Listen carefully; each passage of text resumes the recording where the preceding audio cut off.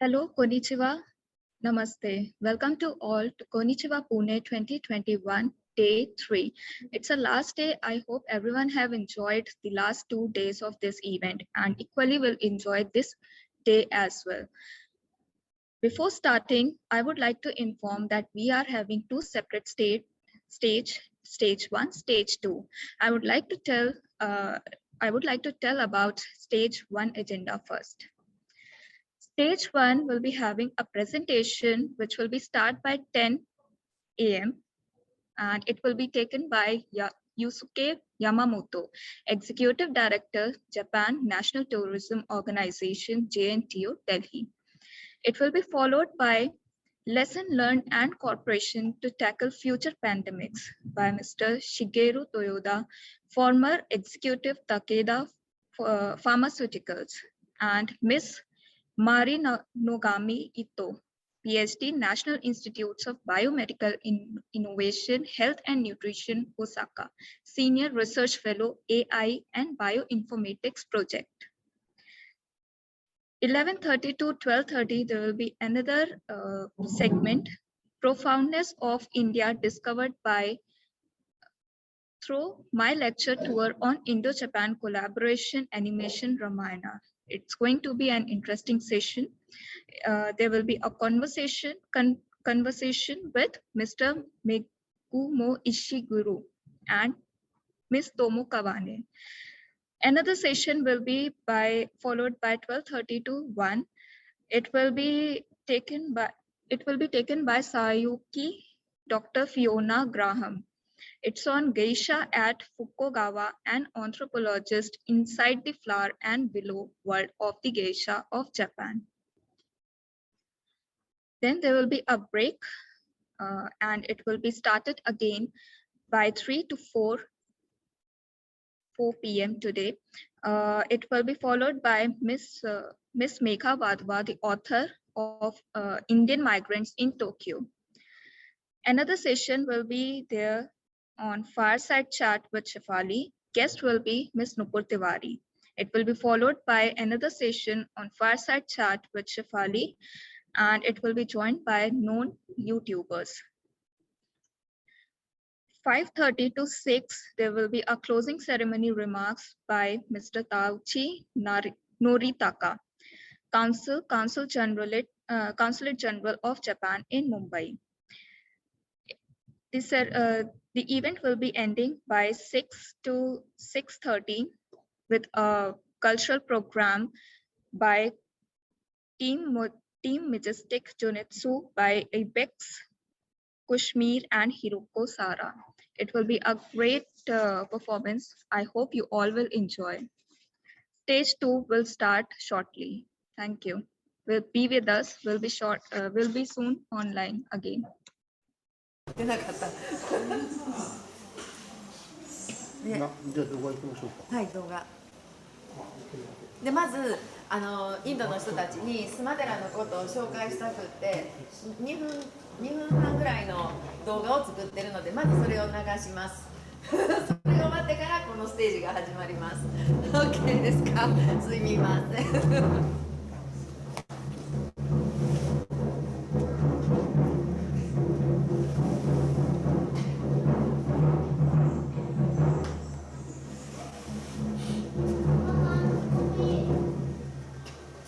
音楽入ってますよね。あ、入ってる入ってる。尺八みたいな音。何か知らんねんけど、これバンスリーかな。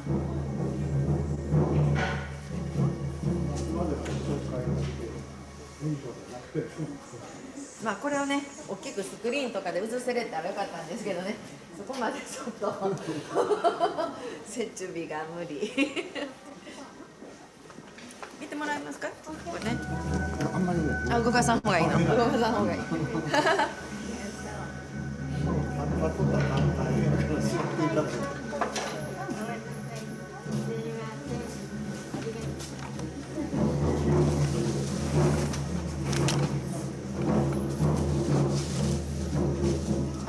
そこももう一個あと2つ。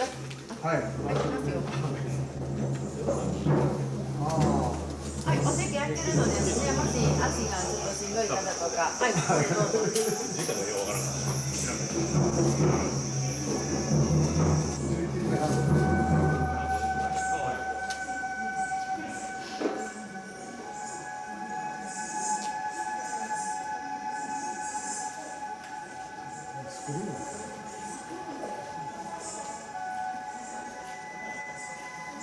こっちに来ました。アジア版神殿の説明。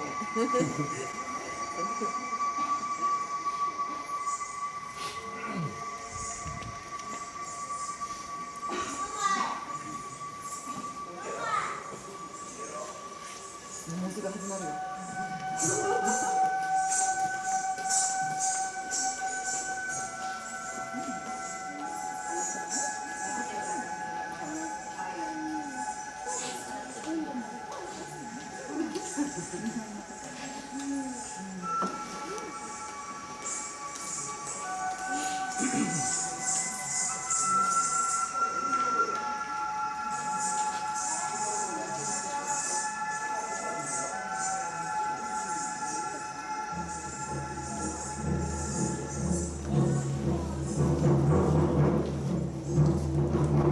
終わりました。はい、それではこちらの方で、南インド古典舞踊を始めていきたいと思います。どうぞ皆さん気楽にこちらの方に入ってもらって、南インド古典舞踊ってこんなんなんだってまずは見て触れていただきたいとそう思っております。はい、では1曲目、は私たちは大阪で関西で南インド古典舞踊を踊っており活動していますマルガユニティの私はもがりまなみと言います。Hello, this is Miss Munagami. We'll be doing Vietnam at Sumagera Asia Bushin today. So she introduces Vietnam to Japanese people and teachers, and today her students will be performing. はい、で彼女は通訳のキアラさんです。I am Kia. I'm one of her students. I'll be translating today. Okay. はい。さあ、それではこのね素晴らしいアジア版神殿というスペースで南インド古典舞踊を踊らせていただいて、日本の方々に南インド古典舞踊を知ってもらう今さっき言いましたっけ？はい、this place, this area right now is very beautiful and it's very Japanese style. So this is also a Southern Indian dance of the Vietnam. So hopefully you enjoy this. はい。では説明をしていきますね。どんな振りをしているのかっていうのを聞いていただきます。で、指でいろいろムドラオという指の形がありますので、それの説明をします。So we'll be explaining the various hand signals and the various meanings to the hand signals. So there will be an explanation for the dance. はい。シバ神、有名なシバ神は南インドでは踊りの神、ナテーシャとも呼ばれています。So this is the dance of like to dance for the gods, and so we will be dancing for the different Southern Indian dance. はい。でこれは牛です。もしよかったら皆さんも一緒にどうぞ。はい。これ狐の形ですね。日本では狐なんですけれども、インドは牛の上に乗っているシバ神。So this means cow, and so this means another of the bull. はい。山に住む聖者や天の神々。So these are the meanings of the people who live in the saints who live in the mountains, the deities, and then also the demons. 悪魔までもがシバ神にお花を捧げて祈ります。So all of them, they all pray to Lord Shiva. 手には小太鼓を持って足には鈴をつけてシャンシャンジャラジャラと宇宙をステージに楽しいリズムで踊っています。So with the universe as the stage, they use a small drum and they use bells on their feet and they pray to Lord Shiva. で頭には女神が頭からガンジス川を流しているシバ神。So at the head of this is a weather goddess. はい。で、虎の皮を腰に巻いて三つ股の矛を持ってダンスします。そして牛の上に乗っています。While riding a cow with the tiger skin wrapped around her waist and the trident she holds, she also prays and dances with them. はい。宇宙でダンスしている楽しいリズムの波動が耳に入ってくるときに私たちは至福の喜びで満たされます。 So as you hear the joyful vibrations of the dance, you hope to be filled with a joyful peace and a joyful feeling.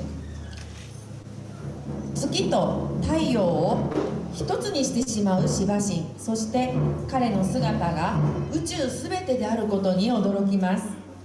So Lord Shiva, who unites the sun and unites the moon, everyone is surprised because it is united to the universe.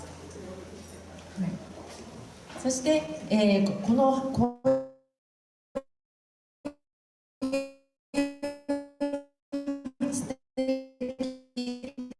素晴らしい話をSaints have been telling the story of Lord Shiva and writing it down. はい、それでは実際にどういう踊りかを見ていただきましょう。 So please enjoy this dance that shows the story. 「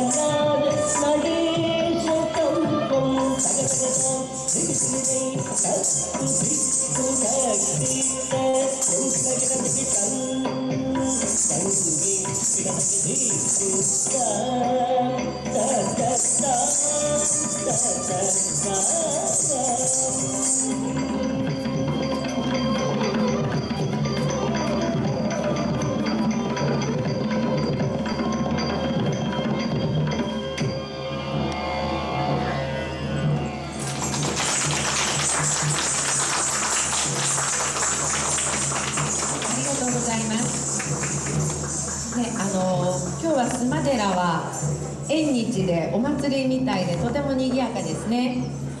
Thank you so much for watching. Today there's a festival at the temple, so it's very lively. はい、でこの日に、インドのね、プネっていうところで今、こんにちはプネっていうイベントをしているんです。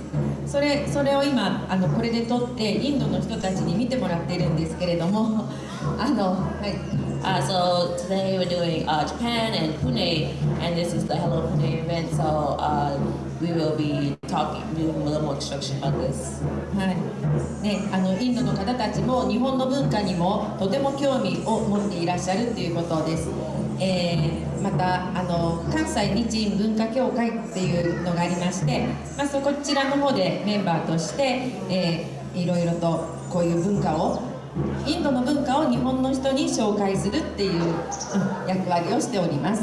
So this Manami Guy is introducing Indian culture to Japanese people. There's been a lot of interest in Indian culture lately with Japanese people. So this is one of the many events to introduce things such as Vatanam to people.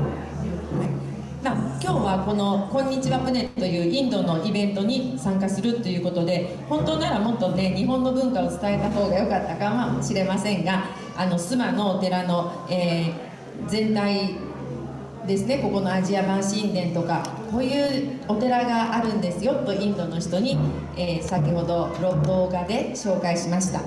We're very happy to introduce Indian culture and very Japanese shrine and the various Japanese items here that shows off Indian and Japanese culture. はい。さて、そしたらもう一曲踊らせていただきます。で、その後に次の踊りの、ワークショップ、レクチャー、皆さんとも一緒にね、こう簡単な振りを伝えるので一緒に踊りましょうというコーナーもありますので、どうぞじっくりと見ていってください。いいですか？まずちょっとだけ説明をします。So there'll first be another dance, and then after there'll be a dance lecture where you'll be able to learn a bit of the dance. So let's go. はい、次はビシュヌ神というね、クリシュナ神はフルートが得意ですね。ビシュヌ神の化身です。So this is Lord Krishna, the incarnation of Lord Vishnu playing the flute. はい。で、あれ。そう。牛飼いの人々が助けを求めました。クリシュナ神は分かりました、助けましょうと言いました。So the cowherds on the mountain need to be saved from the heavy rains, the floods caused by the heavy rains, and Lord Krishna will go to save them. そしてクリシュナは山を小指で持ち上げてその牛飼いの人々を守りました。So with his little finger, he holds the mountain and saves the cowherds. はい。で、ビシュヌ神の奥さんはラクシュミ女神と言いますが、これね、でとっても美しいラクシュミ女神は旦那さんのビシュヌ神にお花を捧げてマッサージをします。So his wife, Goddess Lakshmi, she gives him flowers and then she also massages him. とっても美しい目をしたビシュヌ神は海の上に寝ています。So with his beautiful eyes, when he sees the entire world, he lies within the sea. はい、そして、ナーラダ神はその素晴らしいビシュヌ神のことをずっといつも、称えてお祈りをしています。感謝しています。ごめんなさい。So another god, Narada, he always sings beautiful songs to Lord Vishnu. はい。そして、天国の神々は悪魔を倒してくれるビシュヌ神にお礼をしています。So the saints, they thank him for protecting them from the demons, and so they sing and do prayers. はい、そういうビシュヌ神も称える踊りです。この振りがあるんですが、これは音楽を鳴らしながらリズムに合わせてビシュヌ神に祈る、称えるというのを表現しています。それではご覧ください。So this is a expression of like the dance.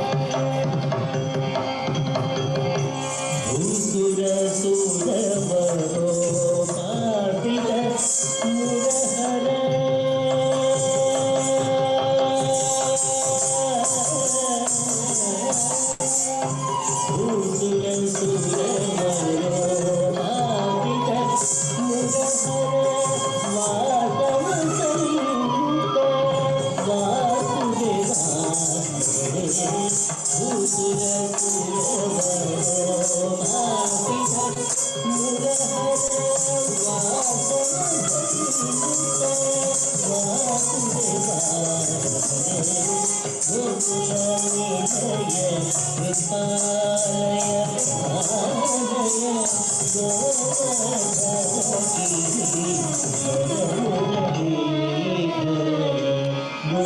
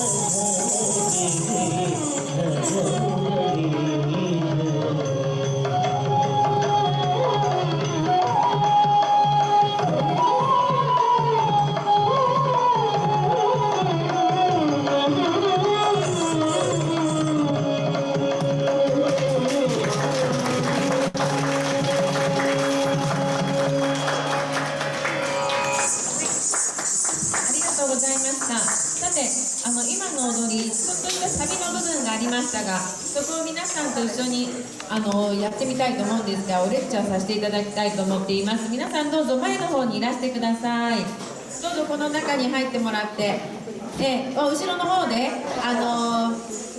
大丈夫っていう方も OK ですが、ぜひぜひ一緒にやってみましょう。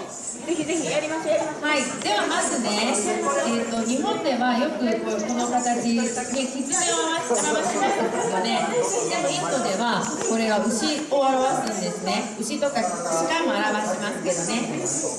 はい、どうぞどうぞ皆さん、こんな機会あんまりありませんよ。ね、そう、体にもいいですよ。どうぞ。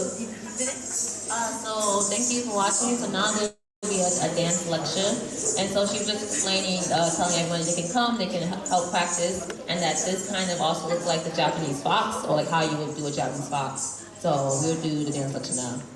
はい、さあ、ではこれをね、横から牛って4回前にするでしょ。で、こうちょっと山にして、そして人々ね、牛飼いの人々を表しますね。そして胸のところをギュッと5本の指をつけて、で前にこう出して指をパーッときれいに開きます。腕を伸ばしてもらってね。そう、それで助けてくださいって神様にお願いしているところです。そしたら神様は分かりました、助けましょうって言ってくれてます。もう一回いきますよ、そこまで。3、4、ワン、ツー、スリー、フォー。はい、人々、ツー、スリー、フォー。はい、そして助けてください。ワン、ツー、スリー、フォー。はい、わかりました。ワン、ツー、スリー、フォー。簡単でしょそう。So first is the cow. So you do this 4 times, 3, 4, and then you make and you make the mountains. マンテンじゃない、人々、people. People. And so then you're saying, oh, can you please save us? And the Lord says, of course, I understand. Okay. はい。で、これは山です。こうやって山をこう左の方で持ち上げて、ぐーって持ち上げました。右手を離して大きく回して、そして小指だけにして山を持ち上げる。なんとクリシュナ神は小指で山を持ち上げて、そしてこの右手を顔の横に、右の横ね、顔。今度は薬指も上げますね。で、これはフルートを持っているイメージです。フルートの得意なクリシュナ神のポーズです。はい。So you're basically holding the mountain, and so you're basically taking your fingers like this, and you're bringing it all the way to holding the mountain, like Lord Krishna with his little finger is holding the mountain to save the people. And then you would take your hand and bring it to your mouth, and this is to show like holding like Lord Krishna holding the flute. はい。ここまでね、続けますよ。では、はい。3、はい。1、2、3、4。people ね。1、3、4。Please help me. Okay, understand.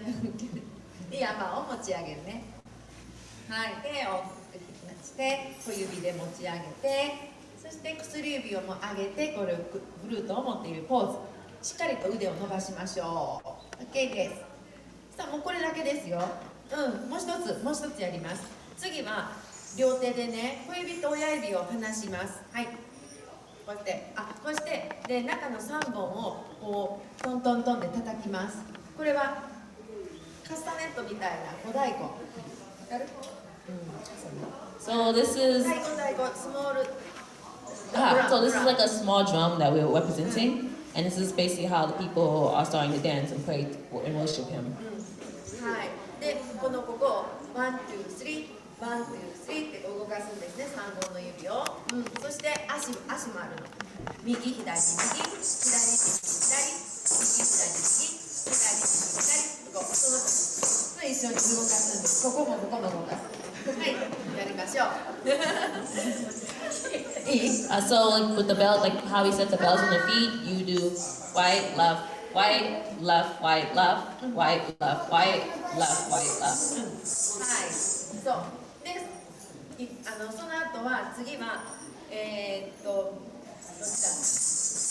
そう、左足からワン、ツー、スリー、フォー、ファイブ、シックス、セブン、エイトに回るね。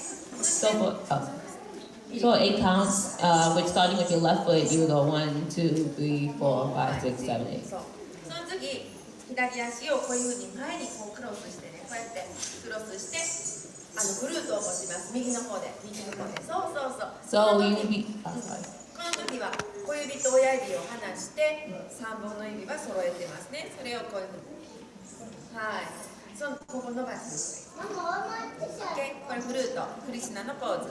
So this is a pose of Krishna holding his flute. はい。じゃあ続けて、音楽と一緒にやりますよ。何回も繰り返します。We will play this for music, so please ぜ try ひ it 一緒 out. に踊ってください。踊ってくださいでしょうね。すごくエクササイズになります。 This is a great exercise. 「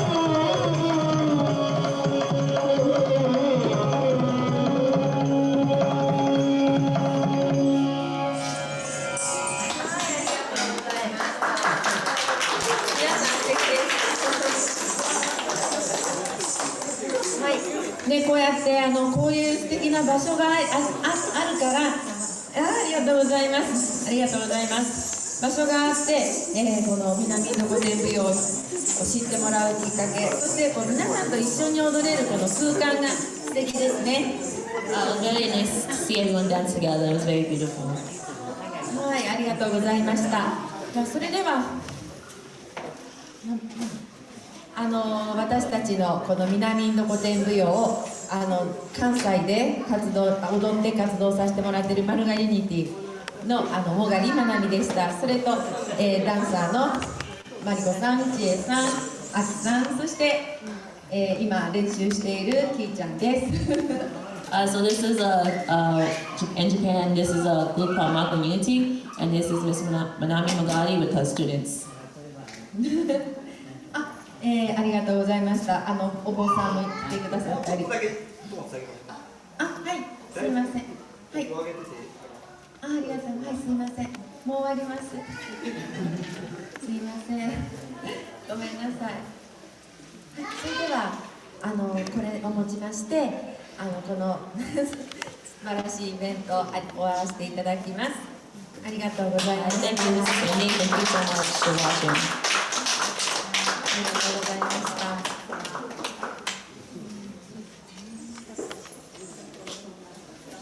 よかったら皆さん一緒に写真撮りません？写真。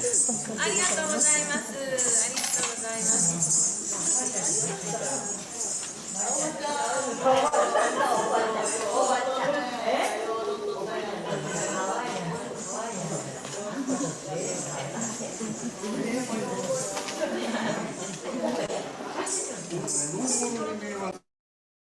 It was such a mesmerizing performance by Kansai Japan India Cultural Society. I'm short of words to describe how amazingly well coordinated and well performed it was. I would like to thank again Kansai Japan India Cultural Society for this wonderful performance, and I hope to see you all next year in Konnichiwa Pune 2022. Well, moving ahead, we are having our next session, which is on Gandhiji and it will be totally in Hindi. It is taken by Dr. Tomio Misokami. I would like to briefly tell about him before he joined us.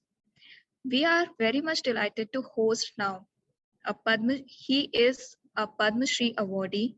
Misokami Sensei started his journey with India long ago in the year 1965. His love for India and in particular Hindi language is highly appreciated.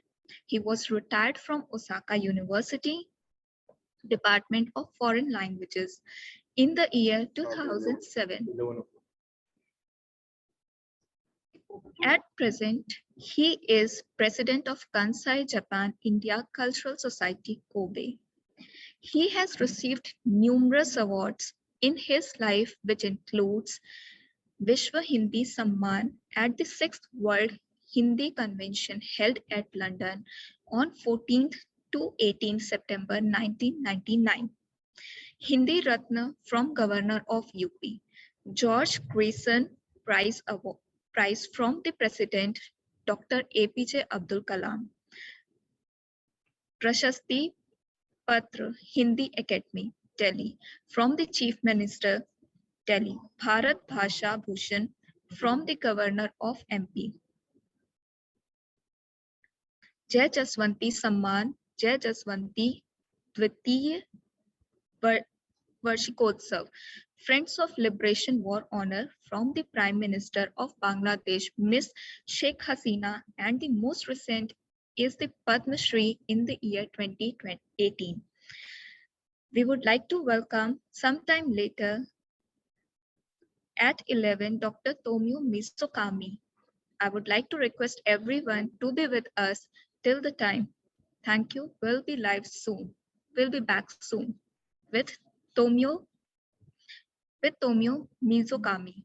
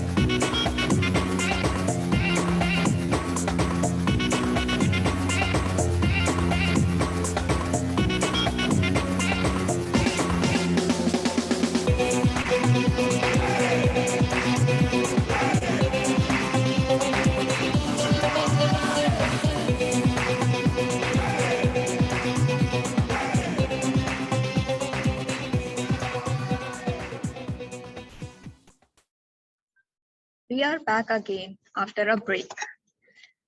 We are very much delighted to host now Padma Shri Tomio Mizukami Sensei. Mizukami Sensei started his journey with India long ago in the year 1965. His love for India and in particular Hindi language is highly appreciated. He was retired from Osaka University Department of Foreign Languages in the year 2007. At present, he is president of Kansai, Japan, India Cultural Society, Kobe. He has received numerous awards in his life, which includes Vishwa Hindi Samman at the 6th World Hindi Convention, which was held at London on 14th till 18th September 1998. Hindi Ratna from the Governor of UP. George Grierson Prize from the President Dr. Abdul Kalam. Prashasti Patra Hindi Academy, Delhi from the Chief Minister of Delhi. Bharat Bhasha Bhushan from the Governor of MP. Jai Jawanti Samman Jai Jawanti Dvitiya Varshikotsav. Friends of Liberation War Honor from the Prime Minister of Bangladesh by Miss Sheikh Hasina, and the most recent is the Padma Shri in the year 2018. So please welcome Dr. Tomio Mizukami. Thank you so much, sir, for joining us for Konnichiwa Pune 2021. Please take over from here. नमस्कार पुणे के कोन्निचिवा पुणे के मेरे दोस्तों मित्रों, मैं आप लोगों का बहुत आभारी हूं कि आपने मुझे इस अवसर पर गांधी जी के बारे में बोलने का मौका दे दिया।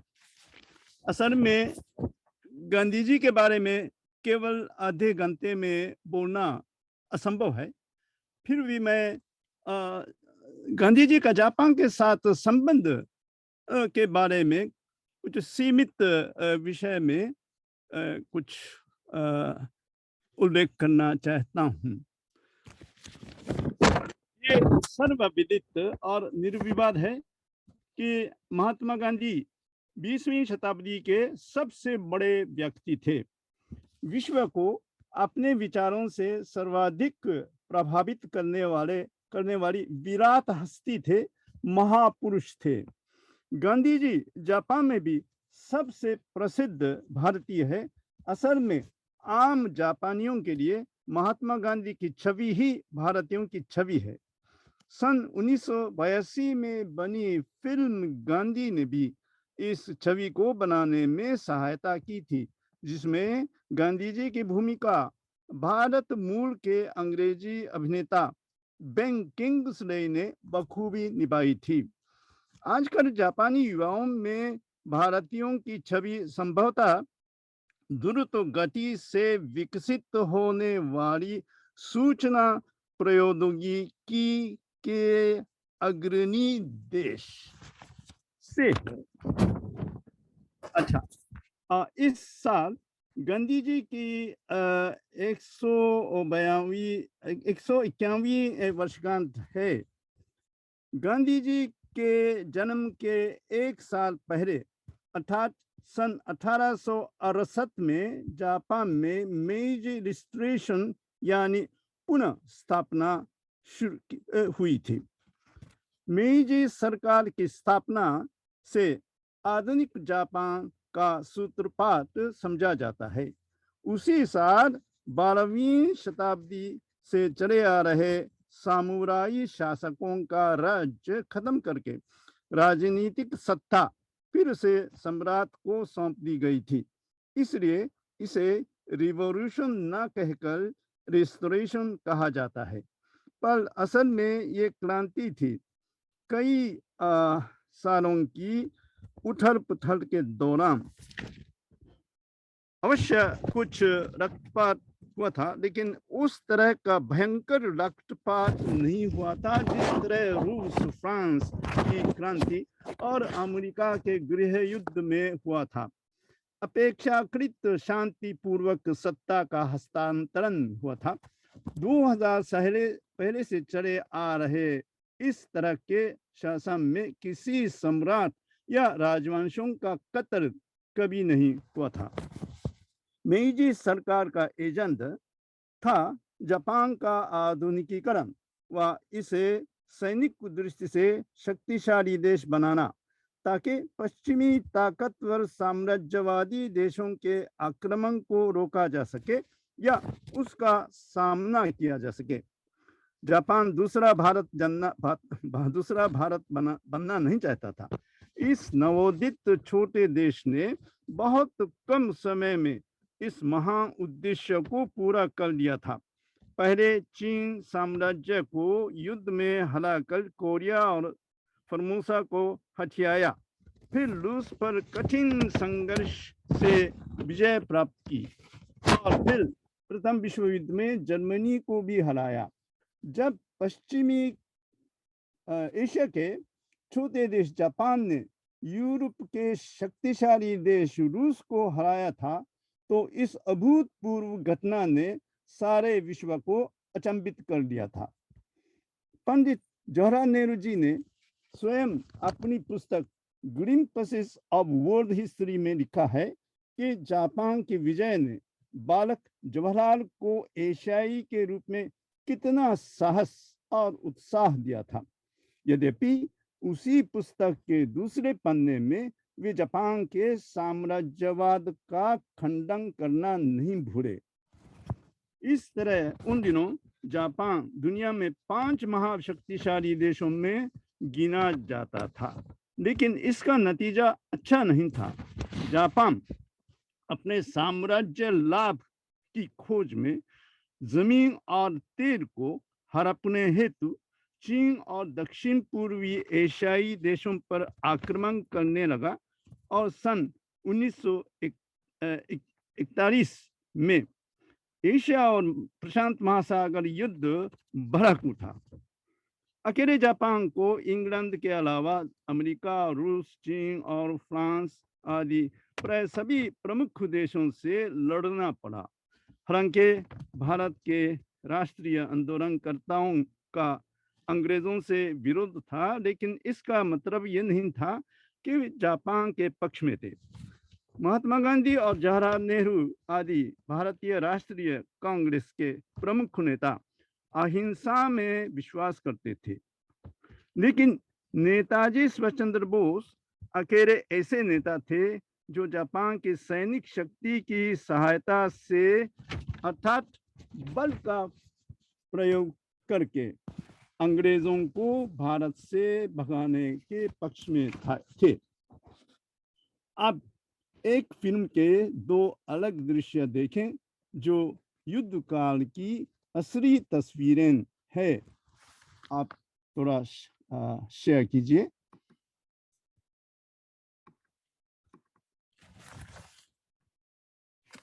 पहले में नेताजी का जापानी संसद में दिया गया उनका भाषण है और दूसरे में महात्मा गांधी का जापानियों के प्रति संदेश है।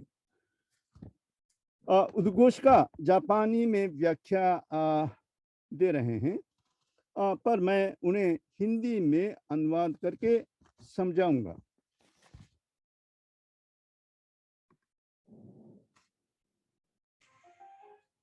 昭和18年、戦況が悪化する中、東條英機首相は सन 1945 में जापान सरकार ने एशिया के 5 देशों को आमंत्रण करके टोक्यो में ग्रेटर ईस्ट एशियन कॉन्फ्रेंस बुलाया था, जिसमें नेताजी सुभाष चंद्र बोस भी थे।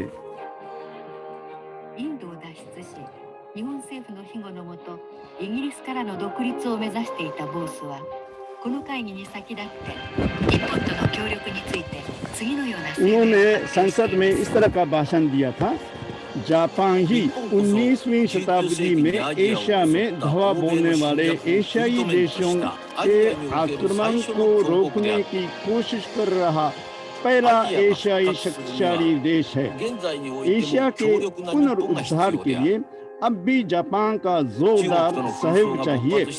हालांकि ये सच है कि चीन के खिलाफ जापान का युद्ध छिड़ने के कारण भारतीयों के मन में जापानियों के प्रति कुछ खराब भावनाएं आ गई, लेकिन महापूर्वी एशियाई युद्ध शुरू होने से हालात आमूल बदल गई है, क्योंकि वर्तमान में जापान भारत के दुश्मन इंग्लैंड के खिलाफ लड़ रहा है।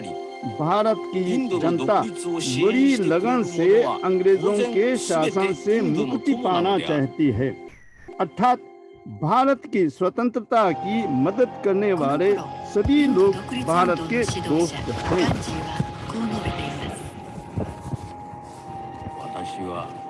गांधी जी का भाषण देखिए, सुनिए। मुझे आप जापानी लोगों से कोई दुश्मनी नहीं है। आप जापानी लोग एशियाई लोगों के लिए एशिया स्थापित करने की बुलंद आशा रखते थे, लेकिन अब तो ये साम्राज्यवाद की महत्वाकांक्षा के अलावा कुछ भी नहीं है, और हो सकता है कि उसी महत्वाकांक्षा को पूरा न कर सके और खुद एशिया का विघटन करने वाले न बन जाएं। दुनिया की महाशक्तियों की बराबरी करना आप जापानियों की महत्वाकांक्षा थी, लेकिन चीन पर आक्रमण करके जर्मनी व इटली के साथ गठबंधन करने से तो ये महत्वाकांक्षा पूरी नहीं हो सकती थी। और ऐसा भी मैंने सुना है कि आप लोग किसी की शिकायत को नहीं सुनते, केवल खड़ग को सुनते हैं। मैं चाहता हूं कि ये सब बहुत बड़ी गलतफहमी हो। 昭和20年8月、アメリカは広島と長崎に原子爆弾を投下。日本はポツダム宣言の受諾を決定。戦争は終結しました。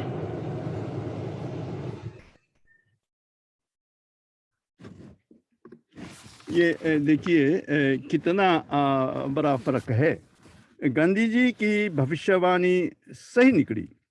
गांधी जी की चेतावनी को यदि हम लोग सविनय सुन लेते तो शायद हिरोशिमा की त्रासदी न होती।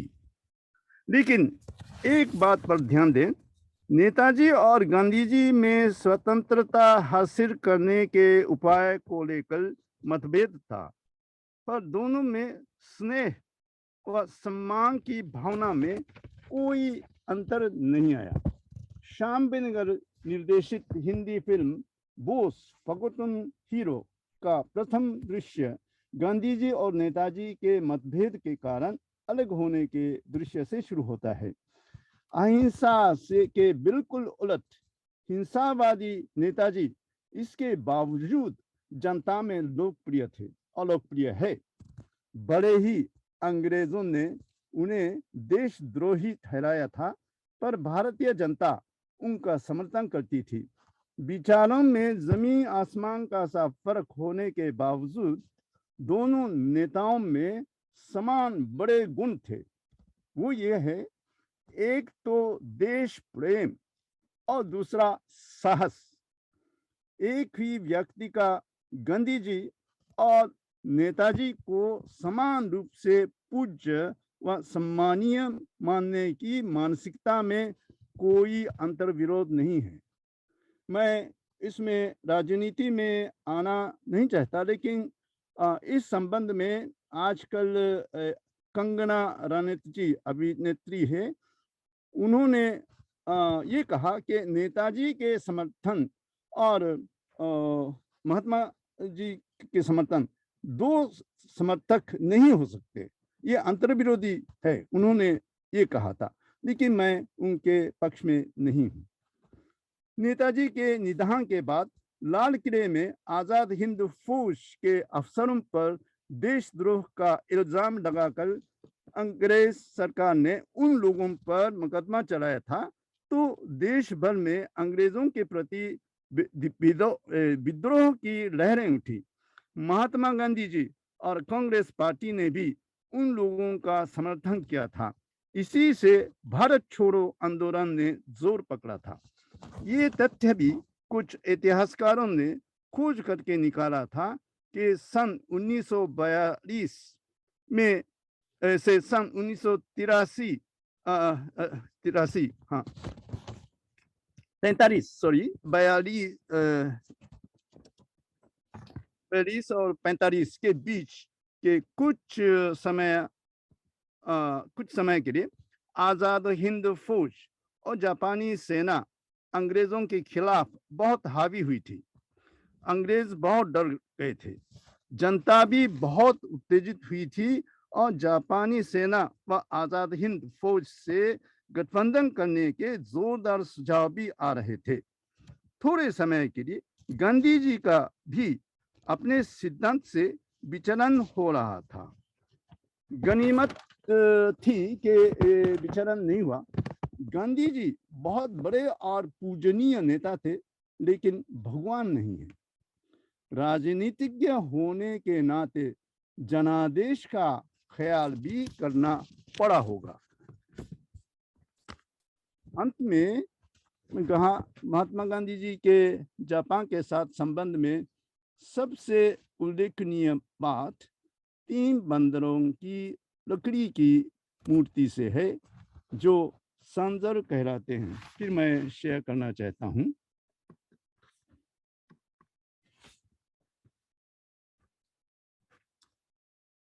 ये सभी जापानी इस मूर्ति से परिचित है।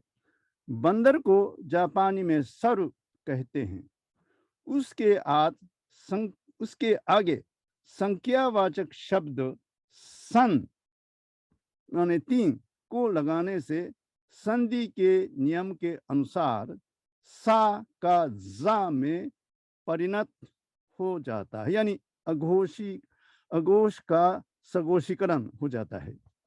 3 मूर्तियों में एक बंदर ने अपने दोनों हाथों से दोनों आंखों को बंद कर रखा है। दूसरे बंदर ने दोनों हाथों से दोनों कानों को बंद कर रखा है और तीसरे बंदर ने अपने मुंह को अपने हाथों से बंद कर रखा है। इसका संकेत ये है, मैं बुरी बातें नहीं सुनूंगा, नहीं देखूंगा और नहीं बोलूंगा। ये टोक्यो की उत्तर दिशा में लगभग 120 किलोमीटर दूरी पर स्थित निक्को में स्थित तोशोगु नामक मंदिर के दरवाजे के ऊपरी हिस्से में रखी गई है, जहां बंदर के अलावा भी कई जानवरों की मूर्तियां रखी हुई है। कहते हैं कि ये सब शांति के प्रतीक है। ये 3 बंदरों की मूर्ति कब कहां से आई, ये सब अज्ञात है। अनुमान लगाया जाता है कि ये चीन, कोरिया होते हुए बौद्ध धर्म के आगमन के साथ जापान आई थी। ये भी अब तक ज्ञात नहीं है कि किसने ये मूर्ति गांधी जी को भेंट की थी और गांधी जी इसे संभाल कर रखते थे। हो सकता है कि इसकी उत्पत्ति भारत से हो। इस मूर्ति का निहितार्थ गहरा दार्शनिक उपदेश हो सकता है, ऊंची नैतिकता का प्रतीक हो सकता है। बंदर तो हनुमान जी की भी याद दिलाता है। जो भी हो, महात्मा गांधी जी इसे जापानियों का उपहार मांगकर संभाल कर रखते थे। अब नरेंद्र मोदी जी भी भारत जापान की मित्रता के उदाहरण के लिए 3 बंदरों की इस मूर्ति का जिक्र बहुत करते हैं। बहुत प्रसन्नता की बात है कि 3 बंदरों की ये मूर्ति जापान व भारत की दोस्ती का प्रतीक बन गए है। सो भारत माता की जय। जय जापान। धन्यवाद।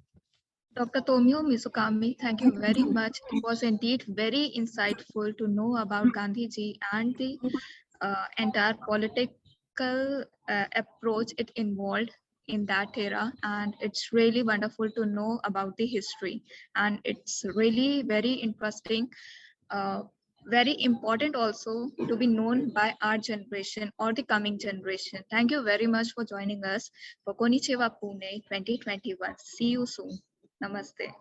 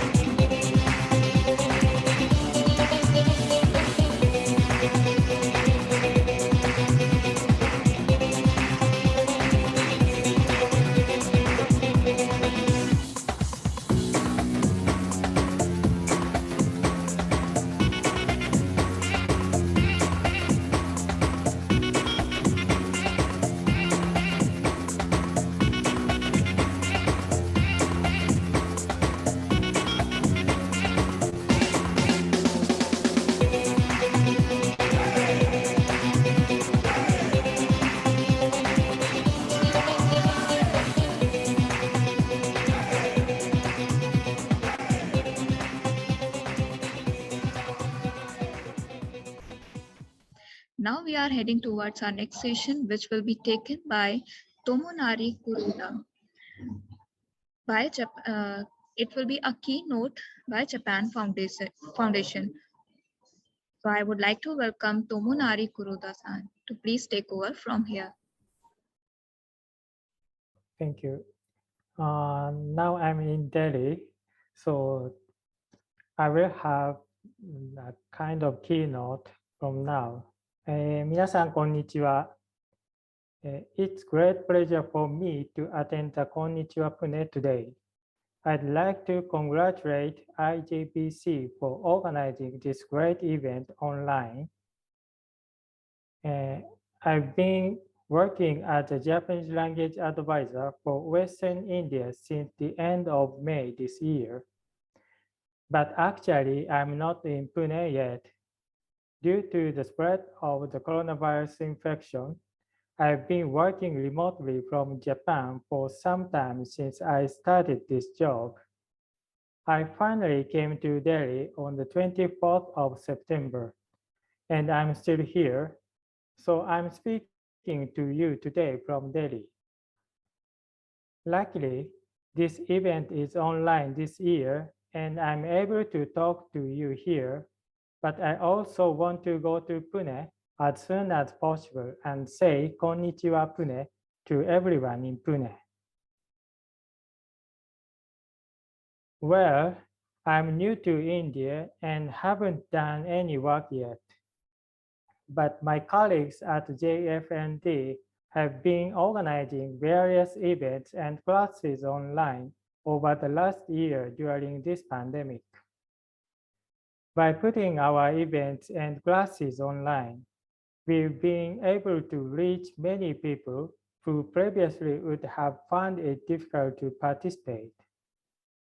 Today, I'd like to introduce JFND's online Japanese language education and Japanese culture project. First of all, I'd like to talk about Japanese language education. For Japanese language learners, JFND offers our own courses called JF Koza. Currently, we offer 8 to 9 online classes at the lower several levels of A1, A2, and A2B1. In this course, we use Marugoto produced by the Japan Foundation with the purpose of introducing a new method of teaching Japanese.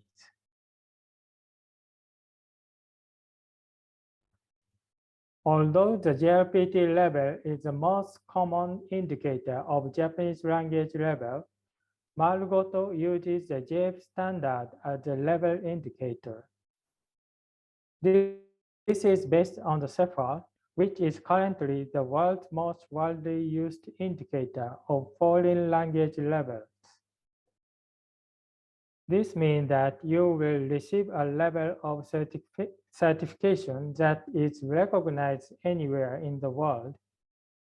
In addition, since the CEFAL is a common index for all foreign languages, showing the level you have studied in Marugoto will help people who don't understand Japanese to understand what you can do with Japanese. And JEF certificate courses are being offered in 6 locations across India. These courses are run with the same curriculum as the JEF Koza. We supervise these courses and provide support to the teachers. 2 of these courses are offered in Western India at Deccan College in Pune and Goa University. These 2 courses are also now offered online, and a student from West Bengal has taken the Deccan College course. This is a real benefit of being online. Thus, JFND offers a new option for learners and institutions in India by providing online courses using a new theory-based textbook, Marugoto, and by supporting the operation of the JF certificate course in various parts of India.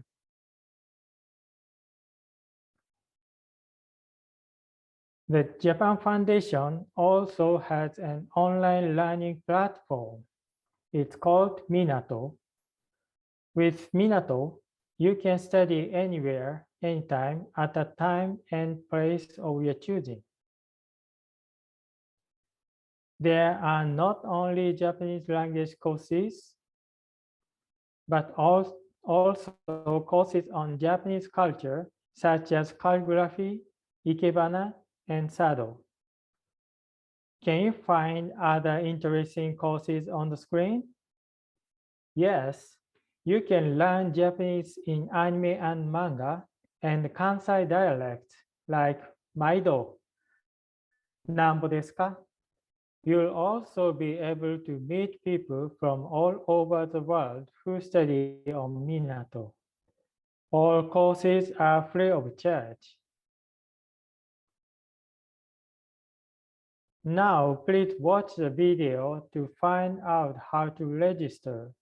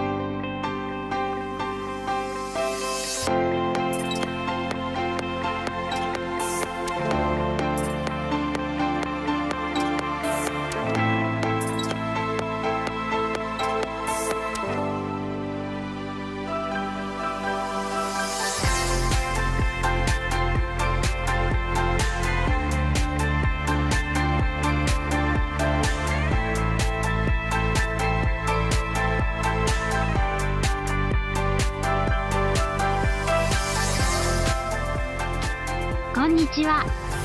こんにちは。お先に失礼します。お疲れ様でした。おはようございます。授業を始めます。授業を終わります。じゃあ今日の日本語のクラスを始めます。ゆきるさん元気ですか？はいはい、元気です。はい、今日はオーラルテストの日です。ヒラムさん勉強しましたか？はい、しました。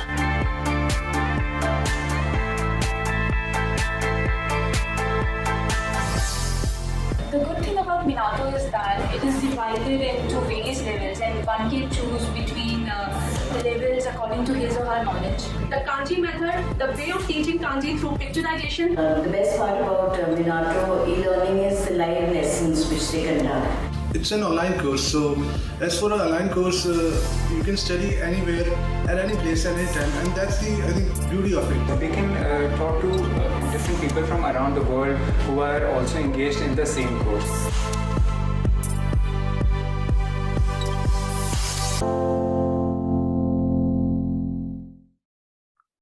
Isn't it easy to register?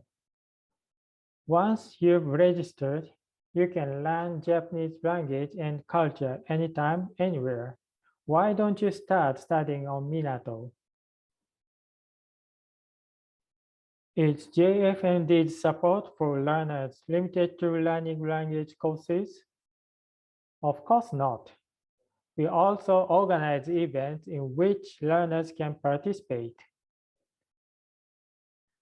One of them is the Swagatam for schools to introduce the Japanese language and culture. This was originally an event for school teachers and students to come to JFMD, but now it's also held online.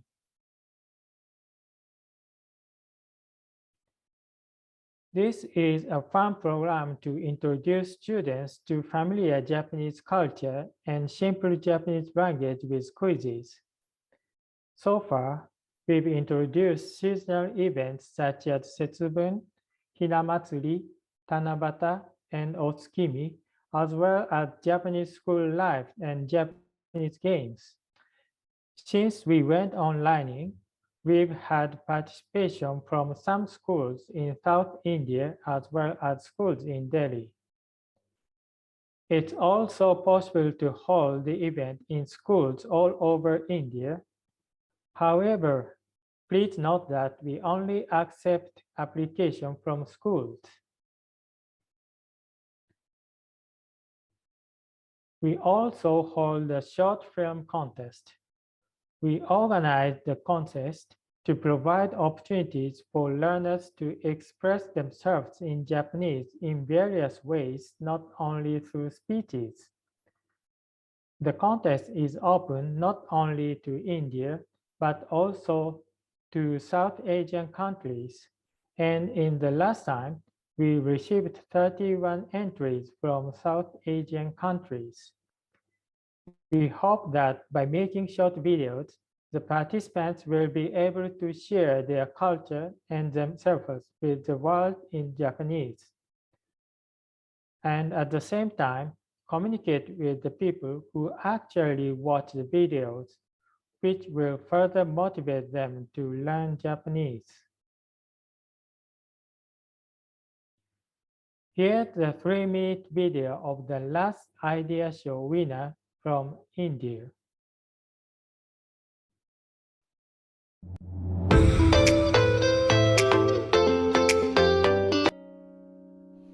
Minasan, konnichiwa, Prabha desu. こんにちは、ギータです。私たちの家での過ごし方について紹介します。このビデオを楽しんでください。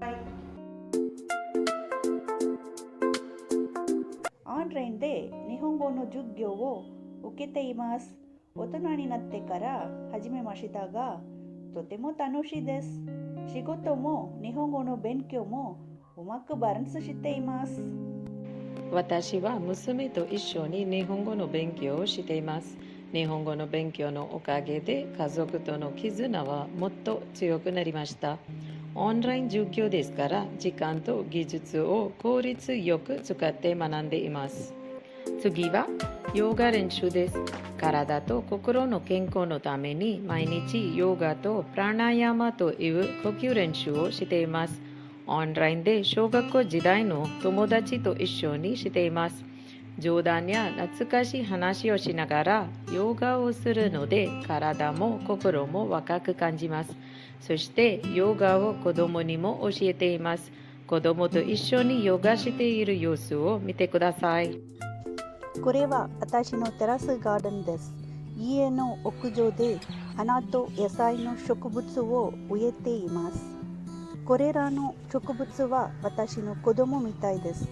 毎朝と晩水むきをします。皆さん、これは今日の収穫です。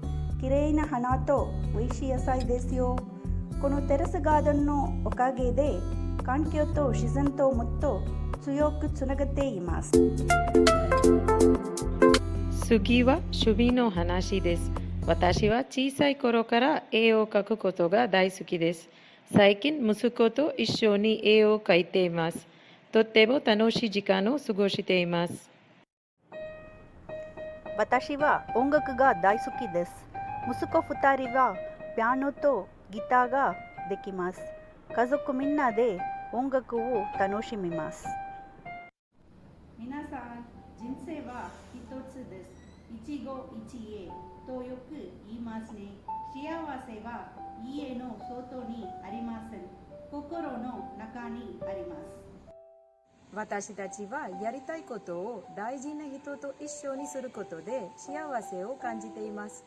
私たちは充実した人生を過ごしています。このビデオは気に入ったらぜひ応援してください。よろしくお願いします。よろしくお願いします。How did you like it?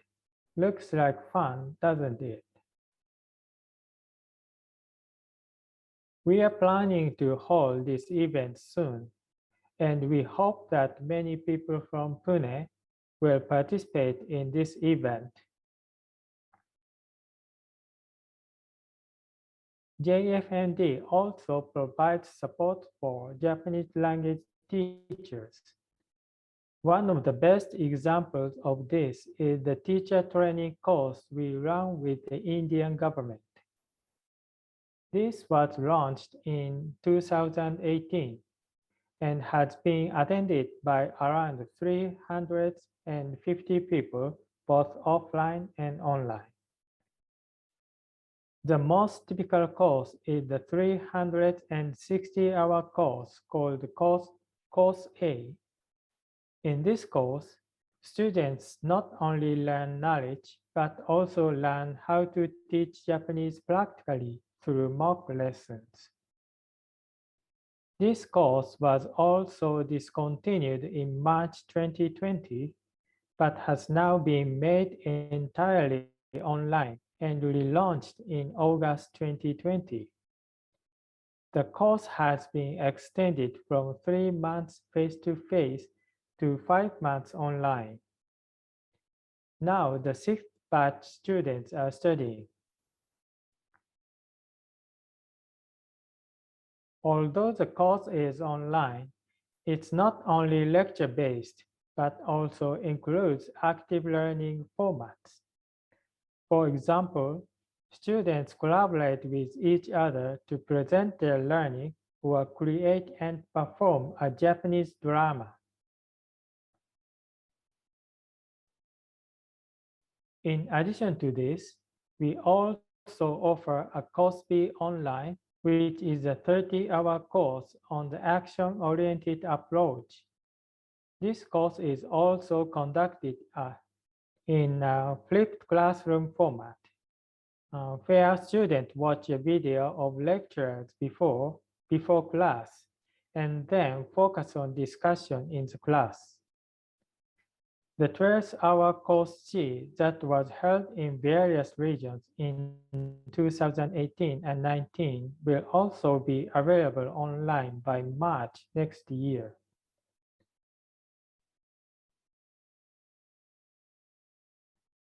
We also run online workshops to help teachers who want to use Marugoto learn how to use it in practice, and offer an on-demand teacher training program that can be tailored to your needs. This allows you to learn how to use a variety of web tools to keep up with the changes in education in the future. By organizing these teacher training courses online, we are striving to help as many teachers as possible to improve the quality of their teaching. In the western part of India, we can provide opportunities for teachers not only in major cities like Pune and Mumbai, but also in a wide area to learn teaching methods. This will be of great help to learners.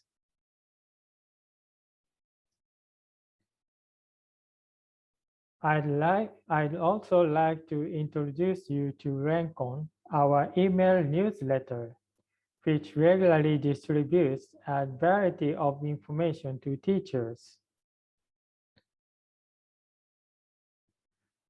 Okay, next, I'd like to introduce you to our Japanese cultural project. In the past, many cultural events such as concerts, exhibitions, and film festivals were organized to give many of you in India a live experience of the real thing. However, due to the spread of the coronavirus disease, these events are not being held at the moment. We see this as an opportunity to bring offline events online and to create events that are only possible online. One of the events that can only be held online is the Window into Japan, which took place between August and October this year. Japanese food culture, such as wagashi, washoku, and sake. Traditional performing arts, such as kabuki and kyogen. Crafts, such as mizuhiki, lacquerware, and kimono. Zen culture, and manga and anime. Window into Japan is an online course that invites professionals to learn about this Japanese culture. There are few opportunities in Japan to learn about such a wide range of Japanese culture from top-notch teachers.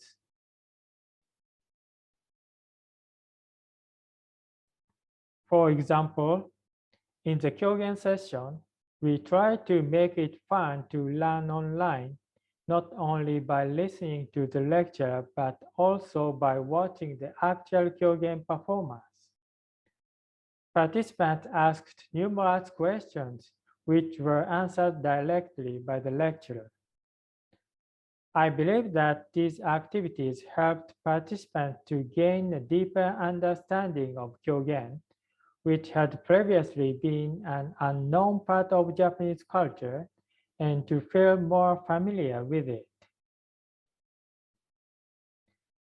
More than 850 people took part in this course, and the total number of participants who attended each course only once was about 4,000. The reason why such a large number of people can attend the course is because it's online. Events that were previously held offline are now being held online. The most prominent of these is the Japanese Film Festival. During the lockdown in India, people were not able to enjoy movies in the cinemas.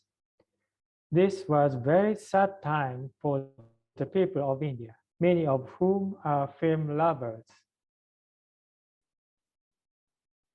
The Japanese Film Festival was an event that brought many people to the cinema to enjoy Japanese films. However, last year we organized an online Japanese film festival where 30 films were distributed free of charge on a special website. We also streamed interviews with directors on YouTube.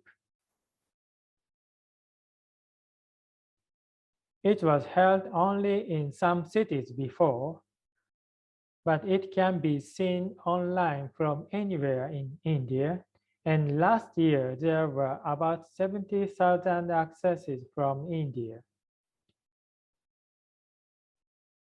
The Japanese Film Festival will be held again next January, this time also online. A pre-opening event is currently being held online until today. You will be able to watch 5 films that have been presented at the Japanese Film Festival so far.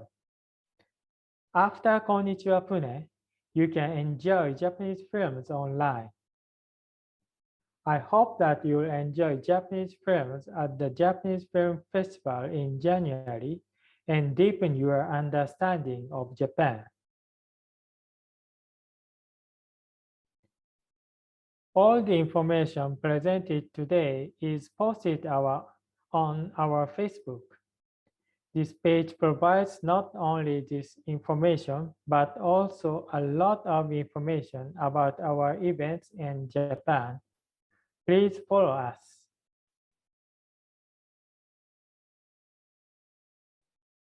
Thus, during this coronavirus infection, we've created many opportunities for you to learn Japanese language and culture by going online. We'll continue to develop our projects to help people in India learn Japanese language better and to learn about Japanese culture more widely and deeply. Thank you. Thank you very much.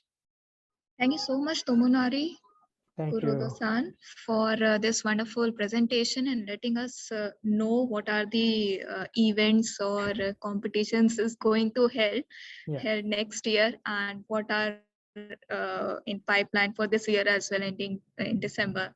So obviously those who learning Japanese language will be interested in this and will definitely take the advantage of programs which is going to help. And obviously the young students and professionals who don't get time to find good institution nearby or get the time to learn Japanese language, it's going to really a great for them. It's a great initiative by Japan Foundation. Thank you so much. And we will look forward to see you soon next year. Thank you for joining us. Konnichiwa Pune 2021. Thank you. See you next year and see you soon in Pune. So now, after this wonderful session, wonderful presentation, we are going forward with our next event.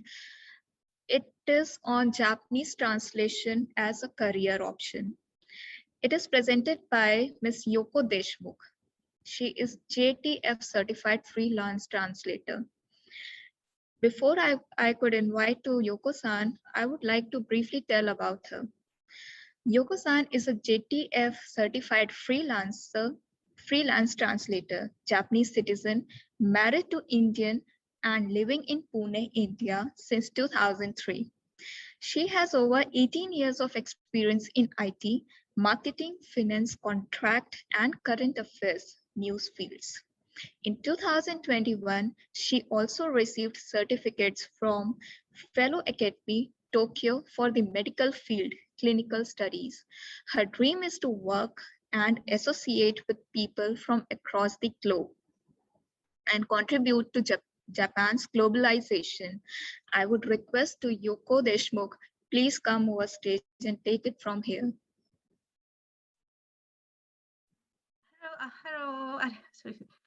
Hello. Shy voice.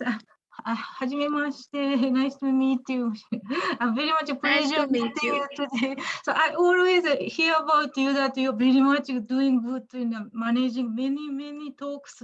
And like I also saw many of the program which you so host.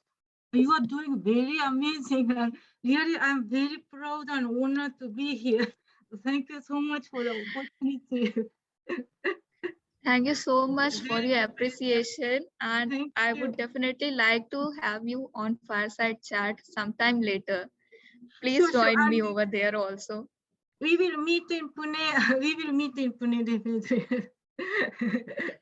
Thank you.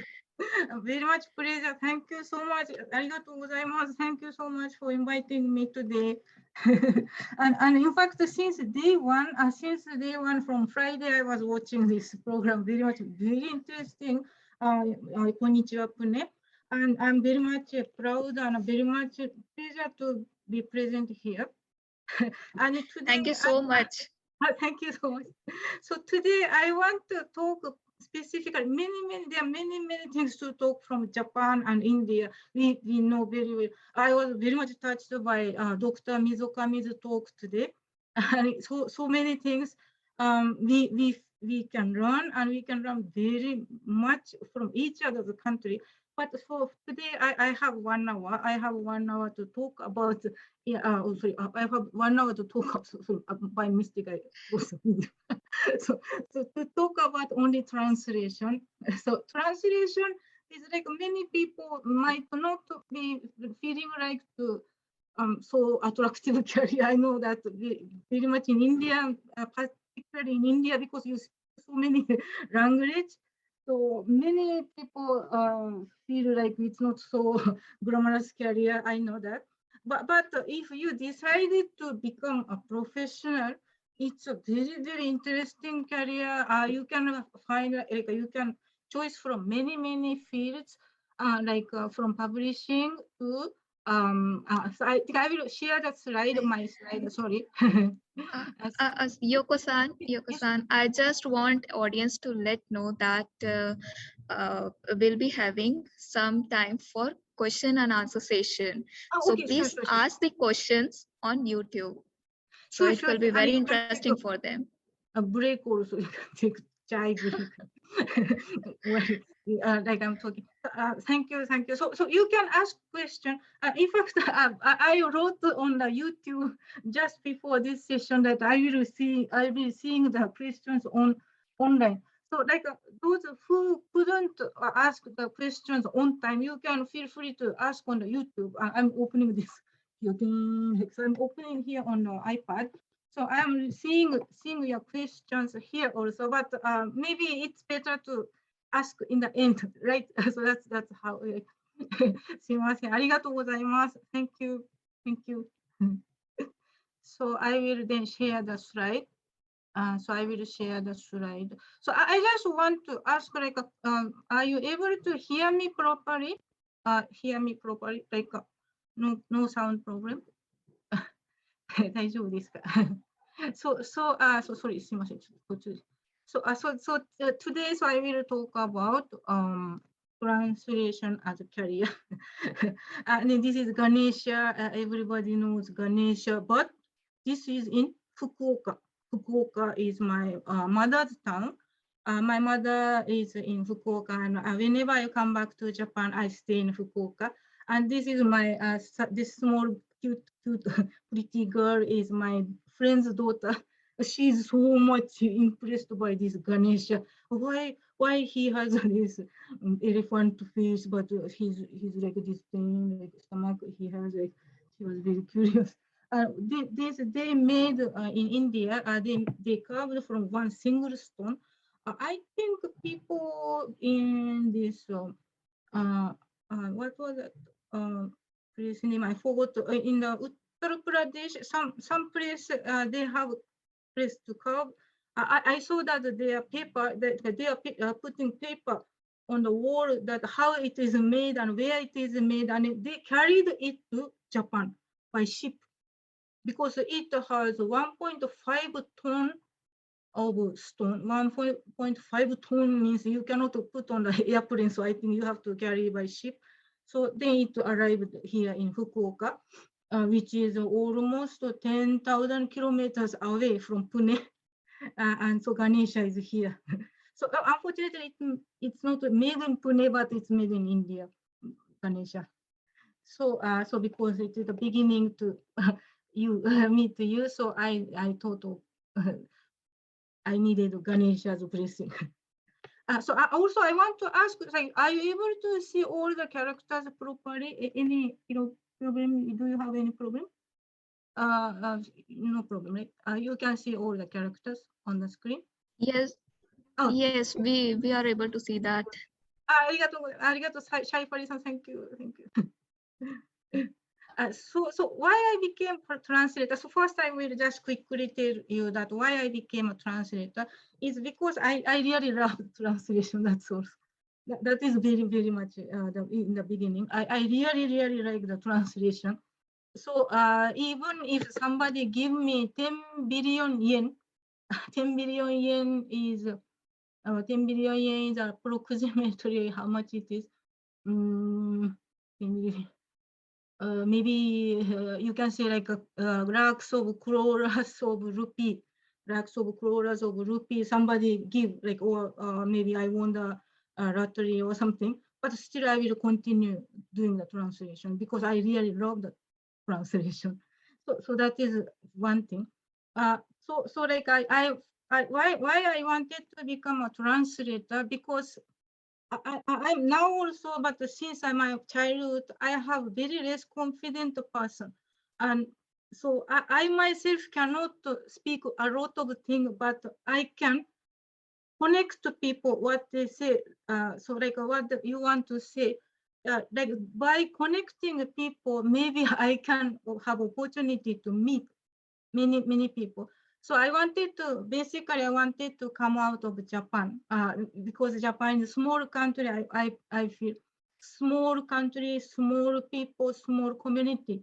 So I wanted to come out of Japan, and I was seeking the career opportunity. But in the beginning, I couldn't find how to. But I wanted to come out of Japan.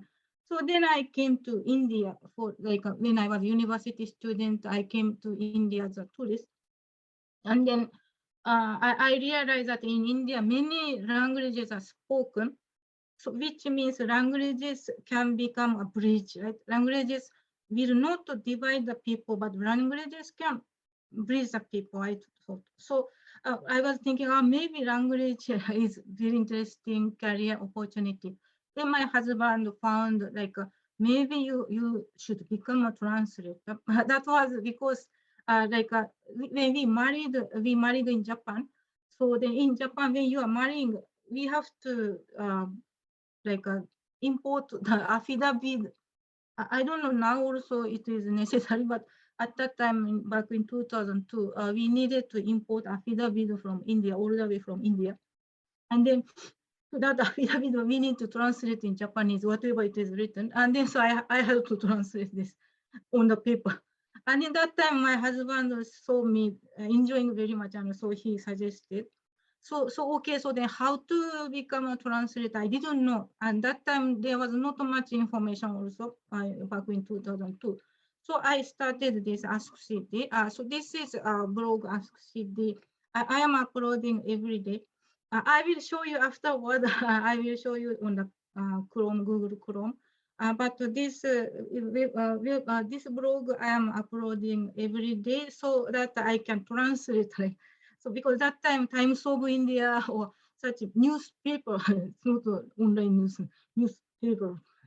So you have to and like whichever like your favorite news, you have to cut and then translate.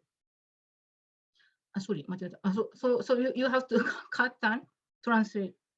So I was doing that every day translating news from India into Japanese. And so I was studying by myself and without fail, every day without fail. Then, so then around 1.5 years passed since I started uploading. One of my friends, at that time we were not friends, but she found me on internet because of Ask City. And you seems to be living in India, and also you seems to be close to Pune. So I'm in Pune. So then why don't you join our company? We are hiring Japanese, native Japanese in a software company. That was a software company in Pune. Very big, quite big, not so big that time, but it became big later on. So and then I started working for them. So just 1.5 years since I started studying, I was fortunate. I got the opportunity to work as a translator. But that time I was in-house translator. So that was my beginning of my career as a translator. So it was very good opportunity. It was really, really precious opportunity I got during my tenure in the period working as a in-house translator. So I first, but before, like I want to suggest you becoming an in-house translator first, but that I will talk about it later. I will first talk about, so like those who are watching this, definitely you must be interested in becoming a translator. Of course, like if you don't want to become a translator, also okay, but maybe I can explain you how the translators work and what is good part, what is bad part. Like. And so these pros and cons I just listed up. And so these things, if you feel pros or cons, I don't know. Like even on my father's funeral time, I worked because I had a deadline and I couldn't miss it. So because by that time it was too late to tell to the customer that I'm not available. So I had to work on my father's funeral. But that moment, really, it becomes strength now that yes, on my father's funeral night, even I was working as a translator, which means I'm very much determined. I feel like my father is pushing my back. So these are pros, so you can work from anywhere, anytime. So like a holiday destination, you don't need to tell your customer that you are on leave. You can carry your work with you. Of course, you can control your work, but you can tell. And then you can work in a train, you can work in an airplane, you can work in a bus. And I don't suggest, but in Indian bus, it's very much shaky. I don't recommend you doing that. But yes, so you can work in a transportations or while waiting for somebody to come for your appointment or while you visit to your customer or whoever. And also the rate you can decide any rate. Like a rate means I usually charge per word rate, so you can decide according to your comfortable price. So that means you have control over your income. So you have control over your income. And then so similarly you can. So I'm talking about this as a freelancer, my current working style is a freelancer. So you can contract with many number of customers all over the world. I currently have customers from Japan, India, and UK, US, Singapore, China, and Hong Kong. Hong Kong is now part of China, but Hong Kong, and Taiwan. And then now recently added is Estonia, and then some European countries. All over the world, people need Japanese language. So I have job. Endless job. So you can work for many customers. So which means pandemic resistant, because you don't need to come out of home. You just stay at home and you can work anywhere. You can work anywhere, as I said. So you don't need to get impacted or pandemic. So pandemic resistant. And you can work as long as you can. Which means I may work until I am 80, 90, maybe by that time. I don't know what will be the world, how the world would be, but like definitely I will work as long as I can. And so that's also very good part. You don't need to stick to in retirement age. And so, and in translation is like equal to everyone. Equal means you don't need, in fact, of course, you have a university degree or master's degree, doctor's degree. Yeah, of course, that will be very much a good point, being a knowledgeable about that field. That is definitely no waste. That is a point, good point. But basically, translation is different skill than being a good researcher, being a good student. Translation is very different skill. So which means that you have to be good at translation. So you need to be good at translation, which means equal. Which is like, I think maybe similar to software industry or such like a new industry. Maybe you can say that. So, and then this cons, so I'm going to talk about the negative part. It is like, I often do this. In fact, the point one, I often do this. Like, if you don't manage time properly, you will see the film. You cannot sleep in the night, or you have to do overnight. But that is bad. That is bad. The overnight work is very bad because you cannot guarantee the good quality. So you have to be on time with very much you not only you translate, but you have to make sure your translation is accurate, translation is readable, translation is useful to the end user.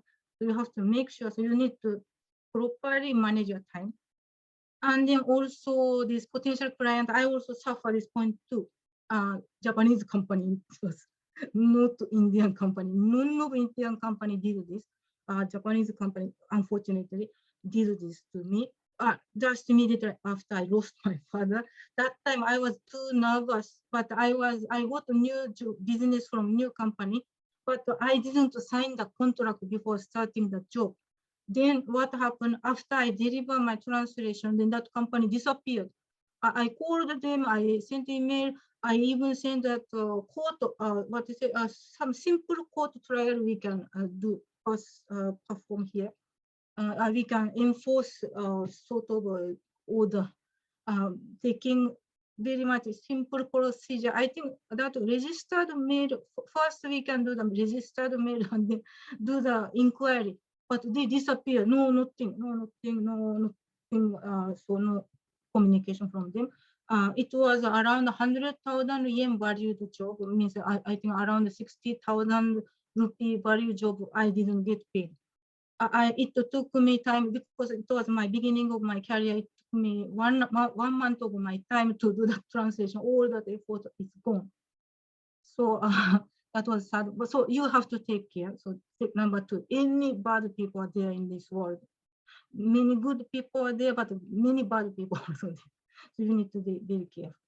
So, and then third point is everything is your responsibility. Nobody will give you anything. You have to go and take it. You have to go and take it. Like from the assuring your quality, building your skill, and investing in yourself, tools and machines, with PC or tablet, because translation need, I think like translation need multiple monitors because like you show the original document and in translation, and then sometimes 3 monitors is recommended, like so then others for the research, like so you need to invest in everything from your pocket. That means you have to calculate your fee according to your investment. So and from the marketing, from the billing to the your provisioning of your retirement. So because yes, however you say, like I say, I want to work till 80, but when I become 80, I won't be able to work like now, like day and night. I will be maybe working only for 2 hours or 1 hour or something, right? So your retirement also you have to prepare by yourself. And then also translation is mentally draining job, really mentally draining. I really suffer time to time that very much lonely and alone, sometimes isolated. I feel like nobody, everybody forgot me or something. So you need to have a sort of proper way to discourse your mental stress. So that I will talk about it later, like how I am doing. I will talk about it later. So good and bad part becoming a translator. So that's why I suggest you to be a first in-house translator, not to be directly freelancer in the beginning of your career. Because I learned a lot from that software company which I joined back in 2004. And that company was a software company. So every day they have new things to do, new technologies, new people, and then new aspects of the industry. And then also I was doing this CEO's interpretation for CEO. So that means the CEO meet Japanese customers for the potential project or potential business. So that means I need to study many things, right? Being a freelancer, such opportunities are very less. Like every day you have to go and gain the knowledge. It's your responsibility. But being an in-house translator, you can have opportunity in the company. But of course, you yourself have to move to people. Like so, I want to do more job, not to like wait and do whatever given job. You have to be proactive, because your goal is to become a freelancer. Why I will tell you later that being a freelancer is better is because you can control your time and income. So becoming an in-house translator, so you have opportunity, and then you know, even if you fail, sometimes you fail in a job, right? Being a in-house translator, people will point out, oh, Yoko, you are mistaking this part, oh, Yoko, you are not getting this part, right? Okay, sorry, it's I will take next time. So this will never happen for freelancer. So if I do some mistake, then customer will go. Because there are so many other translators, so why I have to ask her. So this in-house translator, you have opportunity for learning. And also you build a relation with your people, so that they will become your customer in the future. They can become your customer in the future. So you build a good relation with your colleague. And also the fourth point is, so you get money, company money, not your money, but so you can invest in many dictionaries, tools.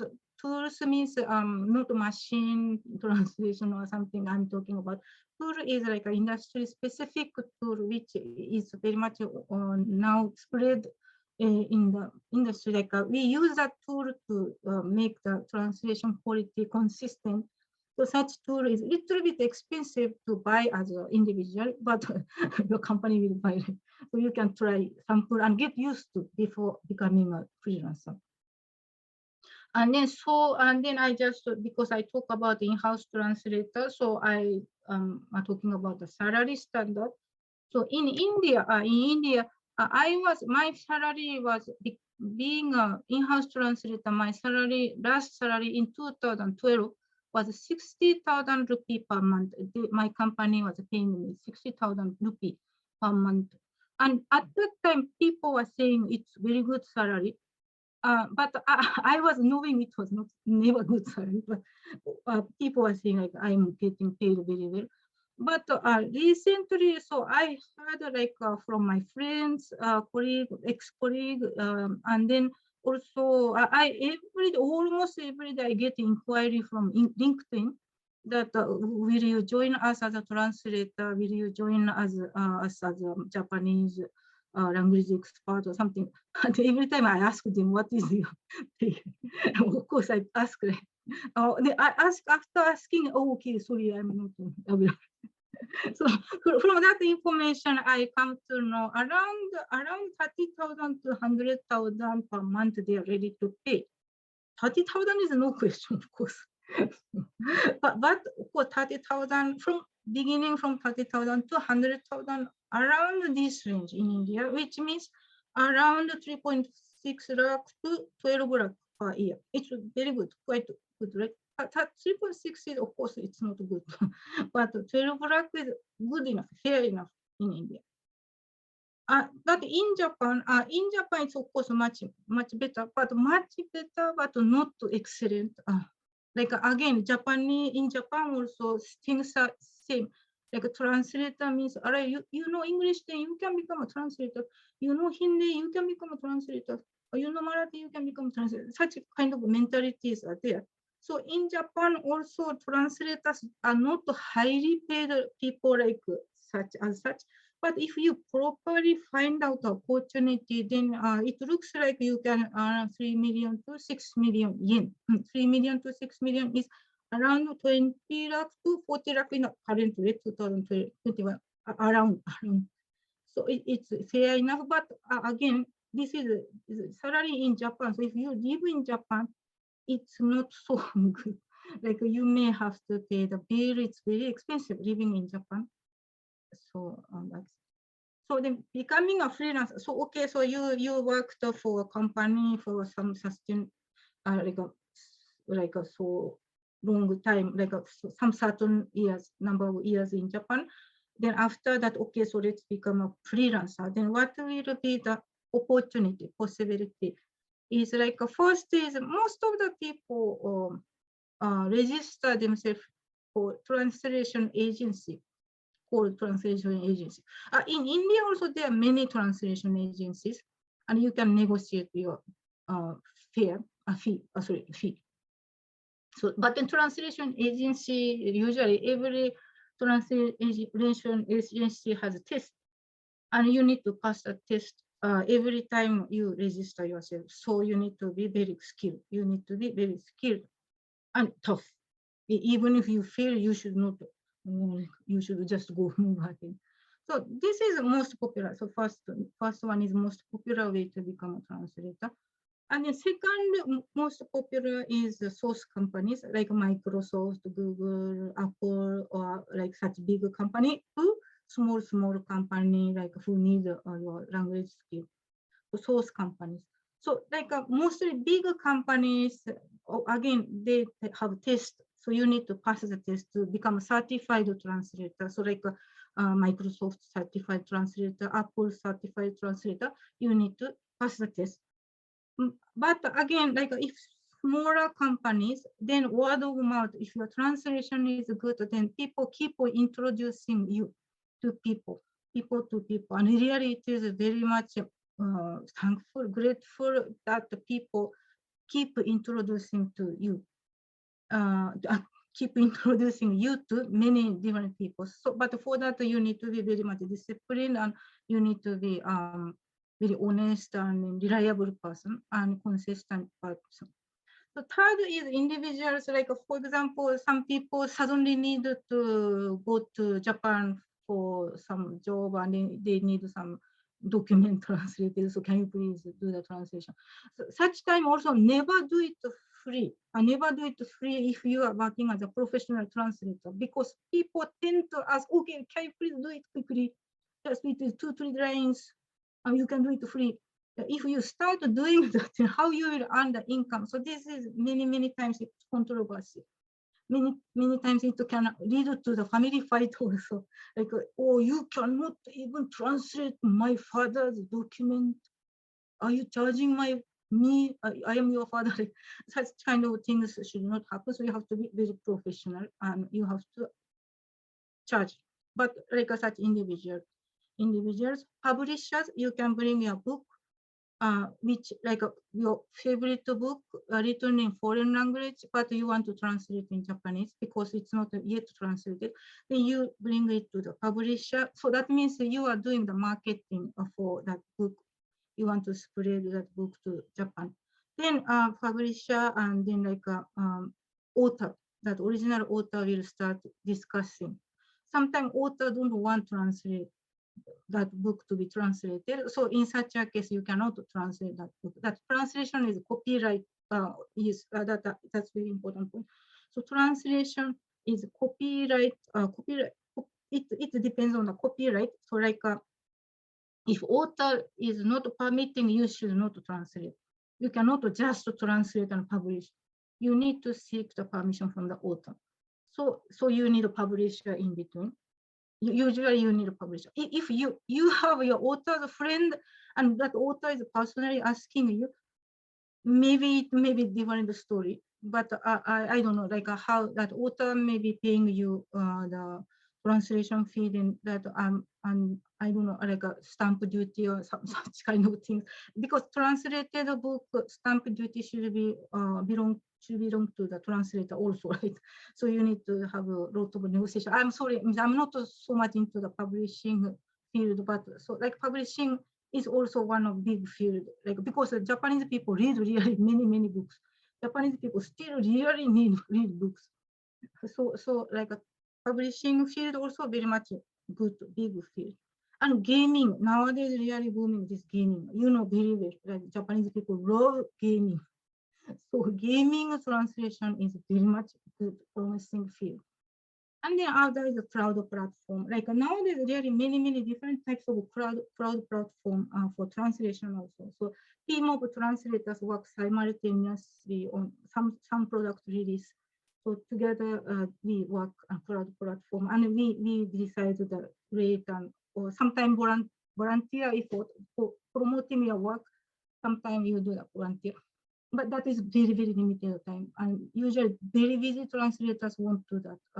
Usually this is entry-level translator to this cloud platform.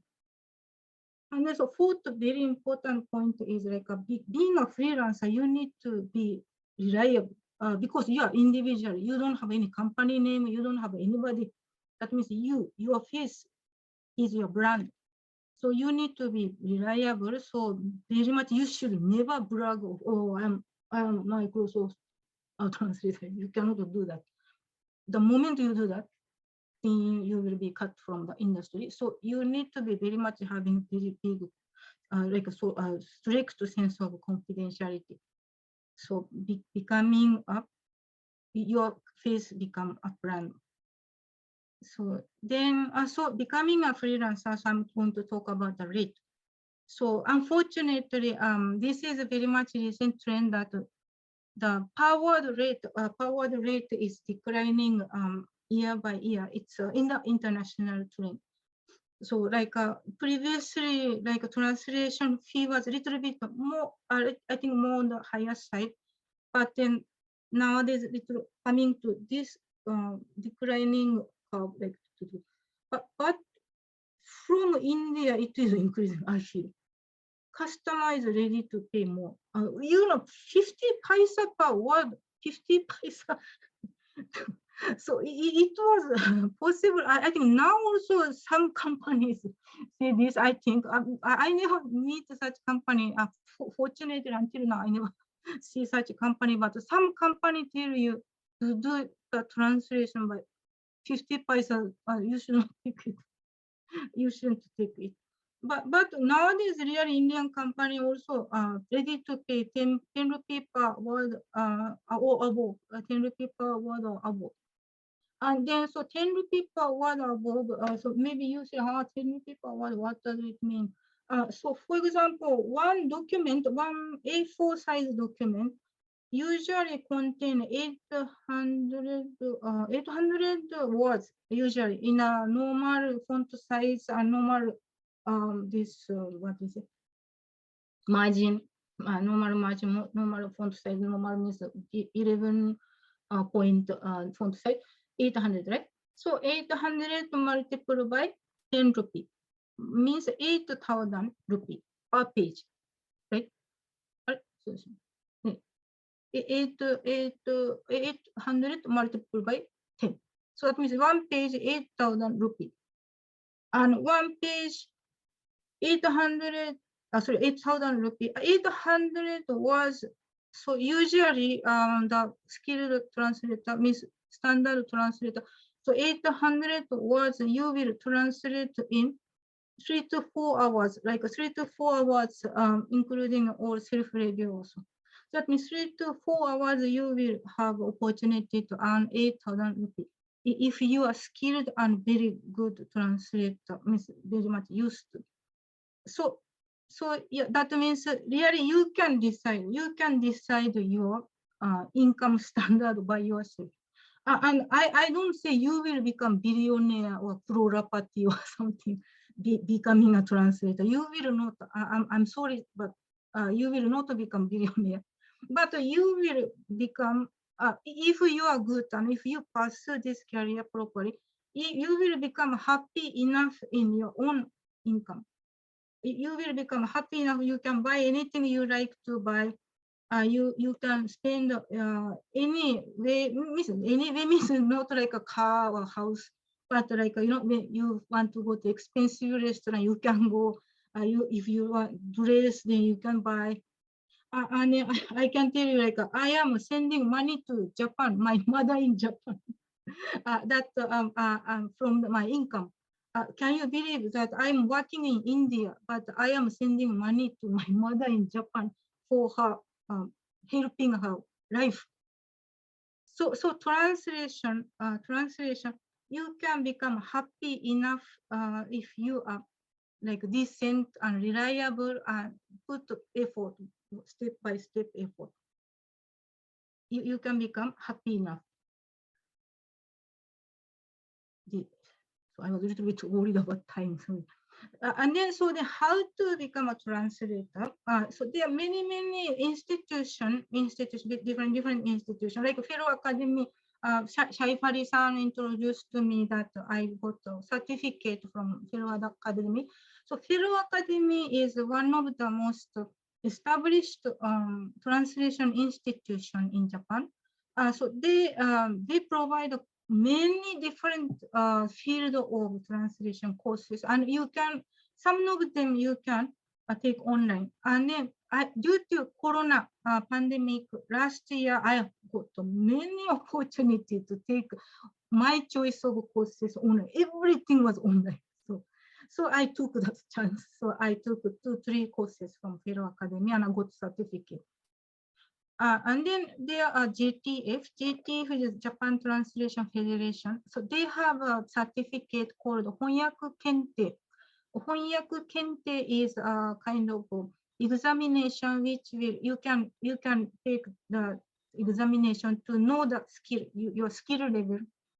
So and then so that you can know that, okay, so my translation is this level. Sometimes customer also feel, okay, so this person have tried Honyaku Kente, so that means she or he is very serious about this career. So that kind of certificate. And then JAT also, that federation, like that association of translators in Japan. So this JTF and JTF and JAT, two different bodies. JTF has a certificate.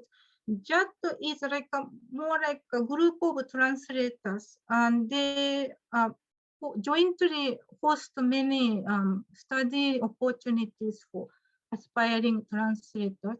So you registration fee also much lesser than JTF, but yeah, comparatively lesser than JTF. So you can register and then you can become a member.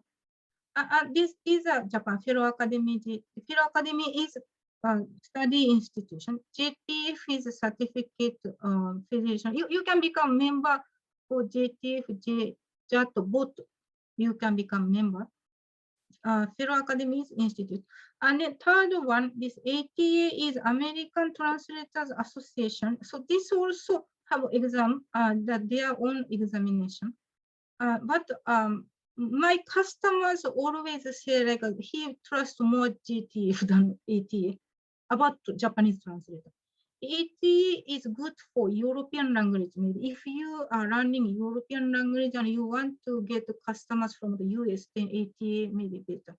But if you are learning Japanese language and wanting to become a Japanese translator, then JTF certificate will work better. And then number 4, Australia, NATI. So this, I don't know much. I'm sorry, I don't know much, but this also looks like established certificate, like if you have very good point, this certificate. And in New Zealand, there's a Auckland University, like the University of Auckland has a translators course, specific translators course, and same like Institute of Translation and Interpreting in the United Kingdom. they have specific translators course. And also the forum of translators, like as I told, like it's mentally draining work. Sometimes really you feel lonely and isolated and depressed. So such time we can connect to other translators. How are you doing? What's up and such. And then so such community of people like pros.com. This is international, so like many different language here you can register. And America, this is Japan. So if you are a Japanese translator, but both are paid, I think pros is around 120 US dollar per year. America is a little expensive. It is around 200 US dollar per year. But America, you will get magazine every month, magazine, industry magazine. So what's going on in the industry, latest information. I am a big member of both pros and America, but I feel America is much useful than pros. And then about, so message for, so this is interesting part. So message for Japanese translators, Indian Japanese translators. I really envy you because you know Hindi, Marathi, and Bengali, Tamil, Telugu, many other languages, right? Not only English.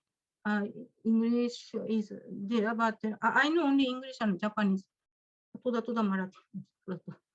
But only English and Japanese I can do. But you know Hindi, Marathi, and many different languages, right? And so you can work for preserving your own culture, being a translator, culture, language. You know, I often hear that in India, many regional languages are disappearing. That's very sad. That's very sad. Don't let it happen. Don't let it happen. Becoming a translator, you can preserve. For example, this Bahubali.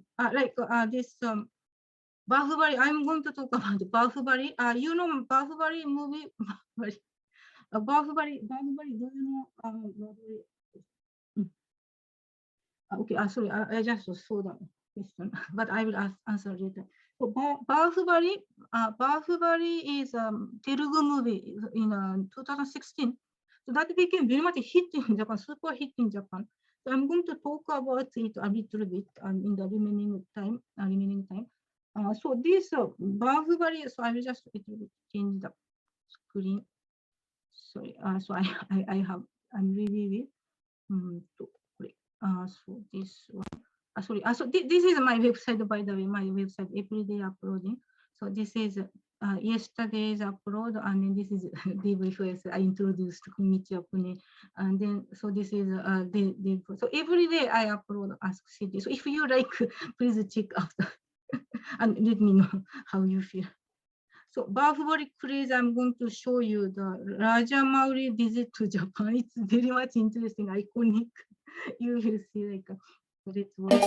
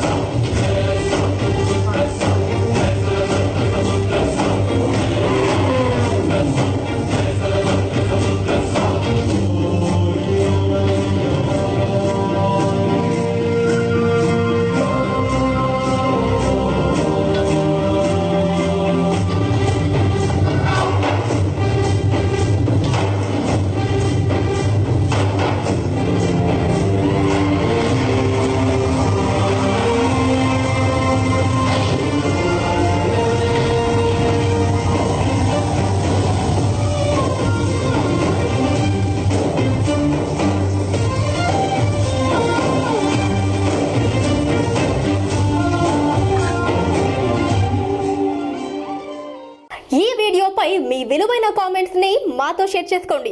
And ఇంకో విషయం, So people in Hyderabad, people in Andhra Pradesh, people in Telangana became very happy. Why? Because of Bahubali. Many Japanese people are so much crazy about Telugu movie, Telugu contents, means Telugu books, Telugu newspaper, Telugu movies, and Telugu study. Like, Telugu textbook also came up, newly came up, Japanese Telugu textbook. So much, entertainment, like music, movies, whatever, poem, good literacy, really cross the borders very easily, just like a bird. So this I wanted to say this. Really amazing. I was so touched, so impressed, overwhelmed. And then at that time, I helped this media from Kolkata. So Katappa-san killed Bahubali-san. So this Devarshi Ghosh approached me to help me hearing people's voice from Japan, like why they are so crazy about Bahubali. So this cosplay. Do you know what it is? From Bahubali, this, what was this? Barara Deva? Barara Deva, evil, right? Viram, and this is mother of Bahubali, I think. So cosplay. And then so like how people, and then this cartoon somebody made, look, so cute. She became my friend thanks to Devarshi Ghosh, like because I interacted with her, so she became my friend, very good friend. So cute cartoon she wrote, and then also this how so like maybe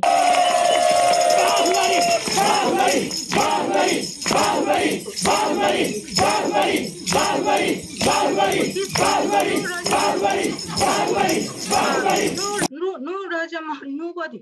Just they are so happy to see Bahubali on the screen, so they came with cosplay.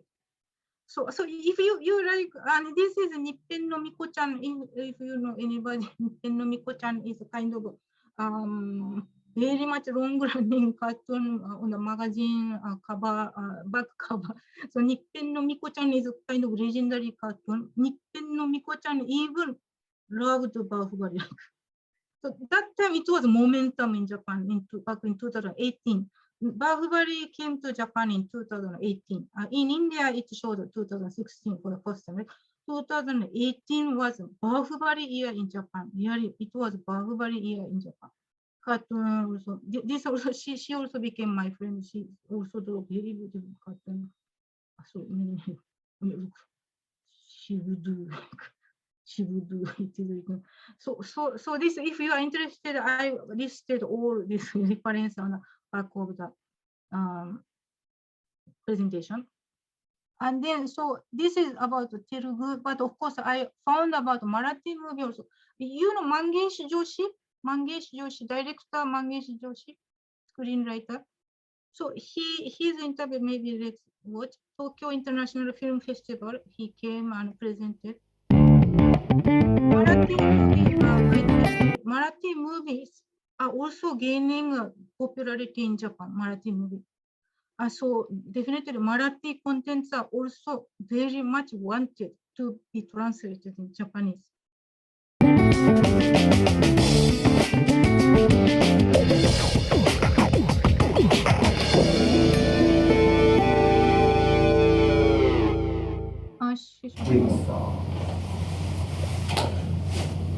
皆さんこんばんは。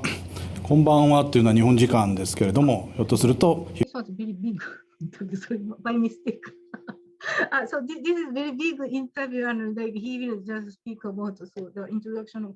But so this is introduction of Tokyo International Film Festival, and he wants to introduce this Mangesh Joshi movie. This original title was this. In Japanese, it is translated "Ihai to no Tabi," ihai means remains, people's remain, right? So like after cremating, so you will have ashes of your person, right? So that ihai to no tabi in Japanese it is translated, but this is the original title is this Karukani Sanchi.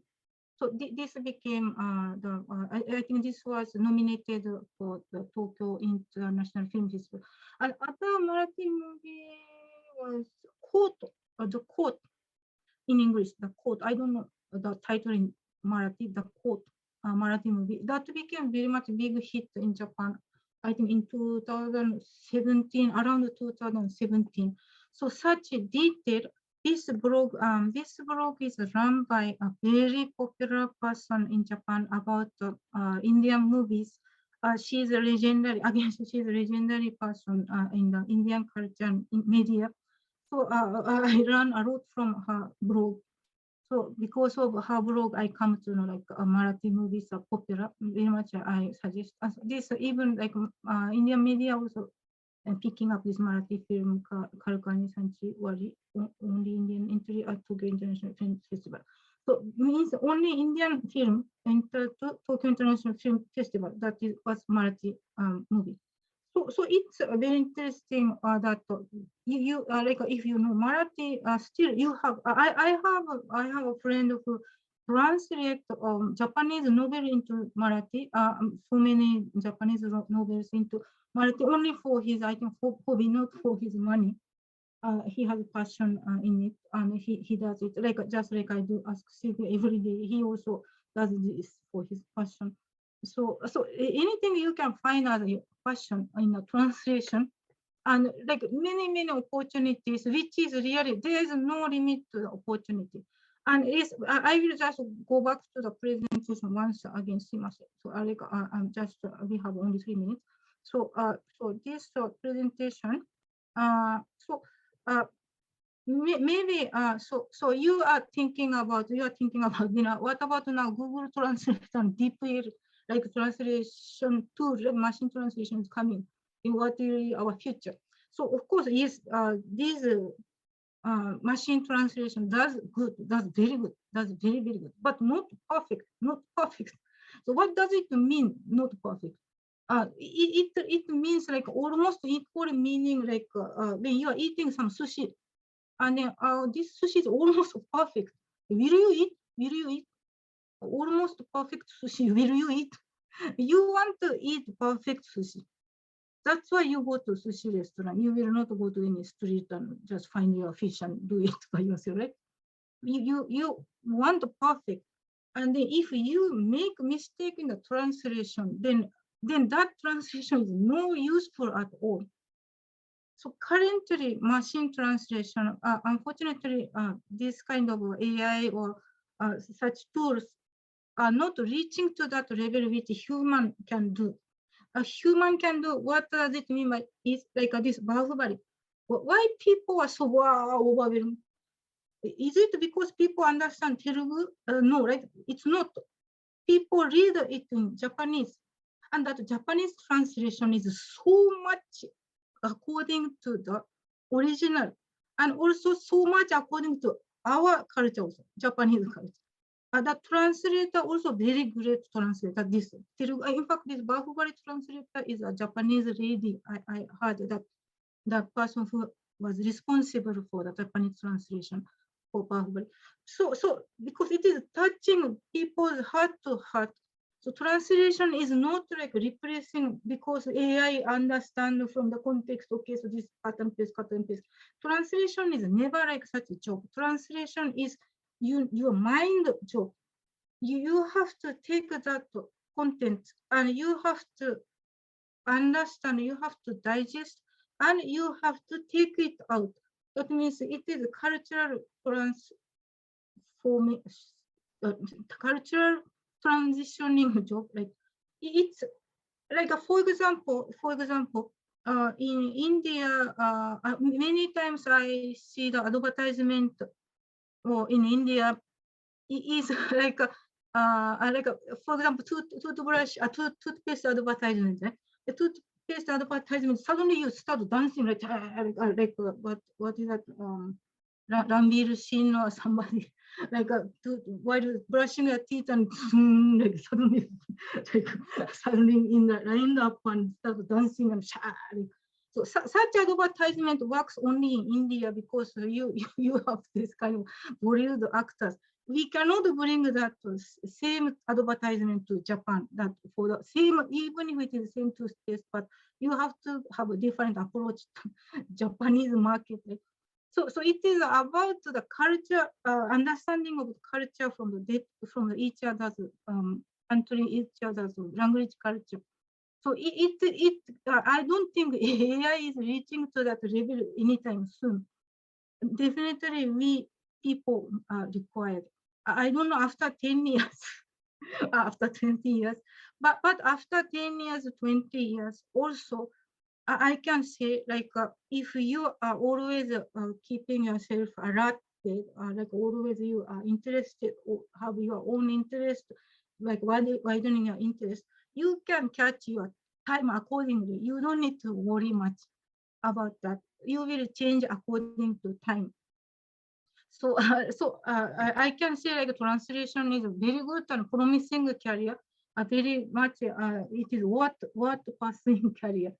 So that is all. すいません 2 minutes just close. すいません So if you have any question, if you have any question, welcome. Sarah san is watching. ありがとうございます。I'm watching the YouTube. YouTube. Okay. The word here, word in the source. Oh, yes. So word means, so like Soham-san's question. So word means is source. In fact, previously, just 5-6 years ago, word means for many translation companies, it was the done word, means which is finished word, it was. But its calculation isn't it too complicated? Some people can ill-mindedly like, okay, I will keep increasing the words. So that happens. So yes, usually it is source word basis. For this. And E to J, J to E different. Like sorry, Miss Shaifari-san, do you have anything to say? Sorry. Shaifari-san, do you have anything to say? I'm sorry, I just went to. Yeah, we were having some question on YouTube. Oh yes, I was reading. Sorry. Yes, I was. Yeah. Was asking question. So first question I answer from Soham-san. It is a source word. Another is rate difference, right? E to J to J to E, right? Rate difference. So like E to J is per word, usually per word, but J to E is per character, usually per character. So like a little bit rate differs, and you can see that from this slide. This slide I am giving a link. You can see in Japan. This is about Japan. From this link you can see. But be aware, in this link they are listing not only the translator's rate, but translation company's rate also they are listing. You have to check translator's rate, average rate. But this is you can consider this is average rate. Any question? First of all, thank you very much, Yoko-san. It was really enlightening. It's a very nice presentation. People who have seen this, they might have understood how the whole career and what will be the future of this translation career. I have a couple of questions. One of my first question is, as a freelancer, yes, I can understand. I can work till I want, basically. But if I want to see the career prospects or the growth path in an in-house as an in-house translator, so what will be a growth path? First, I will be a junior translator, senior translator. How it will move within an organization? I think like it depends on the person's preference. Like for example, some people may want to become a first join as an entry level translator and then translate standard kind of translator and senior translator, then translation manager, then the translation division head or something. Like if you prefer such kind of career path, then I don't know how many companies have such kind of system, but what I know is like, for example, big company like Google, Accenture, and then such big tech company or such multinational companies have their translation department, which is very big. Not only Japanese translators, but also Portuguese, Spanish, German, French, many different translation they are handling. So such kind of career path is also there. Then in such a case, you will get good payment. I don't know about India. In fact, in India, I had really opportunities bit not good, like I hear many times from my friends, but in the internationally, I many times I get such inquiry like, will you want to join us as an in-house translator in Malaysia, in Singapore, or like so in all over the world, such translation centers are there. So like you can pursue such career also. That will be also good, I think, instead of becoming a translator. Okay. I hope it answers your question. I'm sorry, Mrs. Yes, it in fact. So and I have one more question. We are anyway running short of time, but it's you already said that deep learning, AI, and all that are taking up or at least eating some part of translators' jobs. And I believe that. So, do you think it's an efficient idea that, or as a cost-cutting measure from the company point of view, if I see, we first do one round of machine translation, and then send the document to a manual translator who can verify, because context is something which is missing. And AI is definitely developing, but we still need a lot of contextual things to put in. So do you see that many companies are doing it this way, that they're doing first round machine translated and sending it this for the final verification, and this is going to be the future? I think because Abhishek-san is that in the IP industry, right? Like IP intellectual property, very much. It is very much like you must be related yourself. So yes. Nowadays in the translation industry, there's one task called PE. PE is a post-edit, abbreviation of post-edit. Post-edit is as it is the Google or such machine translated output. You have to edit it. So that means you have to match with the original sentence and compare with the machine output and edit it and put in the translation memory. Translation memory is the place where translated sentences are saved as asset, like Japanese English sentence, Japanese sentence matched, like a sentence matched, and then this is saved as in the memory, translation memory. So it becomes that company's asset, because usually in your company, your terms and things are fixed, right? Like terminologies are there, glossaries there, and so patterns are there. So yes, post-edit is also one thing, one career. But I don't prefer being a post-editor in the beginning of your career. Becoming a post-editor and becoming a translator is very different thing. Becoming a post-editor is just to drain your skill. You will not be able to do your translation without such machine. But of course, for company's point of view, for Abhishek-san's point of view, if you have some documentation and you want to translate, not in the beginning quickly, but yes, you want to accelerate in a period of time, maybe you can hire a post-editor, not a translator, post-editor in your company. So can you please compare this machine translated sentence? And so yes, there is post-editor's career also, not translator, post-editor. That the people who do the post-edit as a specialty. So you hire post-editor and you get the tool that which will accumulate asset, translation asset.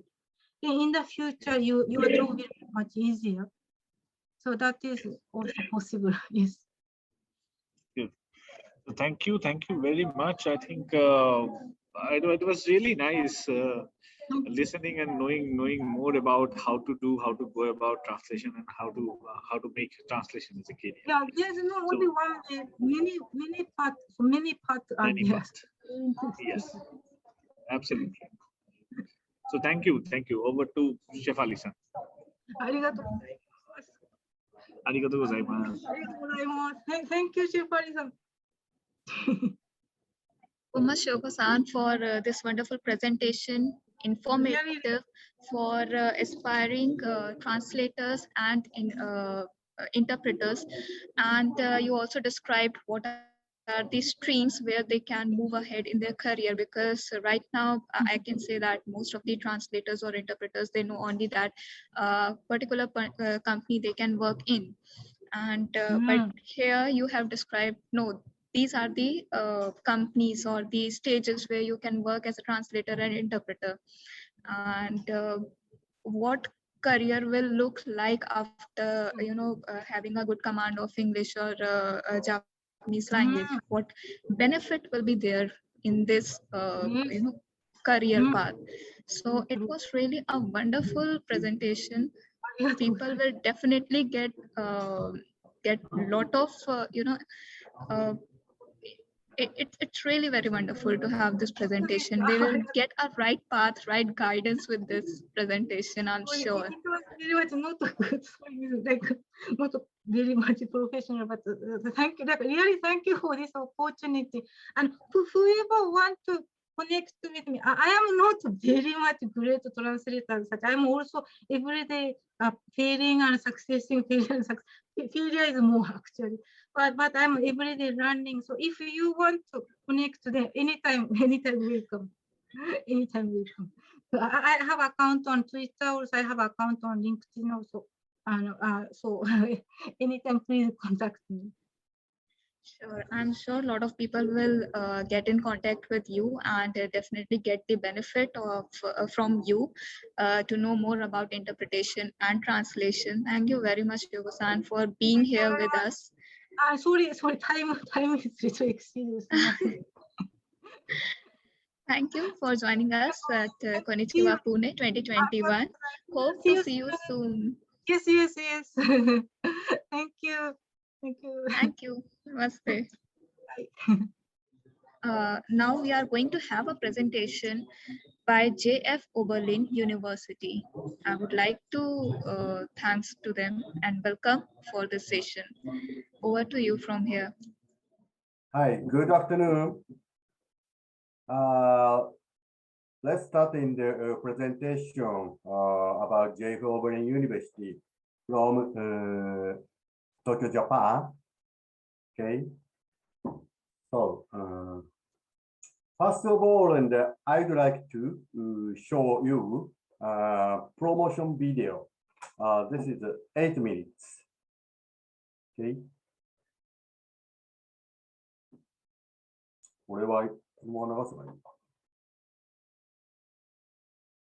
It with English subtitle and sound is Japanese, but please watch in the English subtitle, right? How about you? Yes, it's coming properly. オービリン学園では100年前の創立当初からすでに世界へ目を向けていました。オービリン学園の創立者、清水康三。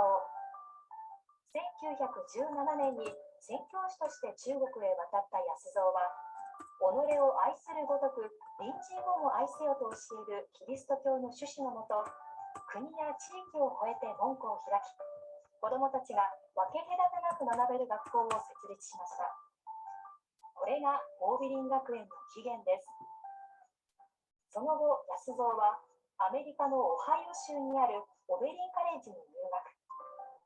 そこでフランス・アルサスの教育者であったジャン・フレデリック・オベリンの教育思想に出会います。康三はオベリンの提唱したラーニング&レイバーの思想に基づき、学事自人、学んだことを社会や人のために役立てるを学園のモットーに掲げます。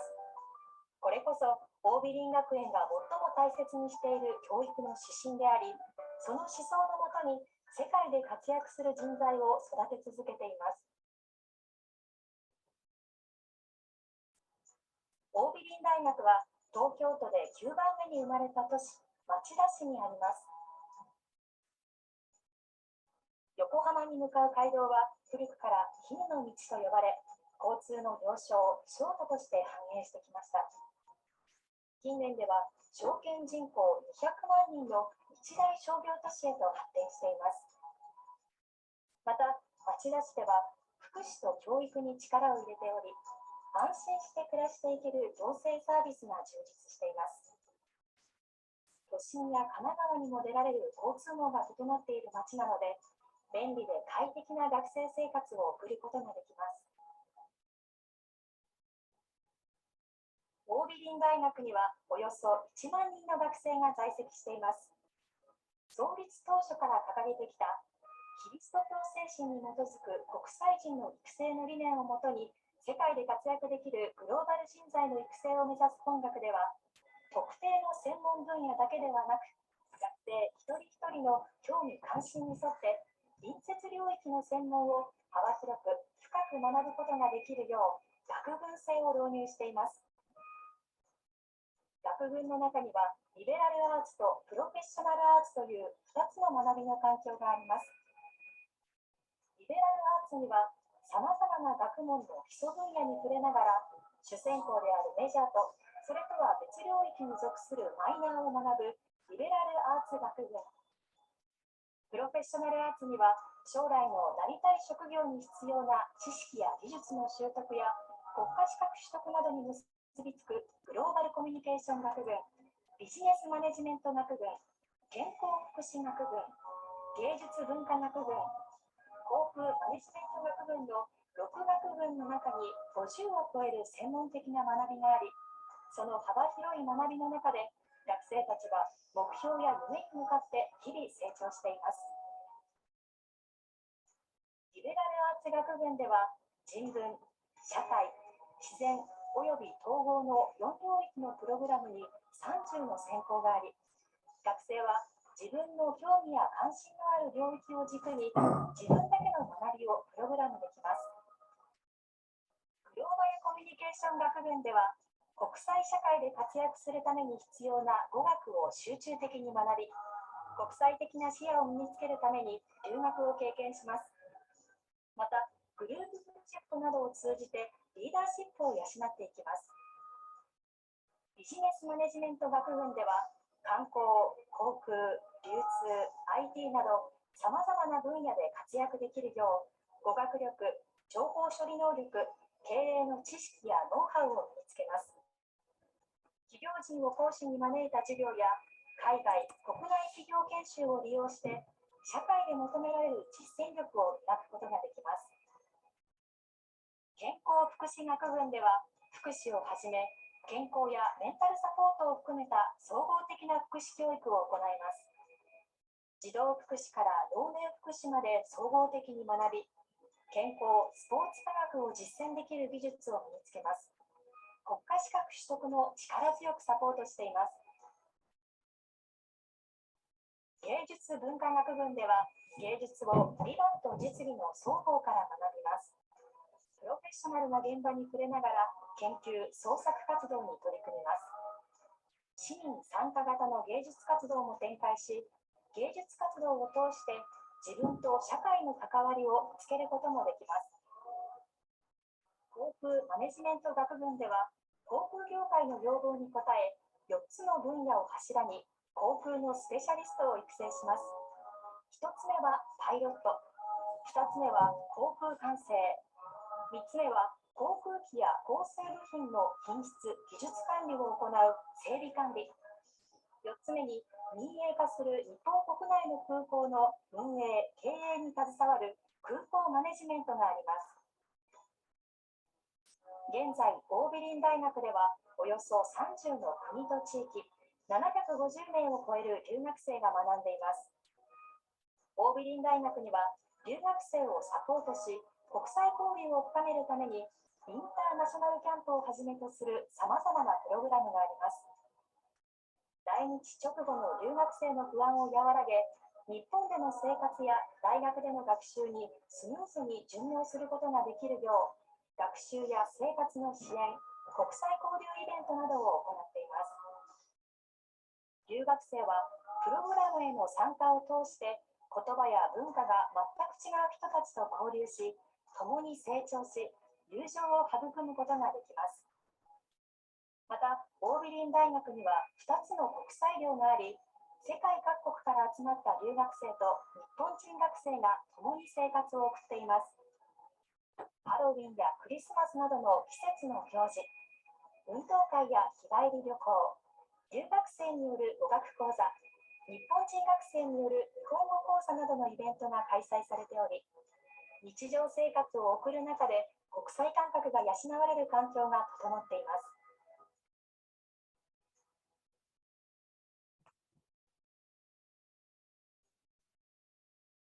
見学の精神を礎に、より一層グローバルな教育環境が整う大学へ。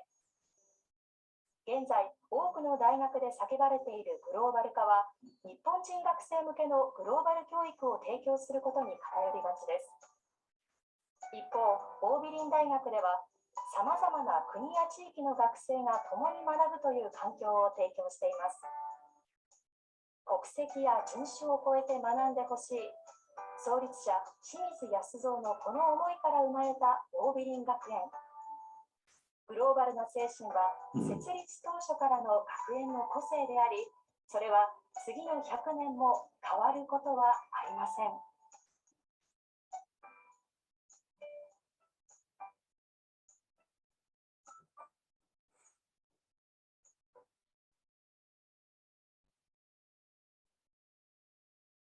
I'd like to introduce in the myself. Who am I? My name is Yu Ninomiya, Deputy Director of at the J.F. Open University and affiliated business schools. And I have a business management experience, cumulative 14 years in India. Okay. So let me explain my background. Give me the 6 minutes for this presentation. My first visit to India was on August 1985, when I was a student of J.F. Oberlin University. At that time, I checked in the currency rate in the US dollar versus the Indian rupee. At that time, in the 1 Indian rupee is 0.08 US dollar. When I was visited India first time. But however, currently in the 0.01 US versus the 1 Indian rupee. And quite different from the, just in the how many years back, in the 21 and more than 30 years back. I'm very young, okay? And then I got in the job in the Sony Corporation. And I working in the Sony India Private Limited in 1996 to 2000, the 4 years. That time in the beginning of Sony business in India, and just in I remember in our first turnover is just in the 1 million US, 1996, I remember. However, now Sony India turnover is more than Sony Japan's turnover. Now Sony India became in the I think in the 3rd biggest company in the world in the Sony group. It's a big, growth in there. I remember when I was working for Sony India, we promote into the pager. Do you know pager? I think nobody knows the pager. Only my generation of the pager. Pager is we Japan say pocket bell. No answer, just in that we communicate to the some simple sound.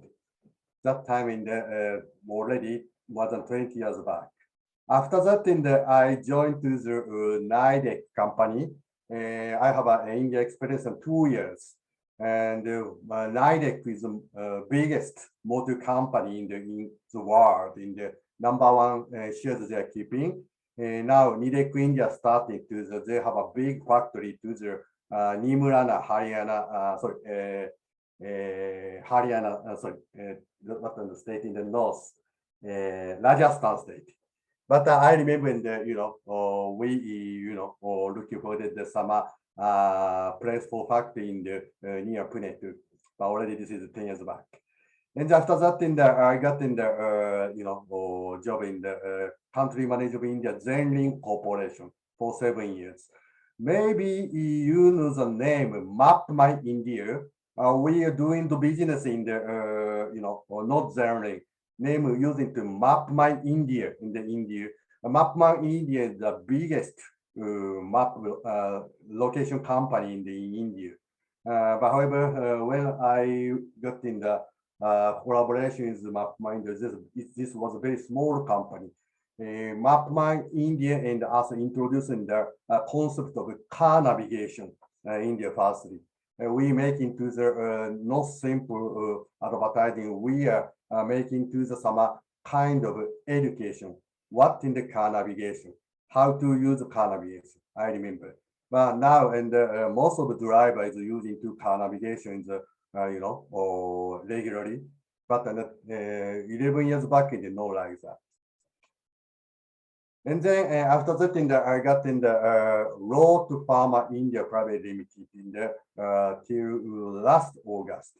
Then we introduced the consumer eye drop to India market because of hospital provided to the eye drop to the Indian people. But however, as a purpose of relax and taking less and this kind of purpose, and the Indian people did not use the eye drop. We introduce a new culture for India. Okay, we visited the office and we visited the some demonstration to using the eye drop. We introduced the new habit for the office. Okay, we introduce a new culture to the India business market. Okay, and then that time I remember, and maybe you know the very well, Miss Tanika Bosai. She's Miss International 2018 represented by India. We using to the some her the promotion for to penetrate in the idol for road to pharmacy in India. Okay. So what I want to say, I know the India, but however, Jaihul Albany, has not started, or India recruiting yet. That's why, and don't worry, even though in the Albany he doesn't know the India, I know India very well. Also, I love India very much. Okay. Okay, next, and I'd like to show the some second promotion video, right?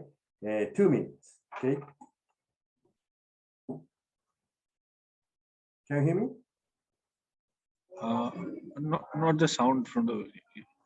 Can you keep the video playing? Yeah. Yes. Can you hear? Yes. Okay, sorry. Japanese theatre, like modern and ancient theatre. How nice the people are. 日本最容易日本话贴合点。好，so here, I have things special. 我去参加呢一度嘅祭典啦。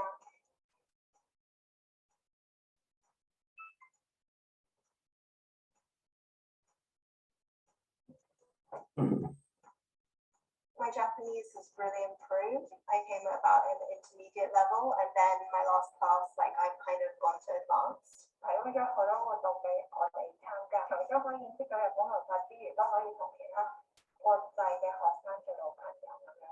Festive has so many memories with all our class teachers, so you. So many friends and going out, and I really love living in Kishibe, and I just really like being here. I can't forget when I stayed at my friend's house and their family was so nice to me. I've never received that kind of hospitality before.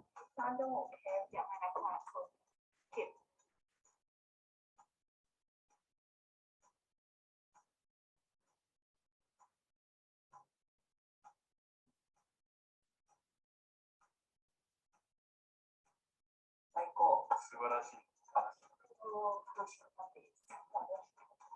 ごい。オグリン大学。オグリン大学。オグリン大学。オグリン大学。あと、合ってます。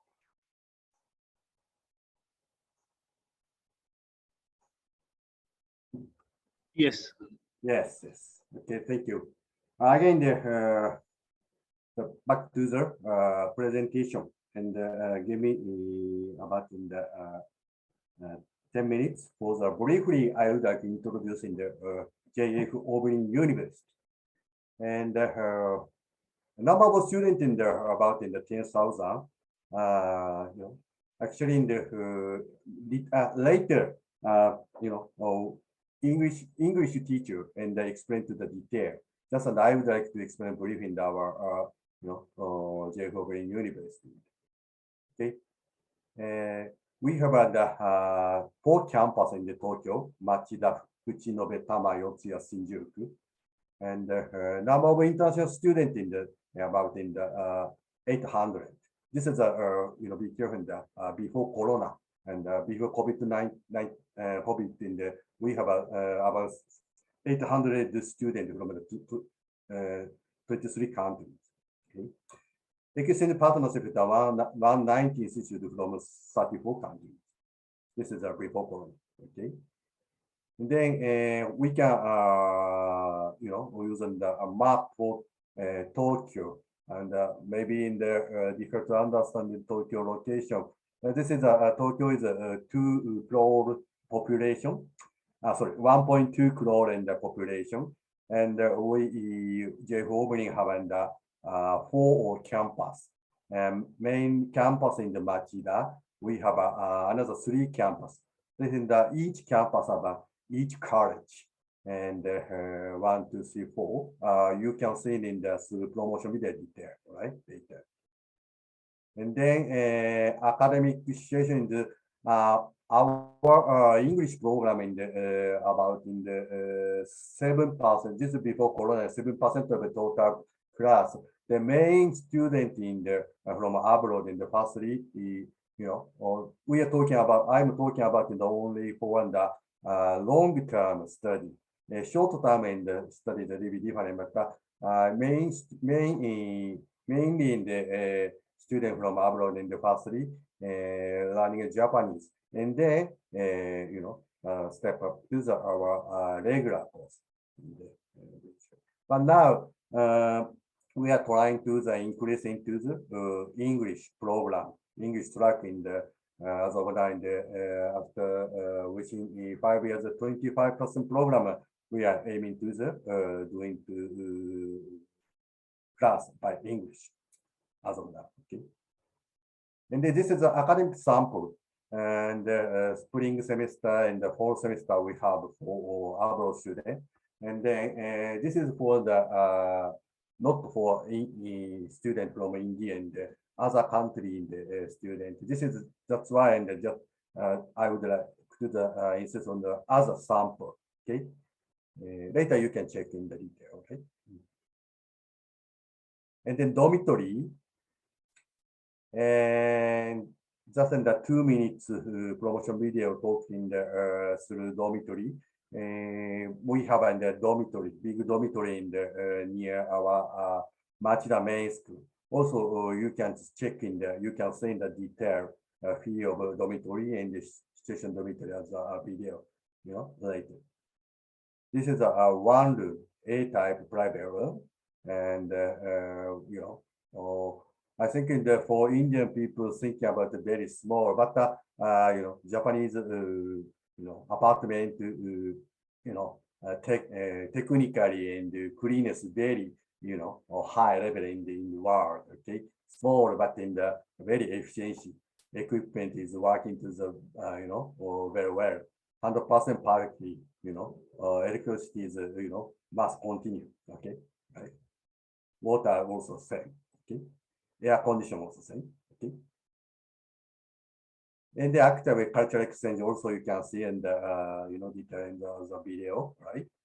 Later. Okay. Exchange program also same. Okay.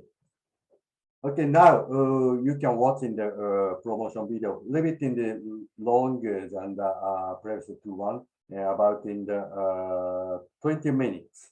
Give me time. Hi, thank you for tuning in today. Today we're going to talk about J.F. Oberlin University's study abroad program and the opportunities that are. Can you hear? Today I'm going to talk about three things.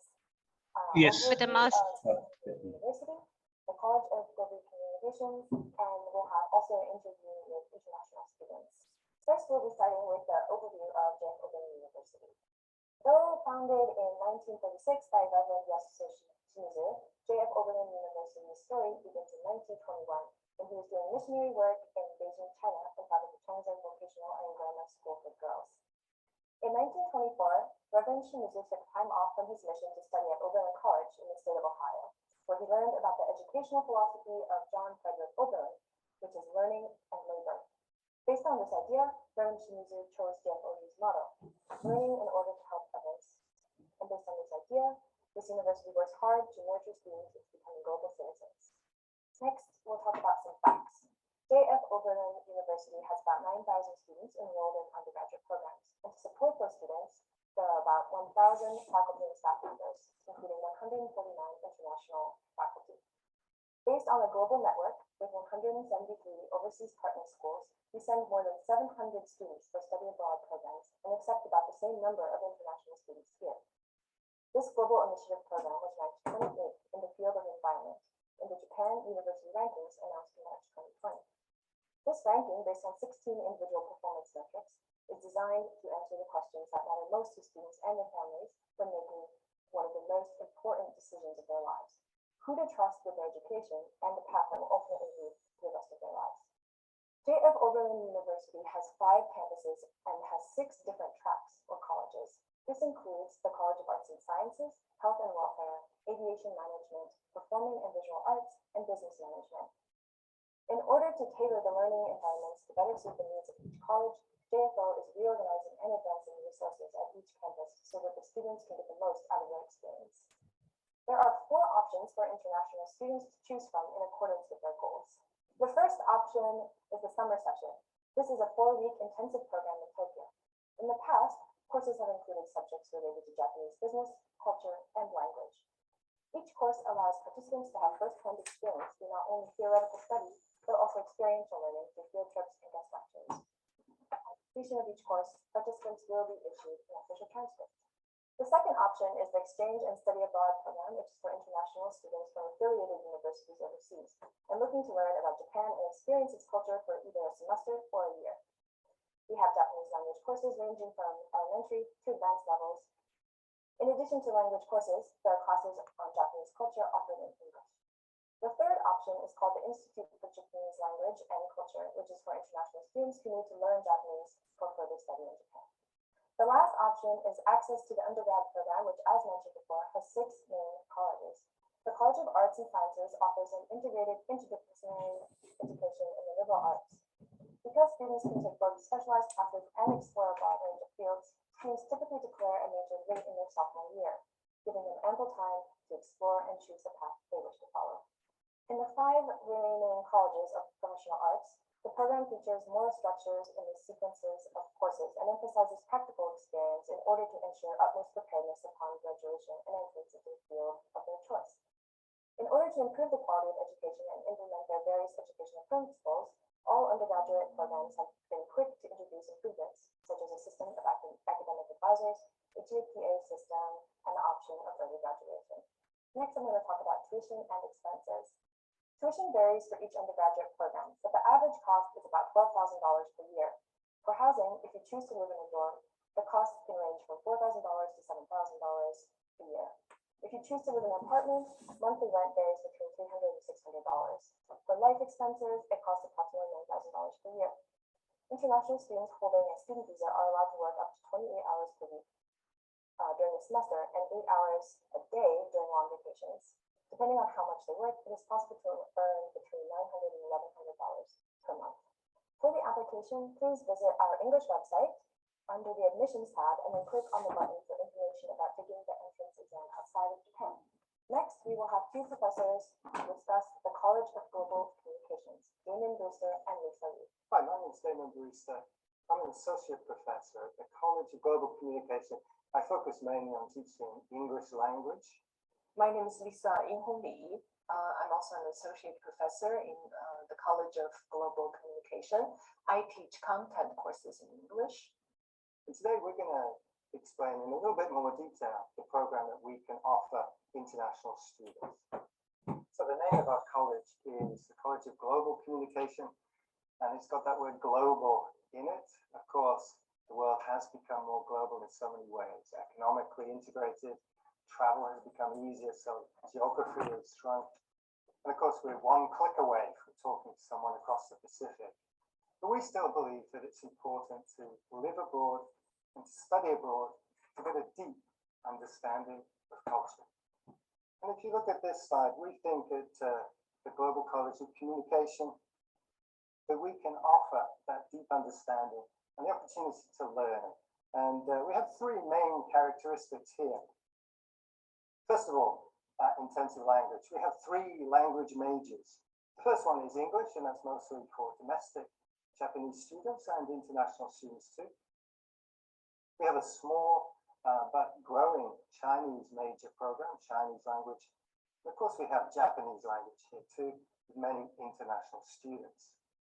In these language courses, students take intensive language courses early on, and for 4 years, they improve their language skills. But on top of that, we also offer global studies courses, and these courses are taught in the target language. So if you are studying Japanese, you will learn content classes in Japanese. If you're learning English, you'll learn the content classes in English, in your second language. So we move from studying the language to studying in the language. And finally, all of our students have the opportunity to study abroad. So our English majors, for example, they go to places such as New Zealand, America, the UK, and our Chinese students have choices in mainland China. And of course, our Japanese major students are already studying abroad in Japan, but we also offer them the opportunity to study in Okinawa. The language, studying in your second language, and study abroad are some of the main features of our college. Let's take a closer look at what that means over 4 years. As you can see on your slide, we have on the left, first year, moving over to the 4th year. And as I've mentioned, at the beginning of your studies, whichever major you are in, English major, Chinese language, or Japanese language, you'll focus mainly on bringing up the proficiency of your language skills. We have a mix of required classes and also elective classes. And then in the second year, you can see on the bottom row, that's the opportunity for you to study abroad. For example, if you're an English language major, or perhaps to study in Okinawa if you're a Japanese language major. And towards the end of your second year and the third year, when your language proficiency has increased to such a point where you're able to take content classes in your second language, you'll transition to take our global studies courses, mainly in the 3rd and 4th year, as you can see on the slide. And those content classes are broadly sciences or humanities, with also a focus on Japanese studies and Asian studies. Some of those credits you can take in your first language, but the majority is in your second language. So that's a broad outline of our 4-year structure of the curriculum here at the College of Global Communication. And next, Professor Lee is going to explain a little bit more about the Japanese language program for Japanese language majors. Okay, I'm going to talk a little bit about the JLP, the Japanese language program at our college. So the JLP classes are 4-skill classes, and they use the integrated approach.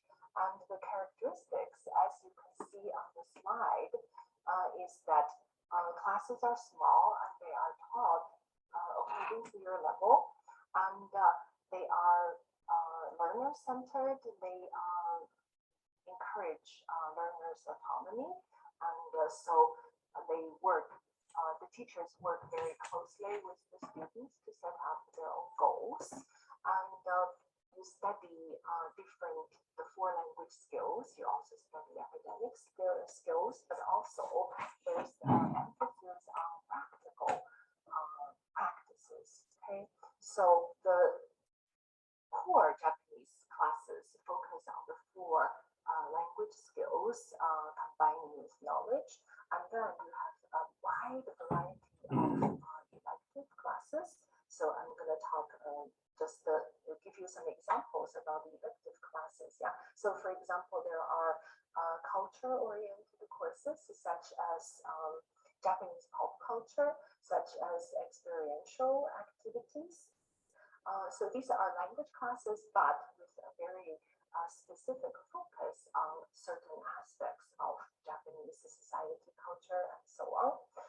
Other courses are, for example, you can study languages and the world, which is really introduction course to social linguistics. Other courses are like introduction to teaching Japanese as a second language. So this is kind of like a applied linguistic class. Of course, yeah, you are learning the content, but also you are improving your Japanese language skill at the same time. So for the Japanese language major students, you are going to have to study academic classes in Japanese university setting, which means you have to study academic kind of classes such as academic reading and writing and so on. I want to focus on one kind of class that's very unique to Oberlin, to JF Oberlin. This is the tutorial classes. Yeah. So these kind of tutorials are very, very interesting because they are closely monitored by the teacher. Basically, the students kind of set up your own language goals, and then you have a teacher helping you to examine these goals and helping you to acquire the skills and the content to reach toward your goals, and then to evaluate whether if the goals are set properly or not. So you can re-examine your goals and then proceed from that.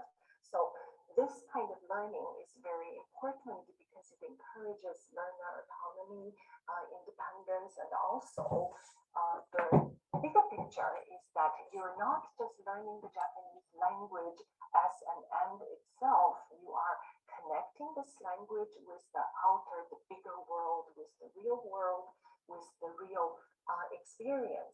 So the Japanese major focuses on learning the language skills and then move you when you move into the third and fourth year, then you can take content classes in Japanese. Yeah. So for example, you can in the third year or fourth year, of course, after you reach the proficiency level, you can take classes in Japanese, such as Japanese culture, Japanese history, economy, and the management.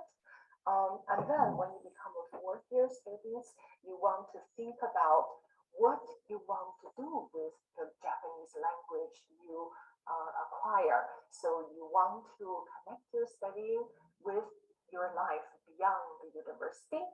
And so I think this to be a Japanese language major at our university gives you a very unique opportunity to learn this language, to learn this culture, to experience this culture, to then connect your knowledge with the world. And that's very, very important, I think. Lucas, you just had a great overview there of the Japanese language program for Japanese language majors. And I'd just like to point out a few extra points, that all of our language programs are supported, not just in the classroom by the teachers, but by other things too. So on your slide, you can see three that we've highlighted here. First, the Center of Japanese Learning Resources. Great place to go and hang out. Lots of resources, as it says in the name. And this is really where students go and they take their tutorial studies and really kind of go beyond the classroom with their language studies. Of course, writing is a very important part of any undergraduate program. but particularly maybe for people studying Japanese. We have a writing support center for one-on-one tutorials or help with your writing reports in Japanese. And finally, we've got a wonderful program of class guests. And we have, as you can see on the slide, it says nearly 200 students, local Japanese students, visiting the classroom of the students who are studying Japanese. And that's just a great way, again, to go beyond the classroom and beyond what the teachers tell you. Okay, I'm going to talk a little bit about how international JF Oberlin University is. The university has created a truly international learning environment. If you look at the slide, you can see we have a very diverse student body. Students coming from America, from Germany, from Vietnam, Indonesia, Saudi Arabia, and many, many other countries are coming here and learning together with Japanese students. So every grade there are international students. Okay, I want to mention a couple of other things. So for example, you can stay at the international dormitory where Japanese students and international studies live together, they study together, they cook together, they organize all kinds of fun activities and events to experience culture. And also you learn from a diverse, what people coming from diverse cultural and linguistic background. Yeah, so that's very, very interesting. And also we have the International Center, which organizes all kinds of activities.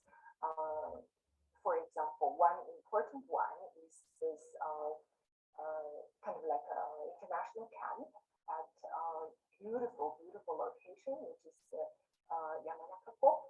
And so this is a event where students from different countries, they go there together, they experience the culture and the nature, and they become very good friends and so on and so forth. Yes, it's just really, really fun.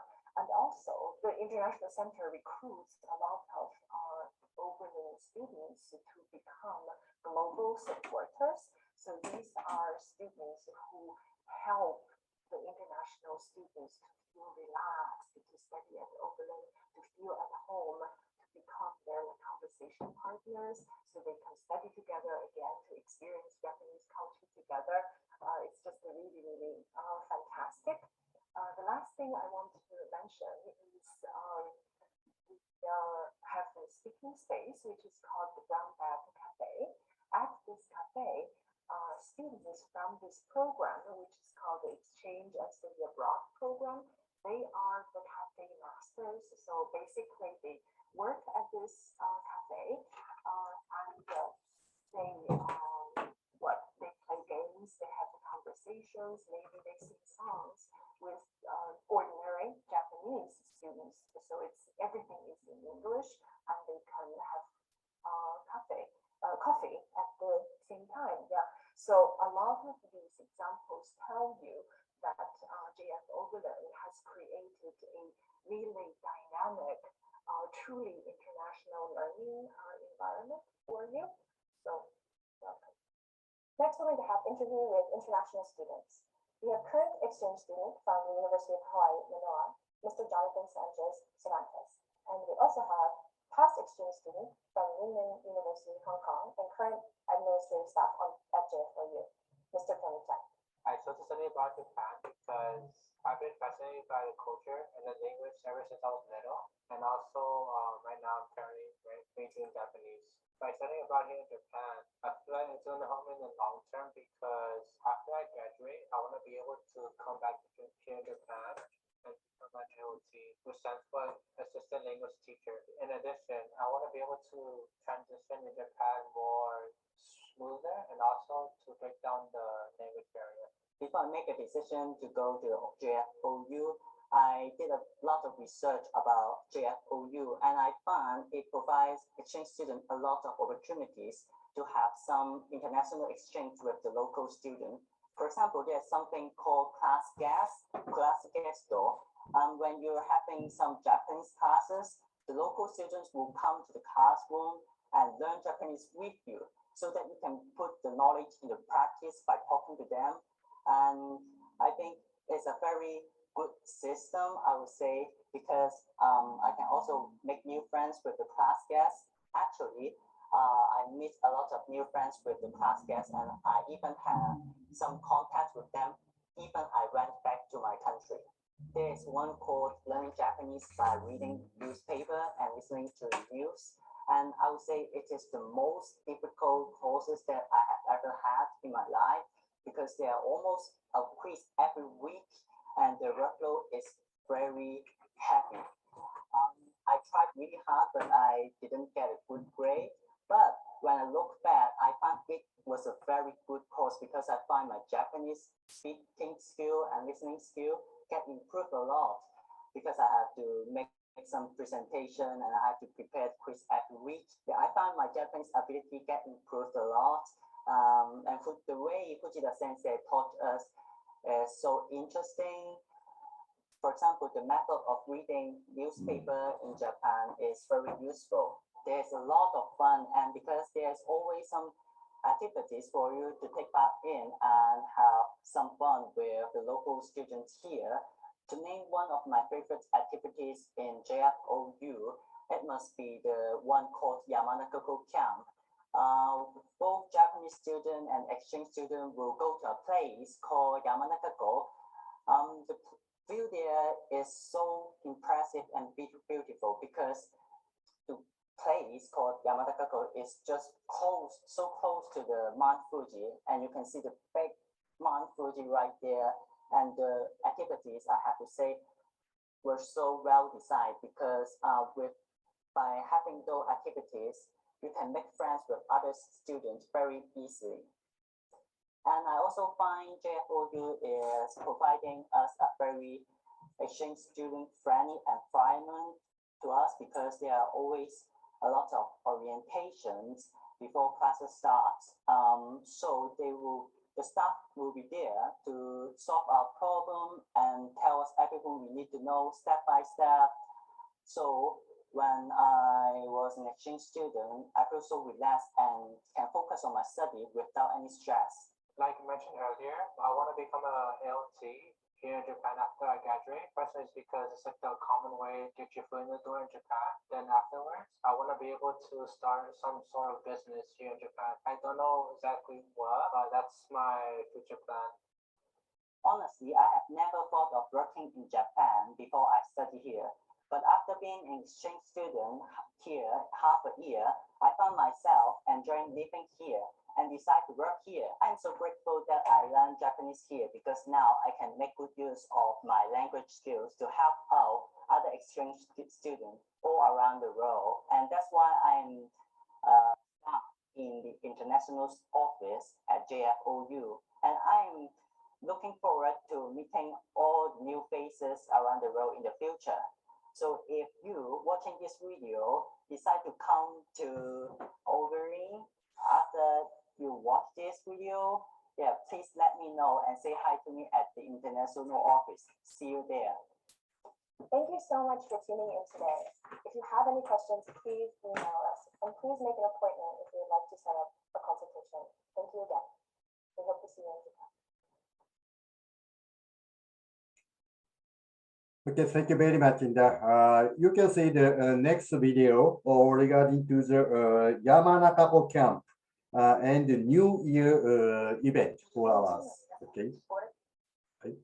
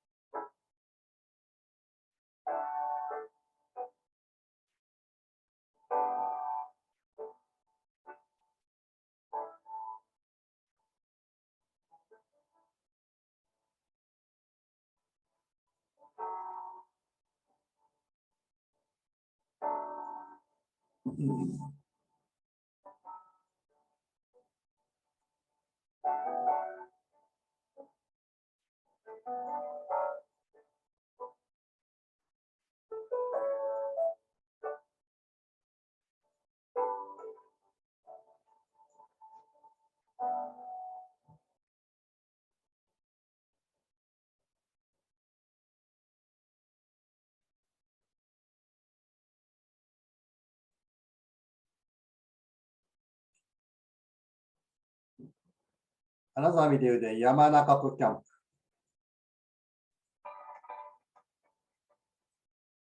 そう。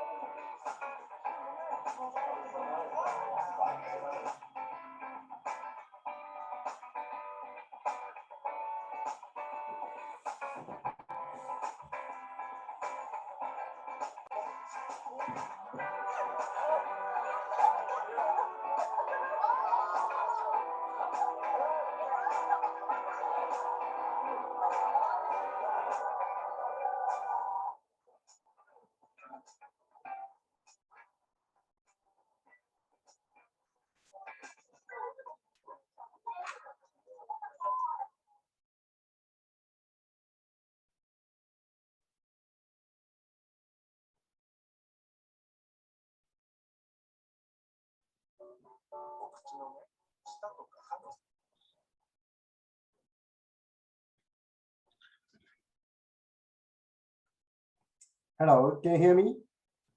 Yes. Yeah. Okay. Let's go back to the presentation. Okay.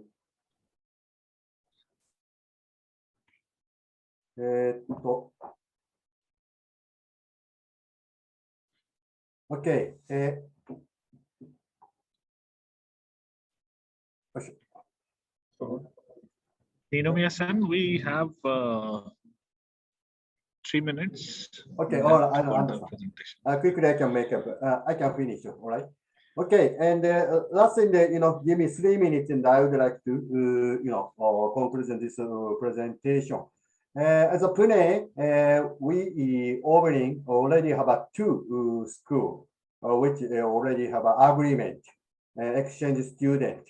One is in the Symbiosis International University, and then Pune University also. Right. Okay. And then Pune University. Already we have an agreement in the Symbiosis University and the Pune University. Okay. And then we have a, just a moment. I changing the, sorry. Okay. They already we have a, person, and you can see the, this lady. Name is Miss Ami Modi.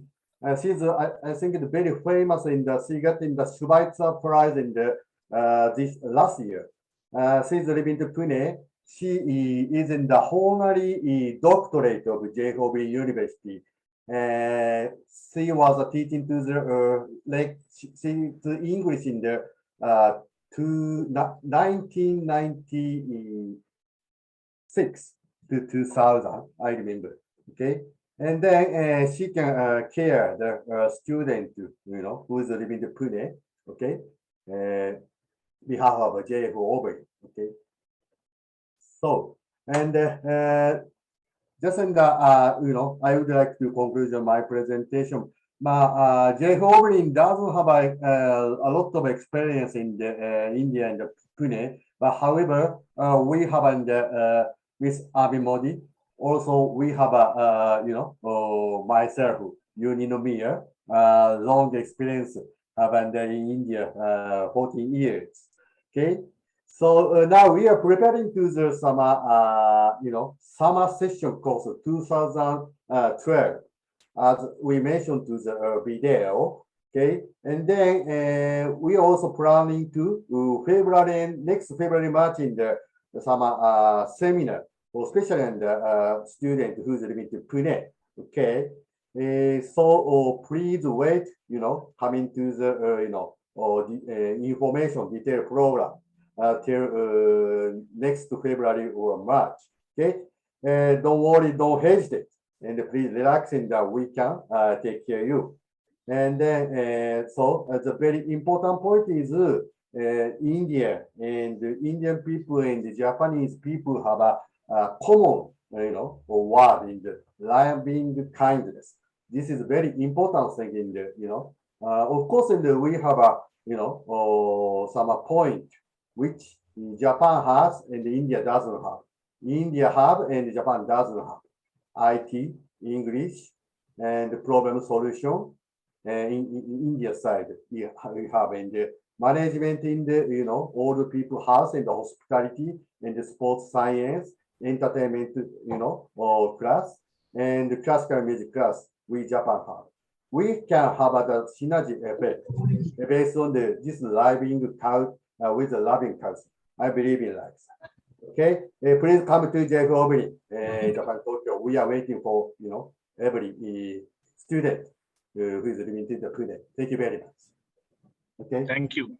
Thank you. Thank you very much, Ninomiya-san. Yes. It's really good listening to you and knowing more about Oberlin University. Thank you very we much. hope that a lot of students will start moving there, and we will see good student exchange. Yes. Thank you very much. This is the first time presentation for Pune student and Pune people. And just this is the beginning. This is, I think this is only as a 0 step. Okay, we can split in the first step, second step in future. Yes. Okay, yes. Please contact this mail address. All right. Okay. Thank you. Yes. Thank you very much. Thank you. Thank you. Thank you. Yes. Now we have a session on step up your career with Japanese, and this section will be delivered by Sujata Kolekar-san and Tomio Isugai-san. So let me quickly introduce Tomio Isugai-san. Anyway, who he is actually not requiring any formal introduction, because people in the Indo-Japan community by these days know all about him. So just a few sentences. So Tomio Isugai-san is a freelance advisor to Indo-Japan relations. He is an adjunct professor with MIT Pace University and Ajinkya D.Y. Patel University. He is a member of Ayurveda Society in Japan, Iyengar Yoga Association in Japan, the Kansai Japan India Cultural Society in Kobe. He was former managing director of Sharp India. He keeps delivering lectures to various universities, research institutes, corporations, and industry bodies on topics like Look, Act Global, cross-cultural perspectives, critical importance of Indo-Japanese bonds, global marketing and cross-cultural management, and so on. So there is a lot that Isugai-san is doing, and I think you will be able to appreciate more during this talk itself. So with this, let me quickly share. Is an accomplished bilingual professional. She has done bachelor's in computer engineering from Pune University and MBA from Melbourne University. She has 20 plus years of experience and is currently working with Capgemini as Senior Director and manages insurance marketing unit and about 1,500 resources. So I think there is a lot for Sujata-san also to read about, but it's already 5 minutes down the line and we don't have much time. So the stage is yours, Sujata-san and Isogai-san. Thank you, Abhishek-san, for your introduction. And good afternoon, everyone, and welcome to this session. Konnichiwa Pune. Well, we are going to talk about specifically the opportunities for you, Indian young people, in Japan or wherever the Japanese companies are located, and particularly in the area or industry of IT. So I welcomed Ms. Sujata-san today to join me and to talk about this very special opportunities that coming ahead in front of you. And if you are very keen to learn Japanese language, then opportunities are open, wider there. So let me just, within the limited time, let me just go through my presentation as usual. Okay, so I like to go through this presentation. I hope it's visible already. So welcome to Konnichiwa Pune. My title here is Career Opportunities for Indian Youth, you yourself in Japan or wherever. My topics comes on four folds here. Different perspective and commonness. Number 2, beyond industry 4.0. Number 3, Indian Japan's strongest partners. Number 4, career opportunities in Japan. First thing I like to show you and share with you is this world map that you are very familiar with. But this is not the world any single Japanese people are seeing, because we Japanese people look at the world only this way. Look at this.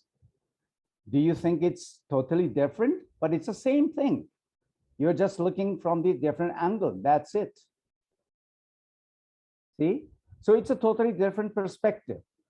The India and Japan are close, of course, but in this map, Japan and United States of America look so far away, but it's not true. This is the truth, right?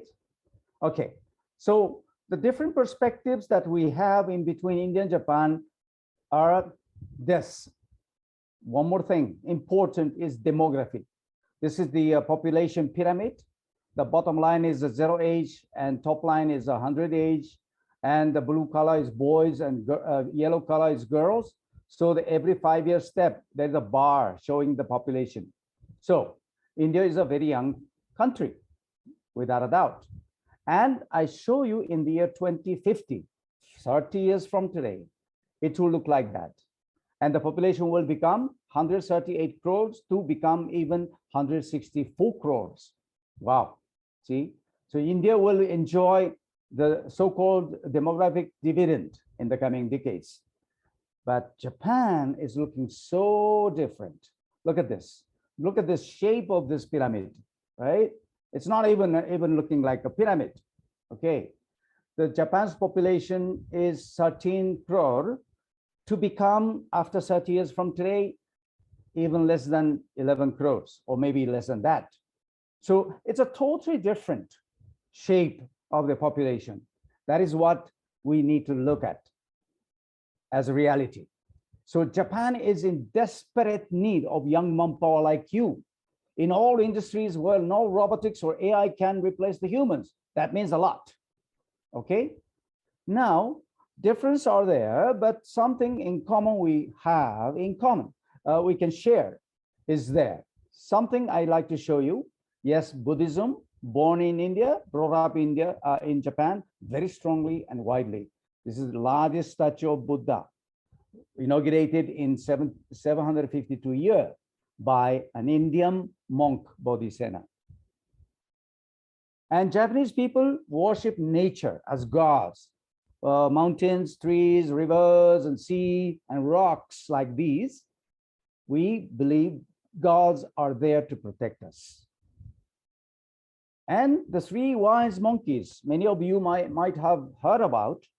Yes, because of the Mahatma Gandhi ji. Speak no evil, see no evil, hear no evil. But did you know that these three wise monkeys are very well known in Japan too? Because it was there 300 years or more before Mahatma Gandhi ji talked about them. So that's another thing. And look at those statues of God and Goddess. Aren't they looking familiar to you? Yes, they are. Benzaiten, Kangiten, and Kamonten, but those are really all from India. Saraswati, Ganesha, and Kubera. Just Lord Ganesha is not just one deity worshipped in Japan, derived from India. There are many more. Lakshmi, goddess, is also worshipped in Japan. Now, let's talk about some of the future prospects. Industry 4.0 is now, we are living in there. See, the third and the fourth industrial revolution, where we are living right now. But the next will be Industry 5.0, maybe, as the Europeans say, human-centric, sustainable, and resilient society. Industry 5.0. They are talking about it. Okay. But in Japan, we are not talking about Industry 5.0. We talk about Society 5.0 instead. What is that? The Society 1.0 was hunter-gatherer society. 2.0 was agrarian or agriculture-based society.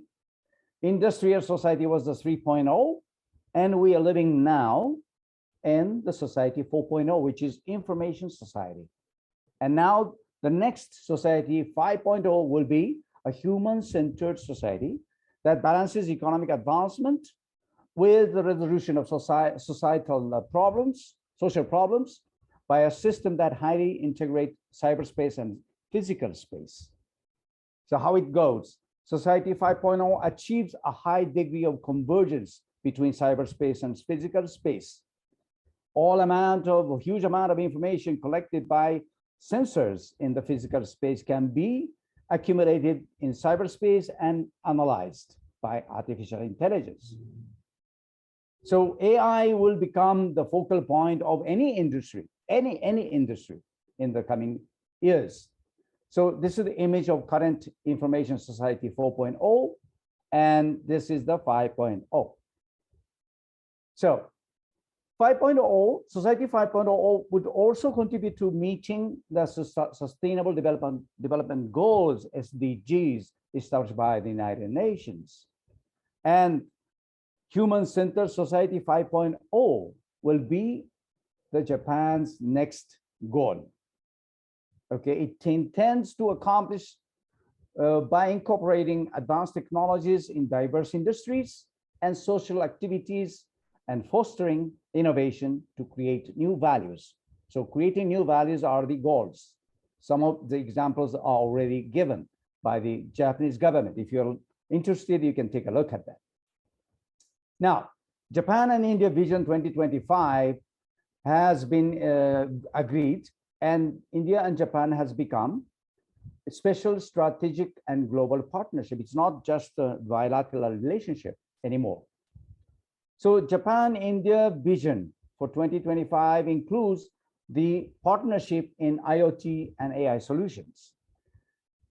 And there is one memorandum of cooperation already signed off by the two countries.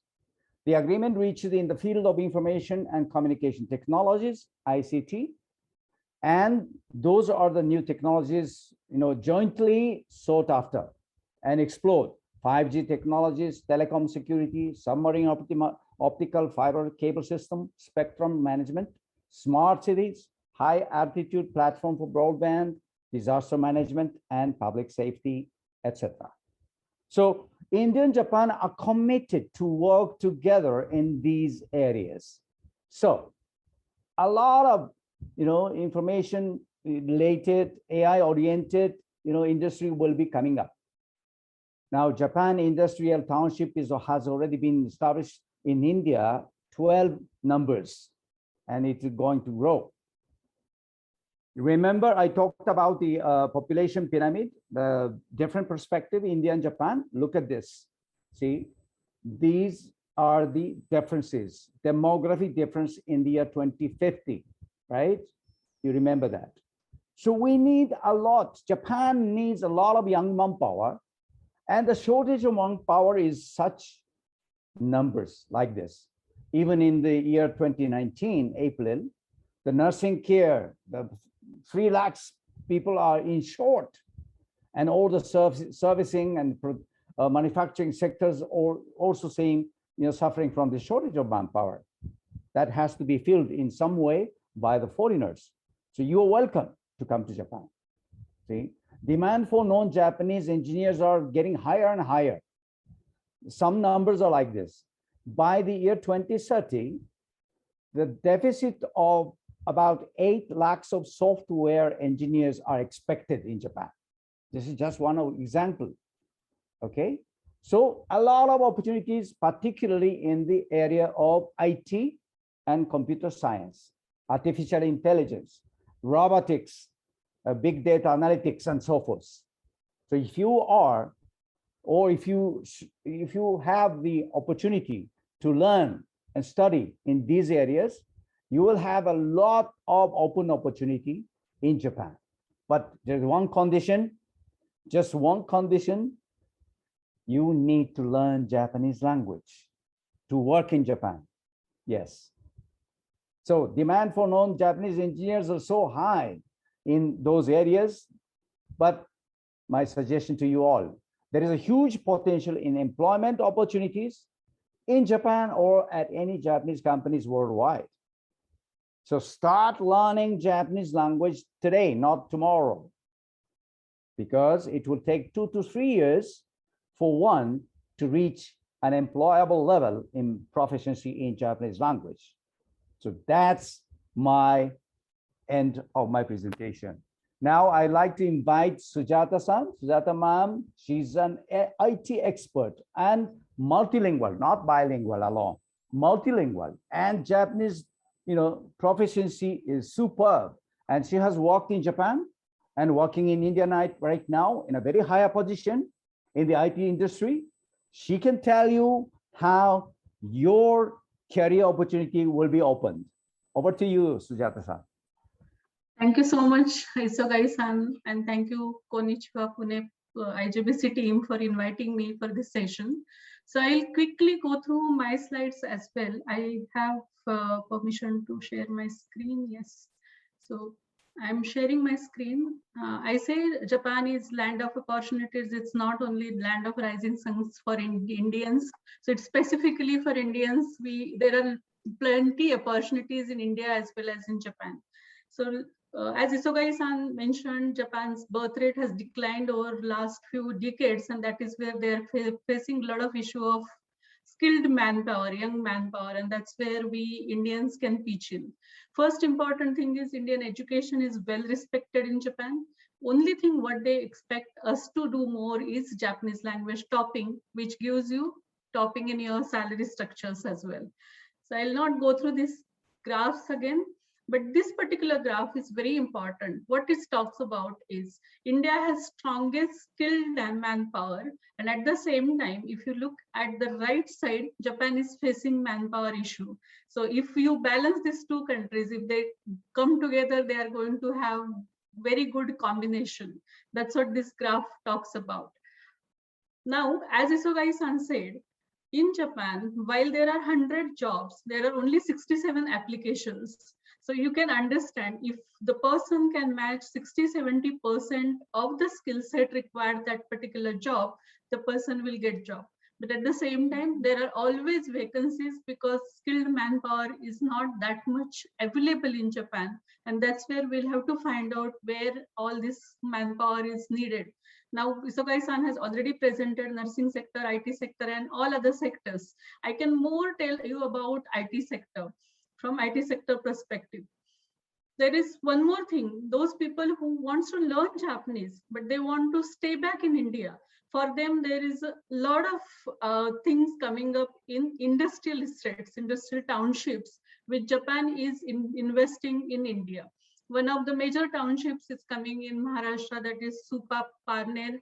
There is Tumkar in Karnataka, Gilot in Rajasthan, Mandal in Gujarat, then Nimrana in Rajasthan, and there are many more coming up. So if those people who are in different sectors and they do not want to go to Japan for any reasons, they have a lot of opportunities in this industrial townships. And there will be 2 or 3 more townships which are joint ventures with big Japanese companies. So a lot of opportunities in this area as well. Now, specifically for IT, we are famous as IT engineers all over the world. And if you see, while I was in Japan, I have spent almost a decade in Japan, and I have seen the cream layer jobs in IT industries are still held by Indian engineers. There are a couple of reasons for it. One, Indian engineers are well educated in IT. That is foremost reason to be famous all over the world. At the same time, Indian engineers are flexible enough to travel across globe. So they are ready to work in Japan. I have seen many bilingual engineers, Indian engineers, who are bilingual with Japanese and English language, and they are holding good position in Japanese companies in America. So this is a sector which you may not consider, but I have my friends in Toyotas of the world, Sony of the world, and they are in US and getting high salaries just because they are bilingual and they know Japanese very well. So in corporate perspective, while you say that I know Japanese, this knowing Japanese should not be limited to speaking Japanese. For us, it is important that you should read, speak, and write Japanese. So all communication between 2 countries happens in Japanese. Though the communication doesn't happen at native level, we expect you to learn till business level. So Japan Foundation conducts exam every July 1st Sunday and December 1st Sunday. You need to clear this exam up till level 3. It starts from level 5 as a basic level, level 4 as another upside level, and level 3 is a business level, which we call as. And all our clients, while we are serving from India, they are expecting us to go through level 3. So while you are level 3 bilingual engineer, you need to read, write, and speak Japanese. Again, JLPT exam is all about MCQs, multiple choice questions, wherein you need not to read and speak Japanese, but interviews happens in speaking Japanese, and sometimes interviewer may ask you to read paragraphs in Japanese. So all you need to know is all aspects of language, then only you will be recruited. Now these trainings are related to institute to institute, but general idea is JLPT level 5 takes about 120 hours of training, level 4 takes about 150 hours of training, and level 3 takes about 200 hours of training. Now this can be varied between institute to institute because the catering of that institute depends on which engineers or which students are learning. So it can vary on those student base as well. But generally those students who are getting into IT industry, this kind of training is enough. Now, this is a career graph in IT industry. If you get into, say, service industry like Capgemini. So if you are having a plain graduation, we give you plain salary, which is fixed salary of fresher engineer. But if you are a level 5, that means you have started your career in Japanese and you have cleared JLPT level 5, your salary increases almost 1.5 times what you get as a base salary. If you are level 4, it goes up to 2 times. And if you are level 3, we may recruit you here in India and send you to Japan immediately after 5 or 6 months of training. So with Japanese, this opportunity comes to you faster than anything else. Japan is investing a lot in India. I'm talking typically for IT industry, but you be mechanical engineer, you be civil engineer or any other engineer, we at our corporate level, we are recruiting all type of engineers if they have done Japanese. So we are not limiting our recruitment to IT and computers. Any engineering, BSc, BCA, MCA, MCM, all those kind of allied courses which has some science base, we are recruiting all of them and giving this kind of salaries. Current recruitment is limited to some 100 numbers, but from next year onwards, these are going to be multifold numbers. And we are talking to many universities to include Japanese in their curriculum.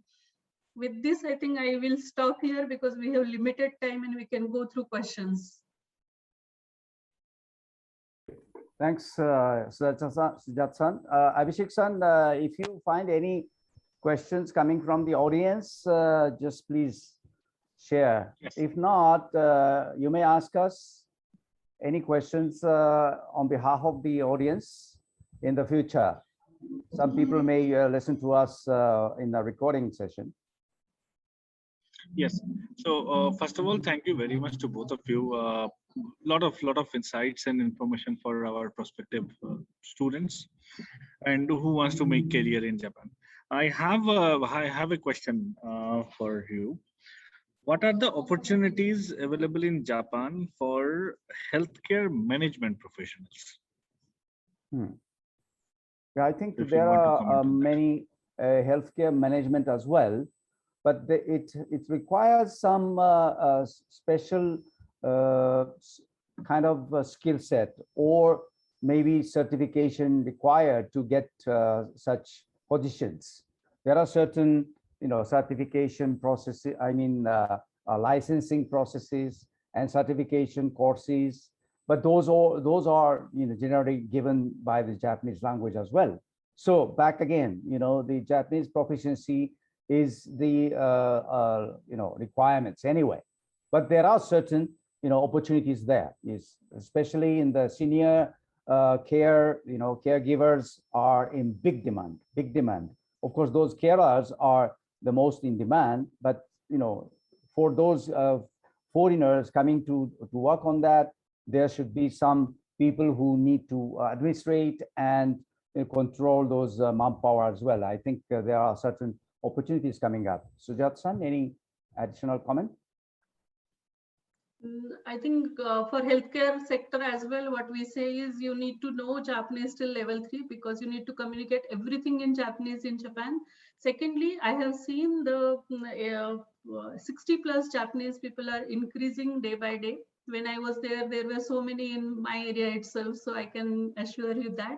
And though those many people are not there to take care of them, so that area is definitely required so many foreigners, and obviously we will talk about Indians. Only thing is they should know vocabulary of medical sector in Japanese, and there might be a patch-up course between whatever nursing we do in India and what is required in Japan. So one has to find out what is required to migrate as a paramedical in Japan. Yes. Okay. And you think that to start with somebody, if somebody is having an entry level of efficiency, they can at least get started. And once they're there with they will probably be able to accommodate more Japanese language ability. Yes, that is always case with all the professionals. They should start with level 3. Level 3 is a basic level asked by all the clients in Japan these days. Yeah, okay. Can I just ask Sujata-san, on top of the specialty in their own areas of study or expertise, and Japanese is an additional skill set required, but are those two sets of skill set is enough to get good employment in Japan, or do you think any other factor that people should know? Just the knowledge of their skill set and just the knowledge and skill of proficiency in Japanese language, is it enough? So very good question, Isagai-san. I would say that it is not enough. One has to understand Japanese culture and Japanese business culture. Again, two different things. Japanese culture itself is different, though for Indians it is easy to understand that culture because we follow few similarities in festivals and many other things. And Japanese business culture is core. I tell all the students who go through N5, N4 class, let them learn Japanese business culture as well. That how much to go in front of whom. That helps a lot while you are interacting with Japanese people. At the same time, in cultural aspects, one should understand what is green tea ceremony, how to use yukata, what is difference between yukata and kimono. So these aspects, if the person knows, he migrates well into society and he feels home while they are there in Japan. So everything, mix of everything will make life easy in Japan. Yes, I think that's the conclusion of our session today. Yes, back to you, Abhishek. Absolutely. Yeah. So once again, thank you very much. It's really wonderful listening to both of you, and I think we will together we will be able to bridge the gap, and we will have a lot of Japanese society ready people moving in from India to Japan. So once again, thank you very much, and Thank please you. stay tuned for our next program. Thank you so much. Thank you. So what is IJBC is definitely, I mean, it's a bilateral chamber of commerce, and our main aim is to promote not only trade and business, but promoting trade, business, education, culture. So all kind of exchange that can be considered between two countries. And if you see, that's why the Konnichiwa Pune, what we do in the Konnichiwa Pune, we don't call it a particular conference or workshop. It's a mix of everything. It's basically a festival. So out in here this year, if you are following us, then you will be able to see that we have wonderful sessions, right from business, trade, then career aspects is what you just learned from Isogai-san and Sujata-san. Then we have a lot of cultural aspects. Morning we have this Bharatanatyam, wonderful Bharatanatyam and all. So I mean that's how it is going on. And now also we have Hoffman-san, which is I'm really eager to listen to him. So I think by the time Hoffman-san joins, let me quickly try introduce you to his profile. I mean, I was going through his profile, and it's so many things he has done. I mean, in his last 70 years. I can see that the accomplishments Maybe is just. tremendous. Yes. Yes, Kavanna-san, you were saying. Oh no. I haven't found him yet. So Okay. I think I will that's call fine. him. I mean, Yeah. sure. Meanwhile, I'll introduce him. So if we see Hoffman-san and his achievements, he basically comes from the cultural background. So it's my colleague just said that he is here. Oh yes, he is here. His audio is getting connected. Hello, Hoffman-san. Okay. Now fine. Yeah. Thank you. Now fine, but I think we lost him again. Okay. Okay. Let me call him again. Yeah. So he joined, but we lost Yeah. I him. think. Yeah. I think he's able to because he has got the link. So. Sure. But I think by the time I'll give him a brief introduction about Hoffman-san, because Yes. otherwise we are already late. It will get much more delayed. Okay. Thank you. So he's a master in classical Hindustani music, flute, and tabla. He also studied Sinhalese music. He is a guest lecturer with a lot of international universities, and he has earned numerous Indian, Japanese, and US awards for his contribution towards improving cultural ties between both the countries. He is an author to many books on Indian, Japanese, and South Asian music. He is founder director of Indo-Japanese Music Exchange Association, as well as his director of International Center for Literacy and Culture. And there are many more to add, but I think it will not be justified if I keep stepping onto his time. So over to you, Hoffman-san. Thank you, Bahut Dhanyavad. Yeah, maaf kijiye, der ho gaya. All kinds of things. I'm now not in my studio. I'm in a separate room because of the my Wi-Fi doesn't work sometimes in my studio, so I'm here. Thank you all for inviting me, Bahut. I'm so privileged to be part of the program today. And as some of you know, I was born and raised in the USA, but I've spent 2/3 of my life here in Asia between Japan and India. So it's again exciting to be with everybody today. I really would like to talk about more than the music, because our mantra sort of is music and all it touches. So performance is actually, if I would say, the easy part of it, because of course you need to have your time for practice, etc. But to coordinate between different professions and of course different cultures and languages, that sort of thing, that really takes a lot more time than I had expected. So I may want to look at some notes here. So why don't I go to share screen just to show you a few things here to start off. Okay, I think I can share the screen here. Okay, so certainly, okay, I'll look at a couple of photographs here then. I think that will help us out. This is actually my studio next door, and you can see I do have a lot of instruments there. And from my concert at Bharat Bhavan in Bhopal, this was sponsored by the Embassy of USA. There were 9 concerts in 2008. And Air India also kindly supported us for our travels during that time. So that's just one of the many honors that has been given to me by working in this kind of a project. This was in 2015. Now this was in Haryana, the National Integrated Forum of Artists and Activists had sponsored this for me. We had met at the India-Japan Summit in Tokyo in 2011.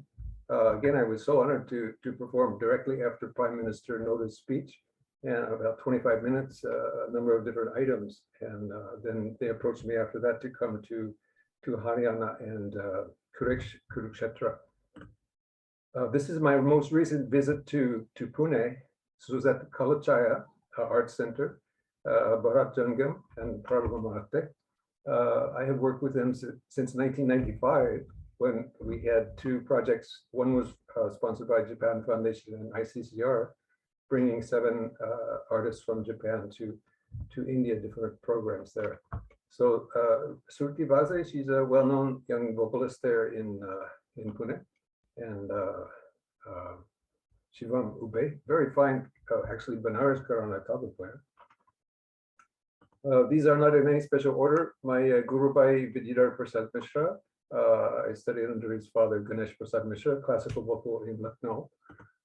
This is at the 50th anniversary of Sarvodaya in Sri Lanka. You can see on the far left here is Dr. A.T. Arya Ravne, the founder there. This is at the 50th anniversary. Many Buddhist priests, etc., were assembled there in Colombo. This is at the American International School, Chennai. So these students were from all different countries, from Korea with her traditional instrument, and a German girl who was playing the Indonesian gongs, and a Singaporean girl playing the violin, American teacher, and some local artists. This was after a 1-week residency there, teaching residency. So we assembled all these, and we used mostly Indian music, of course, Indian and Japanese in that. This picture was used on the NHK Hello World broadcast back in 2017. So again, the international connection here, there were 18 consul generals there assembled in Mumbai last January 2020, including Consul General Harada from Japan. And I was given an award for music by the Consul General of Iceland. And the gentleman directly below me was also, he was based in Lucknow, an American person, and he had founded an education institution. I'd like everyone to have a chance to see our website, and I won't be able to introduce these things, of course, in the short amount of time that we have. I should have a website or somewhere. Here we are. So it's a very sparse website, but this particular thing, Mary Meda, that's the organization that Mr. Torelli had founded. And I'll just give the opening here. This was to commemorate this gentleman making a food supply system for the hungry in Gorakhpur. So, Bharat में आज भी 20 करोड़ ऐसी जनसंख्या है जो भूखे पेट सो जा रही है।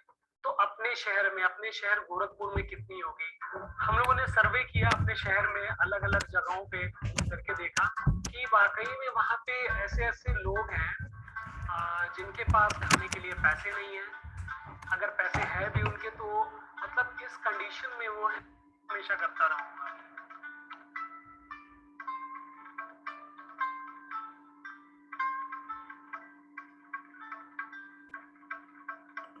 So why I showed this to you, I would like you to see this on your own and read the notes there, because it was combining two very well-known musicians from Japan and India. Both of them passed away just prior to when this was made. So I wanted to commemorate their work here in Japan together. And please do read that. It's quite, again, the gods have brought us together in this way. And I'm just a messenger. It was a great pleasure. This kind of thing here, it has some photographs also to begin there. So this is studying under my Guruji for 4 years there in Lucknow. And he has been to Japan, invited by the Agency for Cultural Affairs for educational and music things. So if you have a chance to see this, it's in Ragjaya Jamanti on Shakuhachi, of course. I happen to be the alumnus of the month at International Christian University at one point. And so there I was in the Alumni Center, they asked me to give a program. So I was using 7-beat rhythm with a vocal exercise for everyone to practice. So this was the performance I mentioned in the summit. So I had to sing in Bengali and Hindi and Japanese and play 2 different instruments in 25 minutes. It was quite busy. One of the stellar senior members of the Indian community in Tokyo, Dr. Malik, many people know him. So he was singing Japanese folk song, and our artists from India were there for 10 concerts around Japan in the Japan-India Friendship Year 2007. So these are my nephews. They're both in Mumbai now. They're originally from Benares, Elmit Mishra and Sandeep Mishra. So again, it was quite an honor and pleasure to be working with a number of people at the same time in these things. This is at the Japanese school in New Delhi for the Japanese students who had never seen their own country's instruments, most of them. So that was a great, again, pleasure. This is with a singing priest in Kerala. And this was a project sponsored by MOPA, the Ministry of Foreign Affairs of Japan, back in 2008 also. So again, there are different photographs along the way, what have you. This is from, these are charity concerts for Sri Lanka, two different ones. 1, 2, 3, 4, 5, 6, 7, 8, 9, 10.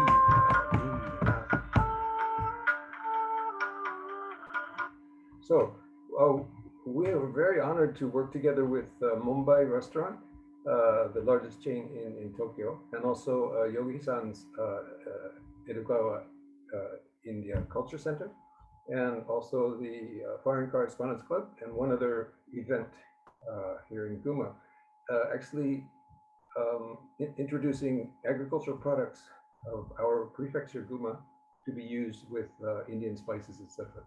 So we're working again in different, in a few different kinds of.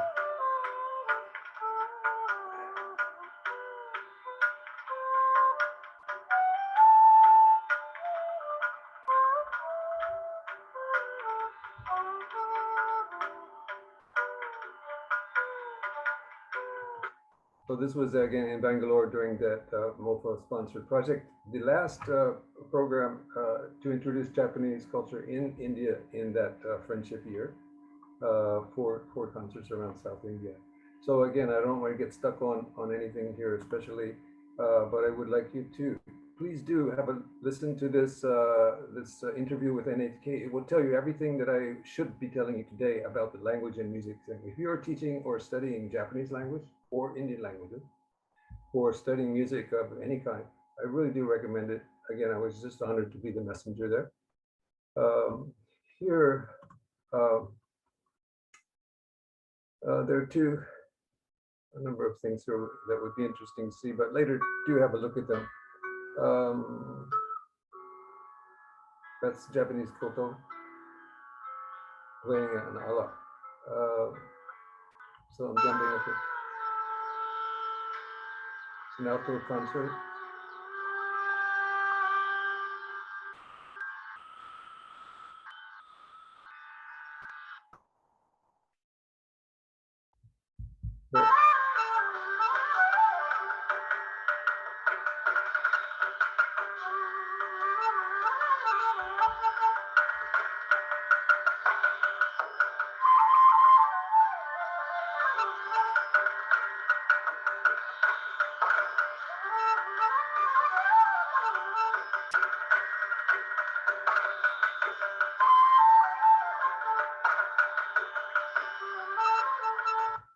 So that was with Kenji Sakasegawa, the longest and most experienced tabla player in Japan.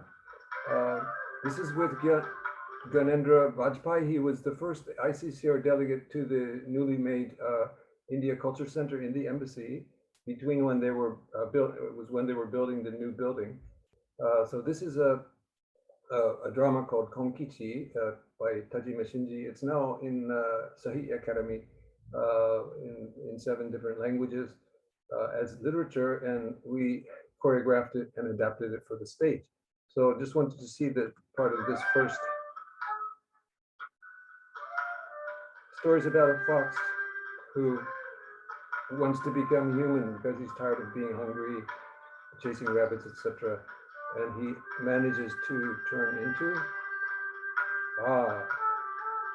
he remembers there's a way for him to become human.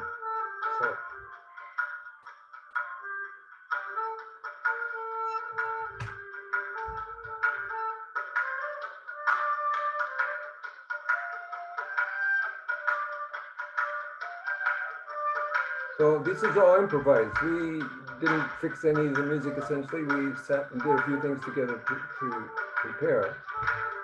A Bangladeshi tabla artist also. His mother says, "Don't become human." And he says, "No, I do what I must."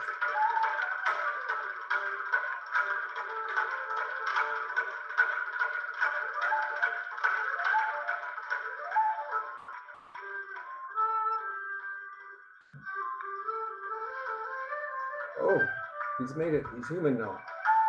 So we musicians would just watch him and pick, as he moved through the sequence.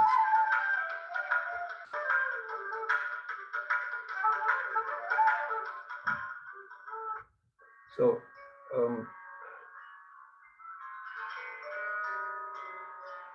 using koto in different ways in the background. This is a very tragic scene. You have to see the whole story to really understand it. But yeah, his acting was just tremendous.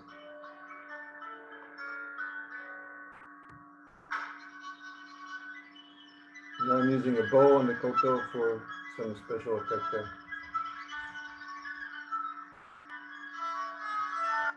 So again, we can't be here sitting here watching all these things. We'll go back to yeah. So keep that there and go just run through a few of these things. This just came out yesterday, a few days ago. It's 10 years ago, and this is for International Community School in Gunma Prefecture for immigrant children. I was using tabla here to teach them mathematics, and they didn't know English or Japanese. So we did workshops through interpreters also, but in different things like that. This was at the new India Music Experience Museum in Bangalore in 2020, February, just before the COVID hit. So of course, many things have been put on hold for all of you. This was a program there in Pune recently. That's from that thing we just saw. This is from one of the concerts, that Bhopal concert for the Indian Embassy. So again, the koto we're using in different ways. I want to show you a little bit about that. I think we have such little time here. This was Miss World 2015, Mr. America 1951. And this was at a, again, Art of Living program in Tokyo. This is again part of the anniversary. This is in Pennsylvania. I also do music therapy. I was playing piano with this organization in Old Folks Home. When back in America, I get a chance to do that kind of thing. Some of our work has been covered in major publications in around India. This is a whole chapter about the use of the koto in Indian music. This was at the Global India International School in Tokyo. This is another music therapy program in Japan, actually. Banarsi Shaili mein mili Japani kavita. So we are also using Japanese poetry in Indian music. Yes. Hi. Nothing, it's okay. It's okay. You are home already. Oh, sorry about that. Yeah, thank you. So thank you. Actually, Tomoko Ane, she is my nomination for most valuable player. She has been doing so much these 3 days. Really a total thank you so much. So this was sponsored by Japan Airlines and also the India Center. We had a program with some Japanese musicians there in Lucknow and in Delhi. This is again this literature I was talking about that's been published by Sahitya Academy, and that earlier drama was from this particular collection. There are 2 of his books. By that I could show you more about that if there were time. Chief editor of Japanese music magazine Hogaku Journal, and my wife Sakiko.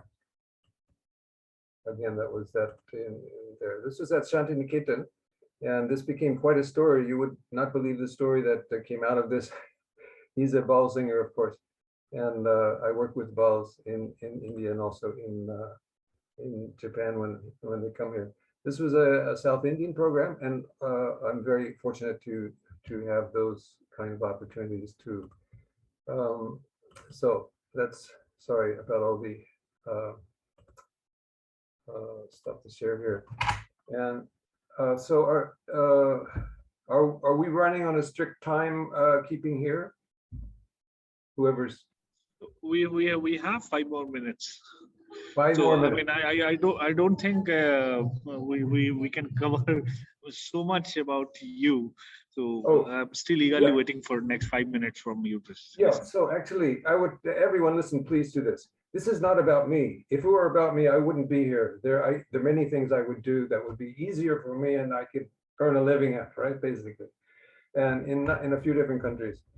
I'm just the messenger, as I said. I'm mostly working on behalf of the Japanese. Now, there's a confidence crisis in Japan. I taught in Japanese universities for 25, 30 years, and 12 years at Keio University at the introduction of Aftab Setji, the ambassador, and also in Musashi no Music Academy, lecturing in Japanese on world music for 15 years.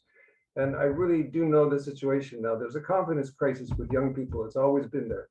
And the problem is the ear and the voice.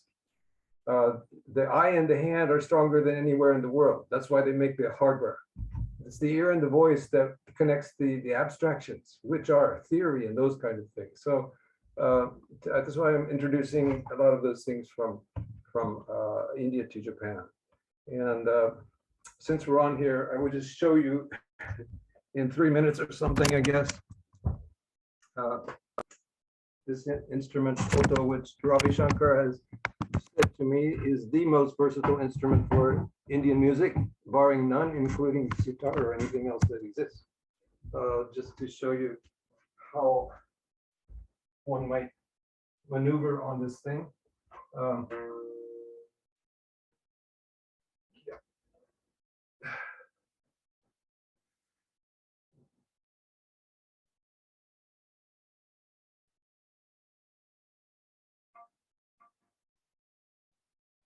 We'll put the tambour on the background.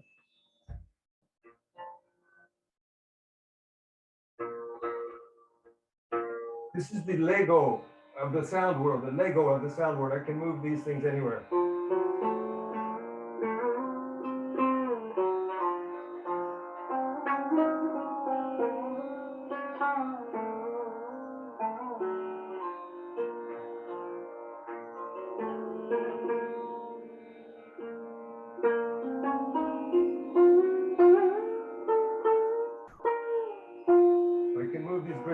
plays. Of course, I can use a bow if I like.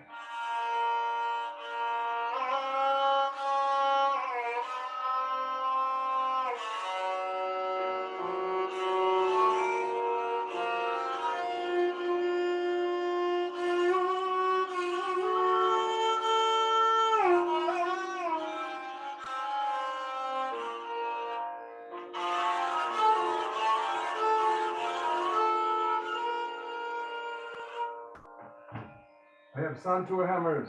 Actually, the Indian santur is not capable of playing many of the ragas of Indian music because it requires analog sound like this.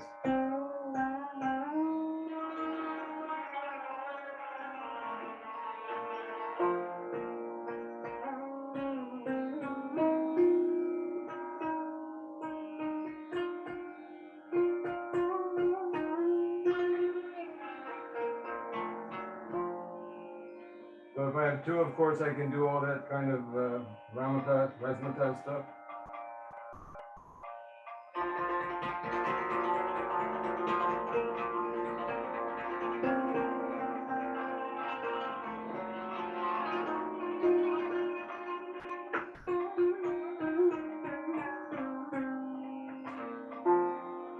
We have also, of course, the mizrab, Japanese mizrab. There are three. On santur, there's only one mizrab. So the Japanese shakuhachi is officially an Indian instrument since 1992, judged by Sangeet Natak Academy and Bhattacharya Music College. That is also a spectacular instrument. This also is there. Using.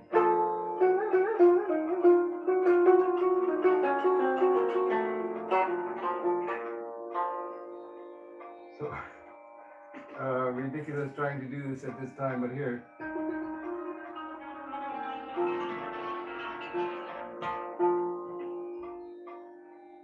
So this instrument has been a sleeping giant for quite a few centuries, actually, in a lot of ways. So we've woken this up with Ragadari Sangeet, with Shastra, with Nad, these things from India. As I said,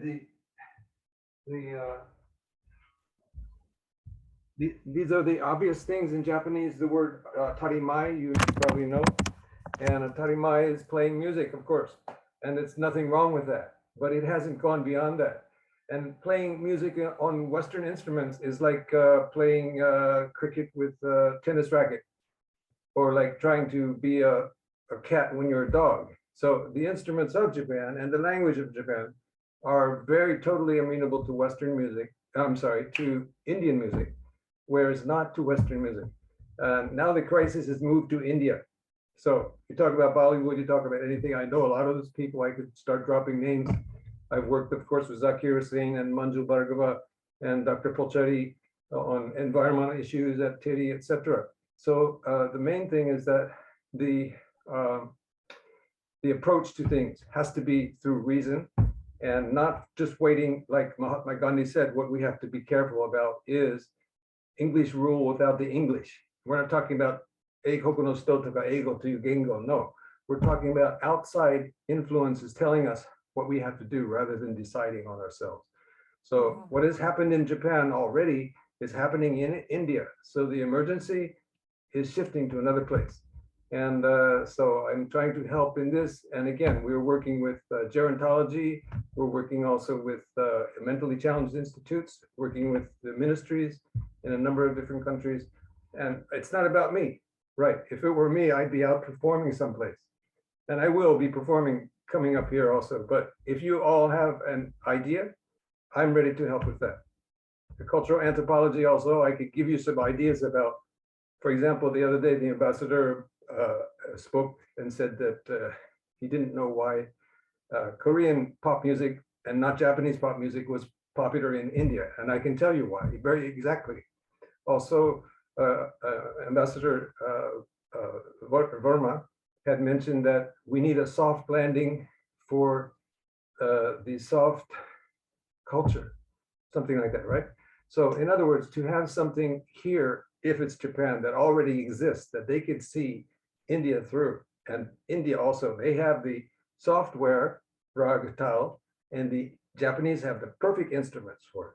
I am not the one that should be doing this, and I would have left this work a long time ago if the young Japanese, and even the problem in India is that they don't play with the hardware. If I'm not there, they leave it sit. I donated 2 expensive instruments there, and I moved them to different places. The same thing. They very much support what we do, and I'm so grateful to the India side here and there also for that interest and encouragement. So the thing is to try to get the Thank you so much. Thank you so much, Tim. I really think that it doesn't do justice on our side to give you only half an hour. You could have spoken 3 hours. Well, more than speaking, there were a lot of things to show you. Yes. But thank you so much, Tomo, for inviting me. This was really welcome. My congratulations to you, and also we hope that we will be able to interact with you on many more occasions in future, and we are able to connect with you again. Thank you. I'll see you all in Pune again maybe next year. Sure. Thank you so much. Bye. Thank you. So now I would like to introduce Mr. Hiroshi Koike. This year, they had the last performance of the Mahabharata project, which has been directed by internationally acclaimed performing arts director Hiroshi Koike. And this project began in 2013 in Cambodia with a goal to adapt the entire Mahabharata for the stage, and is now in its 9th year. So each year, he had traveled to a country in Asia to produce a proportion of the Mahabharata with local artists and musicians. The project has produced 7 productions in 9 countries, including India, Cambodia, Indonesia, and he has performed over 40 stages, receiving critical acclaim. So Hiroshi Koike brings together performers who have a diverse background in classical and traditional Asian performing arts. He highlights the differences but creates a unified world where the elements of expression and are physically able to coexist. So now I would like to introduce Mr. Hiroshi Koike. He himself is just very much there. So I shift this stage to him. Thank you. Thank you very much for Tomo-san, and because I would like to explain that you mentioned, but I want to introduce myself first. Hello, this is Hiroshi Koike, the director of the Bridge Project. I'm a stage director and the script writer, choreographer for a long time, and became the movie director from last year. Thank you for joining my talk. Yeah, before the mention of the Mahabharata project, I have to talk about my long career because everything connects with the reason why creating Mahabharata. I would like to introduce myself first. My performing arts career started in 1982, about 40 years ago, as a professional artist. Before that, I made 7 pieces in my university days, and I worked TV company as TV director for 2 years.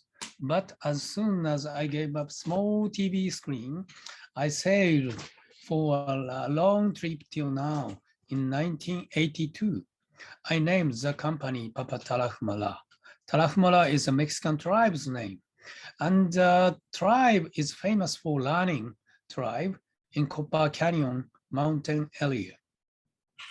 Then I made 55 productions during the 30 years of Papa Tarahumara era, and was shocked by the great East Japan earthquake on March 11th, 2011, and the problem of the Fukushima nuclear power plant, and then disbanded Papa Tarahumara a year later, then started the Hiroshi Koike Bridge project.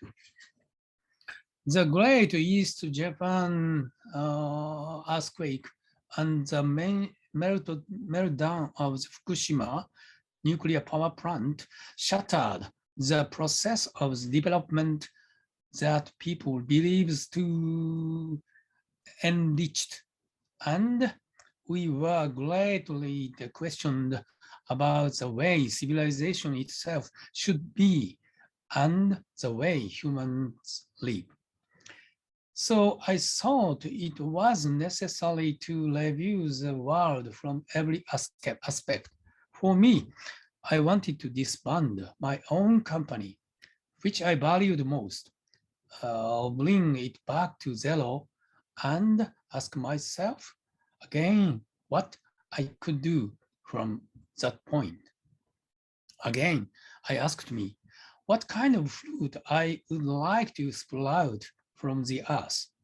With creativity at the core, I set 3 branches: creation, education, and publication, then started.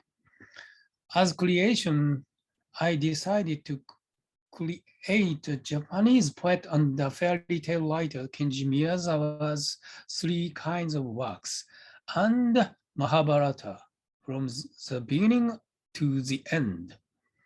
Kenji Miyazawa looked at the world from the non-human perspective, animals' perspective, the dead people's perspective, and the nature itself.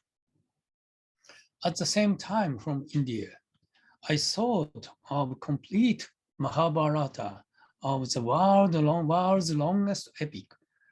Mahabharata, so I started to create 4 chapters one by one every year since 2013 in various parts of Asia, and was completed in August 2021 this year. So far, 22 works have been created in Hiroshi Koike Bridge project. Here is a brief introduction video. Please look at this first. Short notice. I don't like any kind of boundaries, so all my productions mix all the kinds of elements of performing arts. Please wait. Yeah.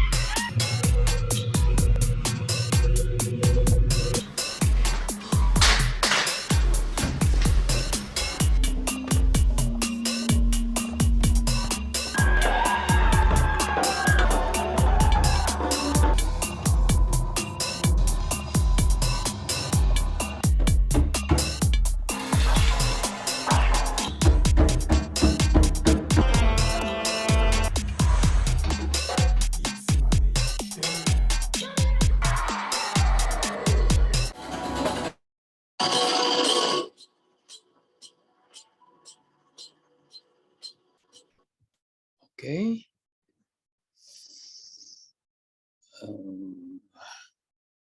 Okay, now, why did I try to create Mahabharata?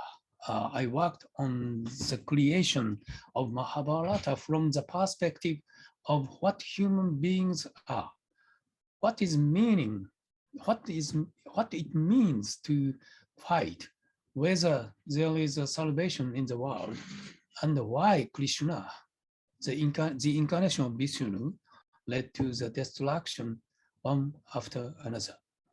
Mahabharata begins with the story of gods and ends with the destruction. if even the descendants of gods are destroyed, is destruction of human beings essential?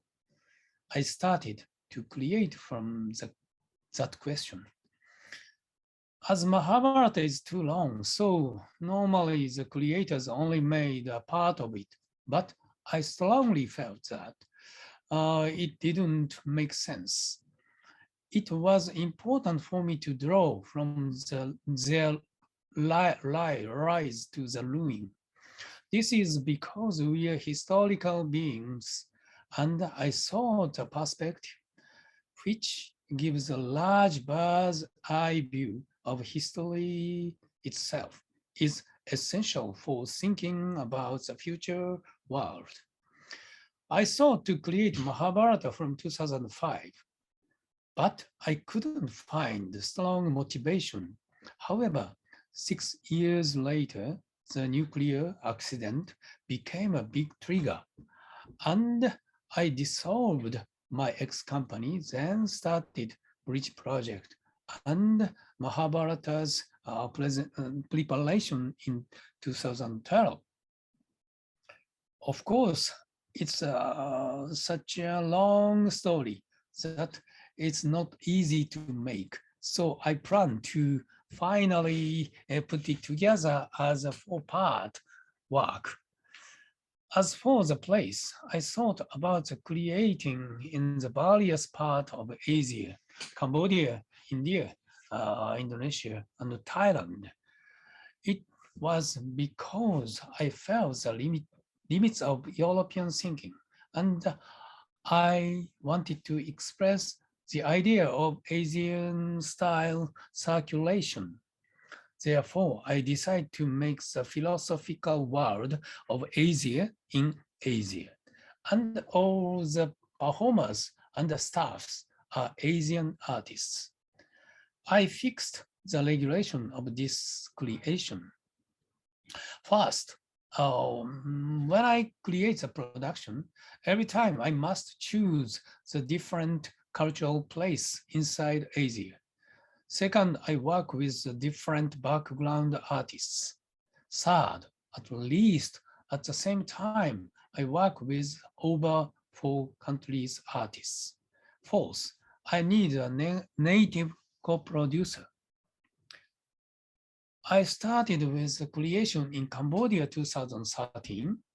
Cambodia was the most recent genocide in Asia.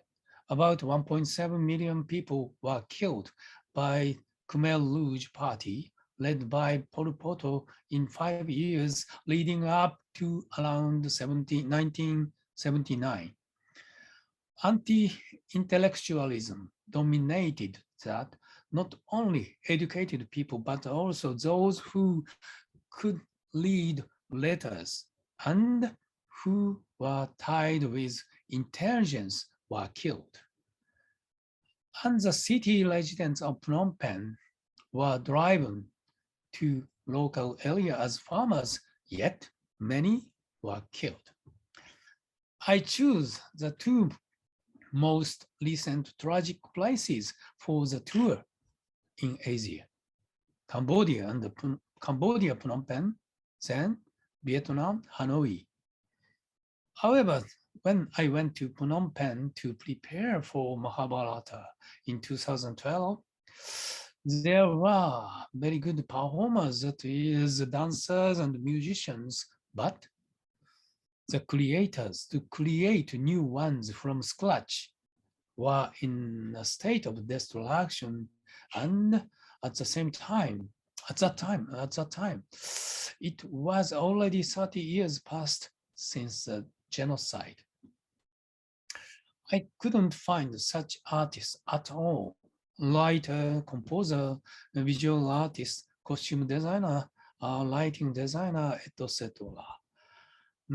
I experienced the Pol Pot's genocide was terrible. I was shocked at the situation because their Cambodia is a land where blossomed Khmer culture, and also Cambodian dancers were so bright. All as they tried to laugh much. This time, I asked the performers to use Khmer language for using lines as an experiment. The performance was a wonderful reaction in both Cambodia and Vietnam. However, unfortunately, most of audience were Western people, especially in Phnom Penh. Next, 2014 was India. We practiced in Thrissur, a cultural city in Kerala state. At first glance, I felt this town was a little prosperous city in the countryside, but after a week, my impression became different completely. There were so many performing arts that originated in Kerala. Not to mention Kathakali, Mohiniyattam, Kuriyattam, and the Karari, for example, Kararipayat, which is famous for the martial arts. A lot of arts, entertainment and the arts comes out from this Kerala. We Japanese, with the time, we Japanese, Indian, Thai, Malaysian artists practiced in the art university there. There were 3 Kerala actors and dancers and 1 actress from Delhi. In Cambodia, we used the Khmer language for the lines, but I didn't get any good feeling because except Cambodian, the other countries' artists didn't have any reality. So as an experiment in India, I asked the performers to use English for using lines. The practice in India was amazing and terrible. Now, looking back, it was a lot of fun, so funny. However, that time I got many dissatisfaction from the artists, except Indian ones. I have never practiced in such terrible environment, too hot, too dusty, too noisy. So many bad environment. We started practicing in the dark or in the morning. Since the temperature became over 40 degrees inside the room, 4 big fans turned in the rehearsal studio, but too noisy and no value, just stealing hot air. And the electricity was so dark. We started the run-through before noon, but there was a blackout twice every 3 days. Twice every 3 days. Power outrage and blackout normally happened during the run-through. Of course, music disappeared. We hurriedly ran to open the window, but when window opened, a lot of noise coming from the outside because new open theater was under construction next to it.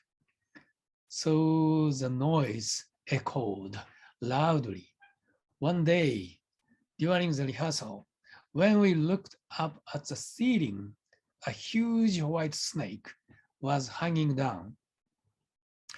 One Japanese female dancer was terrified and couldn't move at all. So funny. However, performances in India was enthusiastically welcomed in Thrissur and Mumbai. The second part was from this time I made the second part. Second part was from the gambling game, then the exile of the Pandava into the forest before the battle of Kurukshetra war.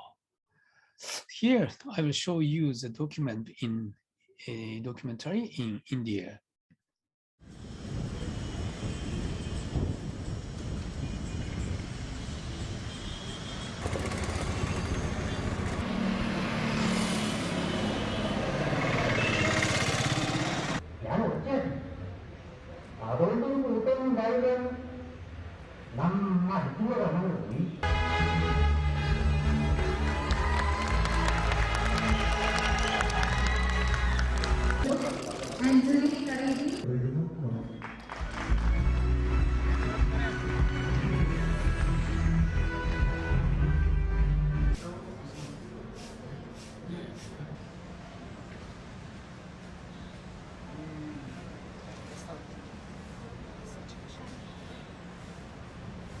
Hiroshi Koike's Mahabharata project is an international project spanning across 4 years.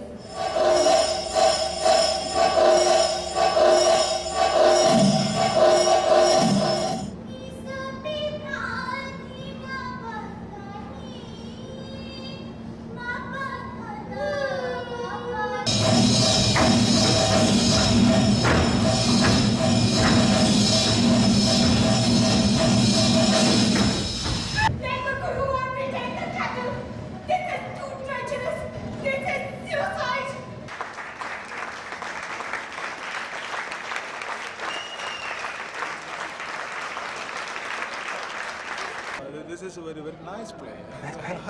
Nice. No theater like that.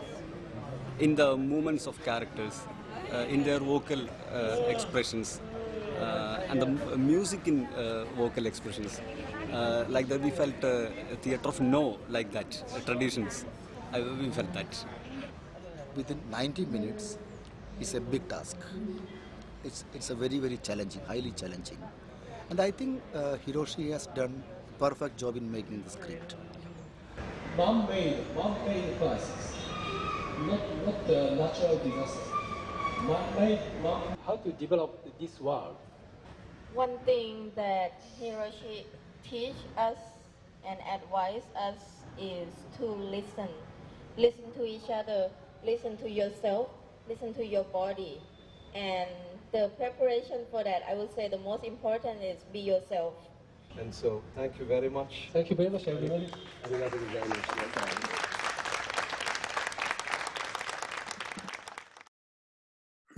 Thank you. In 2015, I remade chapter 2. I remade chapter 2 in Japan, in Tokyo. Yeah, from this year, I changed to use mother tongue for using lines. Because of performers used Khmer language in Cambodia, then English in India. However, I felt mother tongue was the strongest language for the connecting with their own bodies and feelings. Mother tongue reached their depths and their memory directly and easily. Yeah, in Japan, I made chapter 2.5, but then toured Bangkok, Shanghai, Manila, and Tokyo, then Tokyo. But when we entered Shanghai below freezing after Bangkok performance with a temperature of 30 degrees Celsius or higher, there was one Thai artist, Thai dancer, who got influenza and it spread so much. Next, 2016, I made the third part in Yogyakarta, Indonesia, and toured with Yogyakarta and Jakarta. At this time, it was a battle against the budget.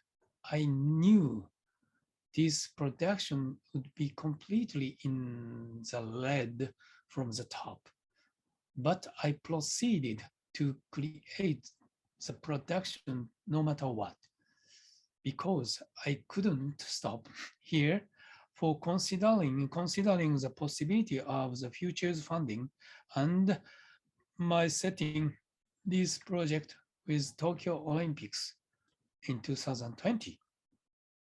If we stopped at this point, we couldn't become to proceed this easily because of the limitation of time frame and futures funding.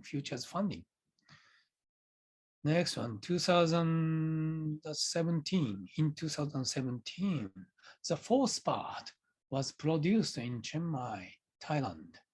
toured Chiang Mai, Bangkok, then Tokyo. We were able to use the air conditioner for the first time here. But the rehearsal studio in Chiang Mai was small, and due to budget problem happened. The number of performers was reduced one by one, so the performers had to go out and in repeatedly for changing costumes and masks. I used about 60 Mahabharata characters, acting by 7 to 12 performers only. Yeah, the first and Cambodia 7. The number performers is 7. In 2018, I remade the second part again in Tokyo and toured 5 places only in Japan. Okay, I will show you the 3 minutes videos. Just Cambodia, Thai, yeah, Malaysia, Indonesia, India's performance.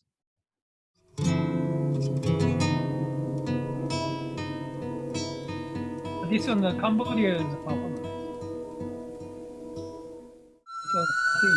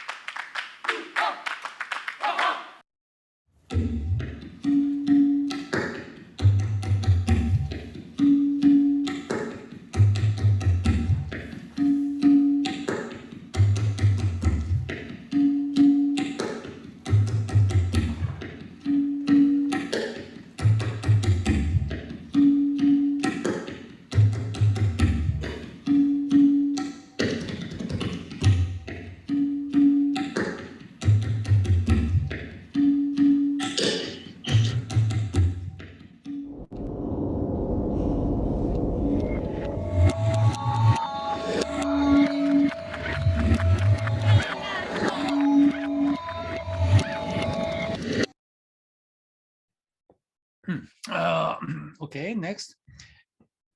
In 2019, next year, I finally could start to put together the first half of Mahabharata in Yogyakarta, Indonesia. Again, third part I did in Yogyakarta, Indonesia, and one more time I tried to create in Yogyakarta. I was strongly enthusiastic that I would enter the final stage using selected performers from all the great everybody great. All was great. However, all the great participated performers one more time I selected. So far, most of the music and the costumes would be changed, and the number of performers will be increased to 12 dancers and actors. Until then, there were 7, 8, or 9 already mentioned. So I thought that the creative range would expand considerably. However, this year, that's a very difficult situation happened. This time we faced on the most serious crisis. The responsible manager in charge of foreign affairs suddenly disappeared with a word of "I'm sorry" 18 days before the start of the rehearsal by the reliable overseas artist in Jakarta. I quickly understood why she disappeared. I believed that she had said it's okay and it's working fine, no problem until that time. But when it was discovered that nothing was working, all the team members left, found she couldn't cheat anymore, so she ran away with company's computer. I was very angry, but I thought it was bad for me to believe too much. And as no time, so changed my mind, then immediately searched for the next move. Immediately, when we looked it up, the running away manager couldn't even book the casts properly. As a result, 4 dancers couldn't join this production. I shocked much. Composer, visual artist, and the costume designer were okay because I was interacting directly with them. But it was so painful that the cast failed.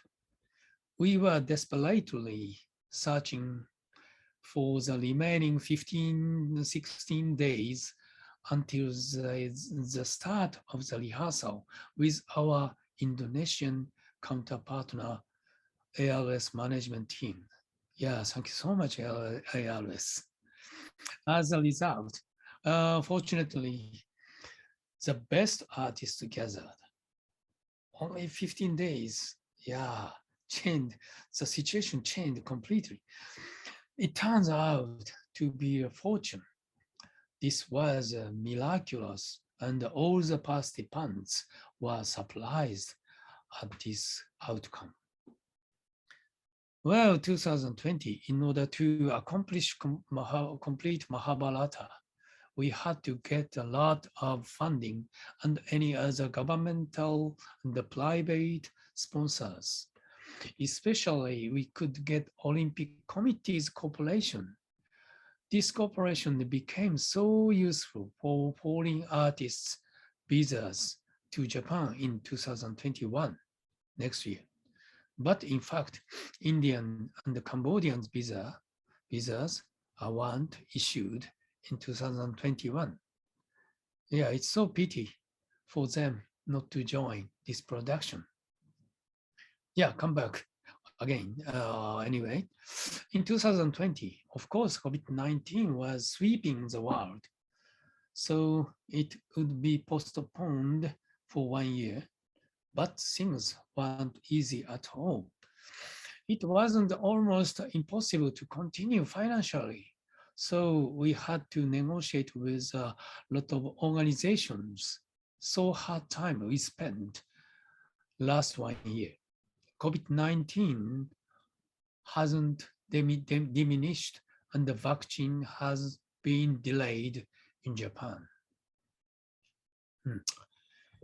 However, the government of Japan promoted the holding of the Olympic Games. So we were able to hold it for my already mentioned reason. But the rehearsal period was shortened due to the 2 weeks isolation policy, and the use of the rehearsal space had to come out at 8 p.m. as well.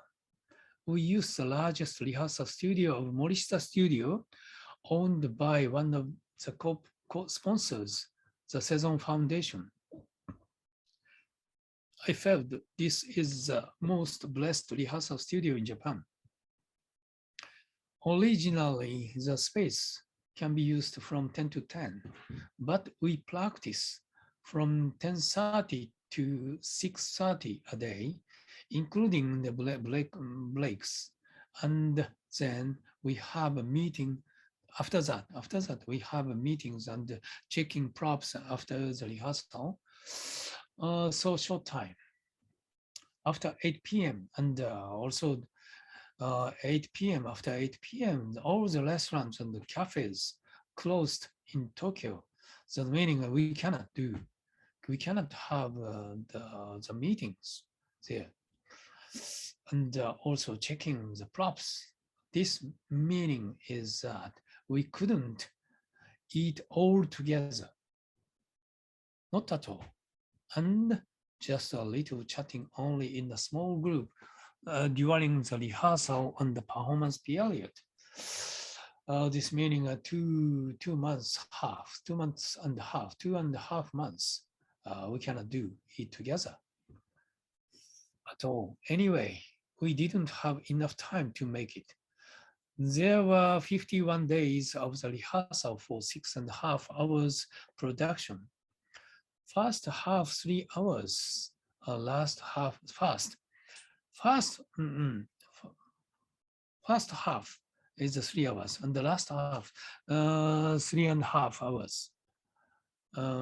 However, we had to use last 10 days for adjusting all the props, costumes, video images, moving the stage set, musicians, sound and lighting with dancers' movement, many things we have to adjust. If so, we can use only 41 days for the performers rehearsal. So 6 hours production, 41 days. Yeah, that one too short. I planned the detailed for the rehearsal. I had never made such a detailed plan, and I had to fight with a lot of pressure that I needed to make it without changing that plan at all, perfectly according to the plan. So, since the first half was made in Indonesia in 2019, I thought about tracing it roughly, but the music, costumes, and the equipment were different. Nevertheless, I managed to shape the first half in 13 days for 3 hours piece. Then we would create the last half for 28 days. 3.5, the 28 days are too short. However, I had to check the first half. I had to check the first half from time to time during the creation of the last half. So I couldn't concentrate on the second half only. And regarding chapter 3 and 4, the meaning is the second half, last half. I tried to change the music, stage set, and the costume almost, and added a lot of video images and animations. This meaning almost I changed. In this way, we made a complete Mahabharata. I mentioned only my hardness. However, I appreciate so much all the participants, especially foreign performers, accompanied with taking isolation policy for 2 years in Japan, and 2 years, not 2 weeks, 2 weeks in Japan and 2 weeks in their own countries. And one more, the reason why we could do this production only for 51 days rehearsal is that all the participants' energy and the technique are the greatest.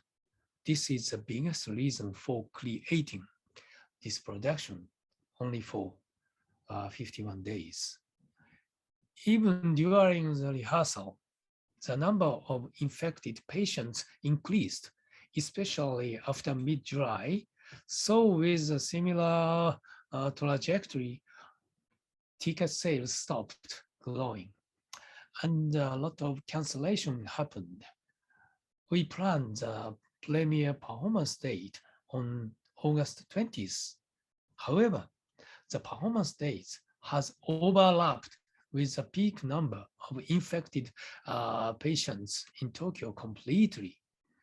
Even so, we could manage to finish all 6 stages. Yeah, finally. And the next day, the foreign performers returned to their home countries. Funny things happened. For example, the Thai aircraft on which 2 artists from Thailand were on board became a dedicated flight only for these 2 artists. No other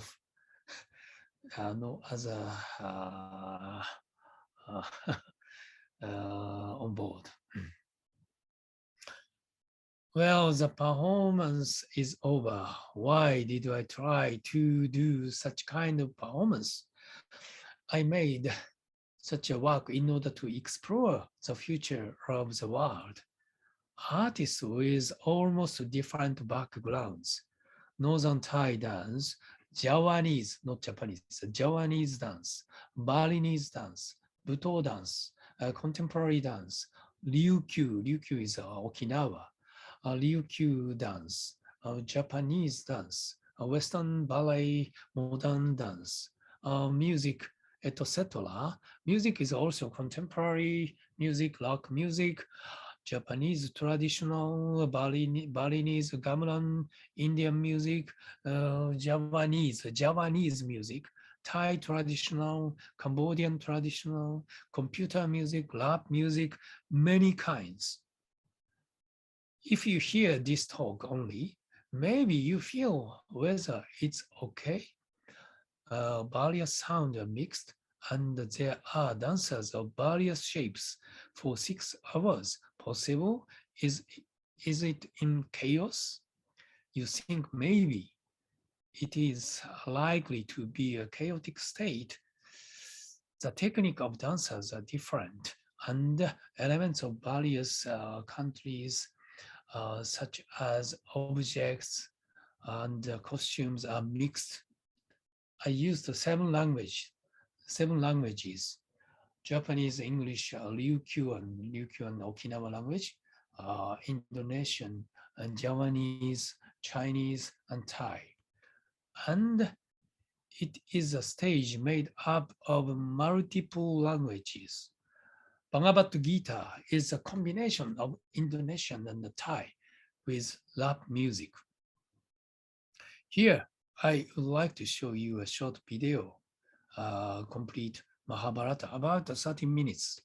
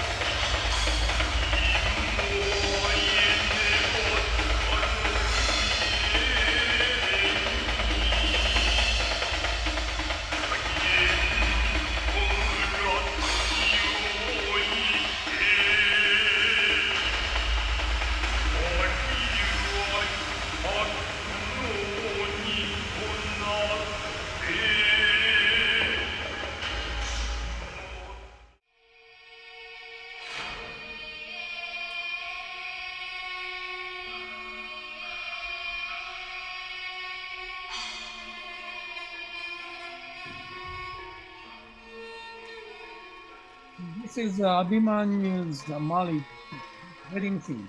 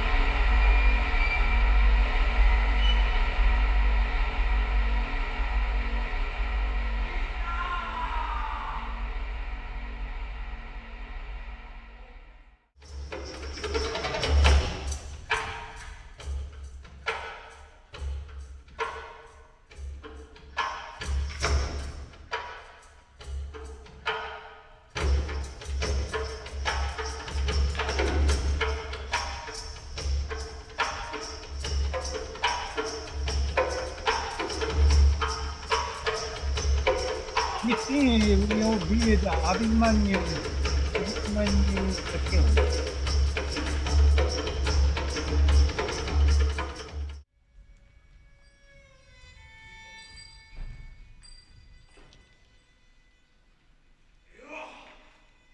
And Arjuna and the Karna fighting, last fighting.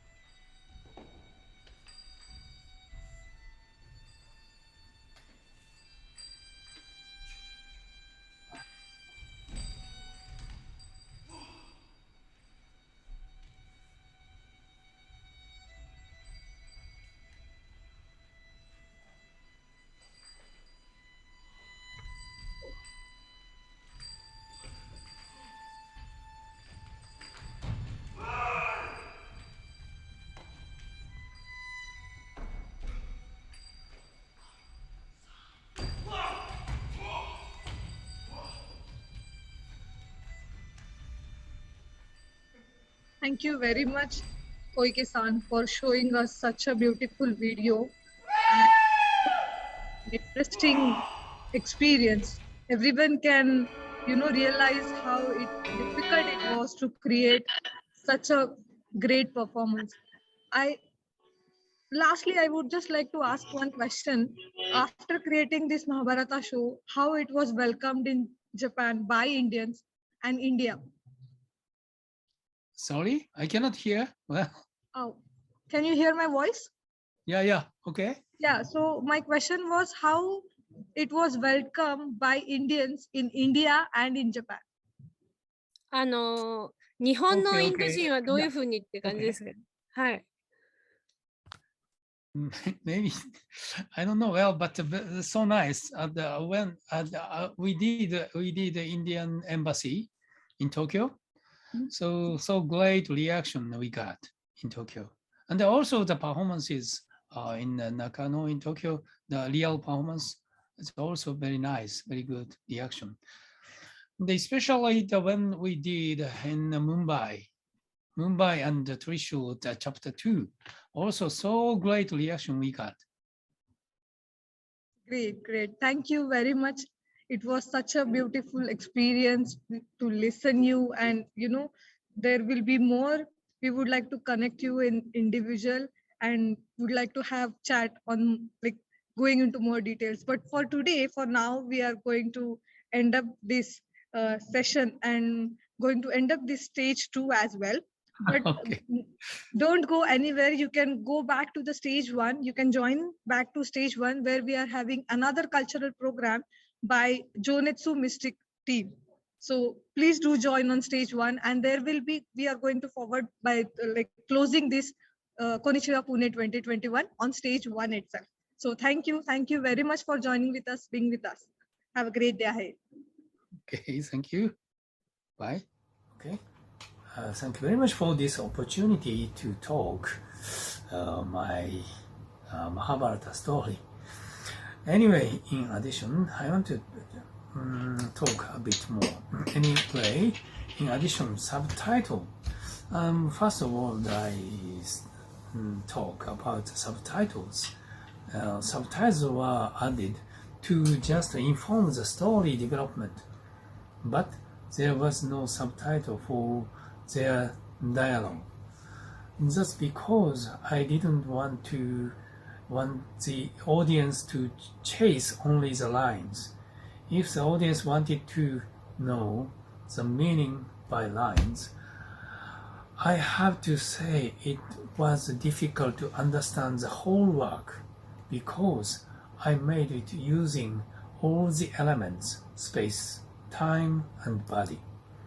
However, even those who didn't know Mahabharata at all had very few opinions that it is difficult to understand. This meaning is that what is understanding? Understanding is not only analytical brain understanding, but also sensory understanding. This understanding was gradually lost, especially after modern times. When look around the world today, it is said that democratic nations are decreasing. Infectious diseases will occur repeatedly. The problem of climate change has come to the point where it is indispensable. Surveillance with monitors is progressing. What is freedom is disappearing. Still, there are many politicians who incite conflict.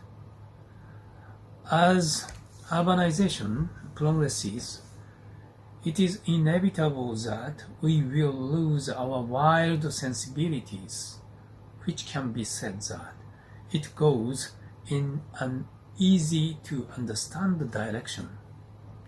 Now, we are facing on the big basic question, big doubt. What is human being? Human beings are complicated, and it is a human being that cannot be understood only by clarity.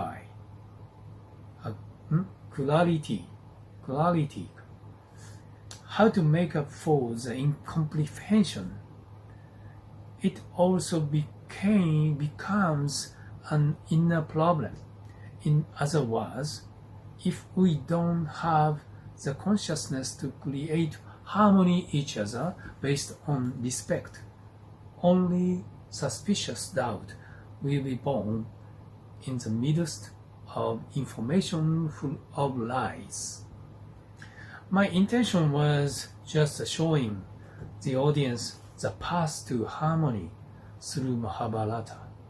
Mahabharata is a story of conflict, but it has been the last 9 years that it is a sought way to enable harmony in the process.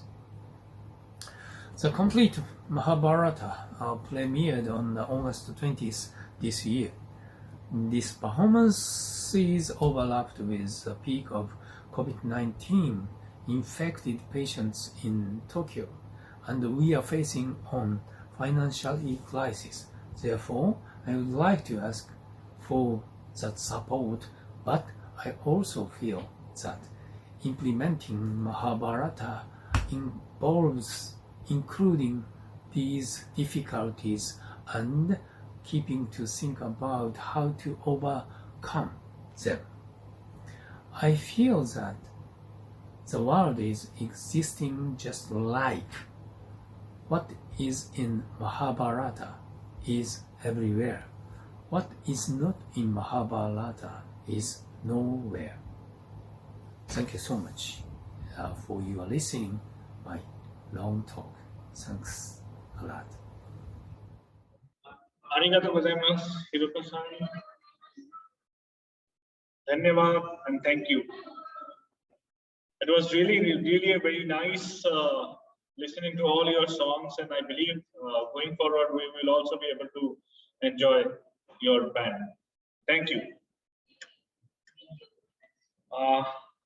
So everyone, now we are almost at the fag end of our program. The 3-day festival is getting down, now closing.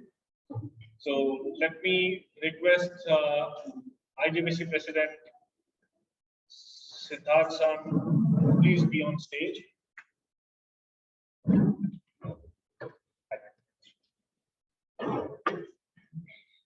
So now it's time to say thank you to everyone. So this particular 3-day festival, it's a big effort, and it's not really easy for 1 or 2 people to do it. It's a collective effort of a team ranging from sponsors, volunteers, technicians, participants, speakers, performers, and everyone. So to start with, let me first thank Consulate General of Japan in Mumbai, our co-host, as well as Transparent Technologies, ANA, Asian Community News Network, and JF Building University for sponsoring this particular event, and we believe going forward we will be able to, next year also we will have a bigger event. I would like to thank IJBC and all the members of IJBC, all the volunteers of IJBC, Shefali san, Dhanasri san, for excellently hosting this event for all these 3 days.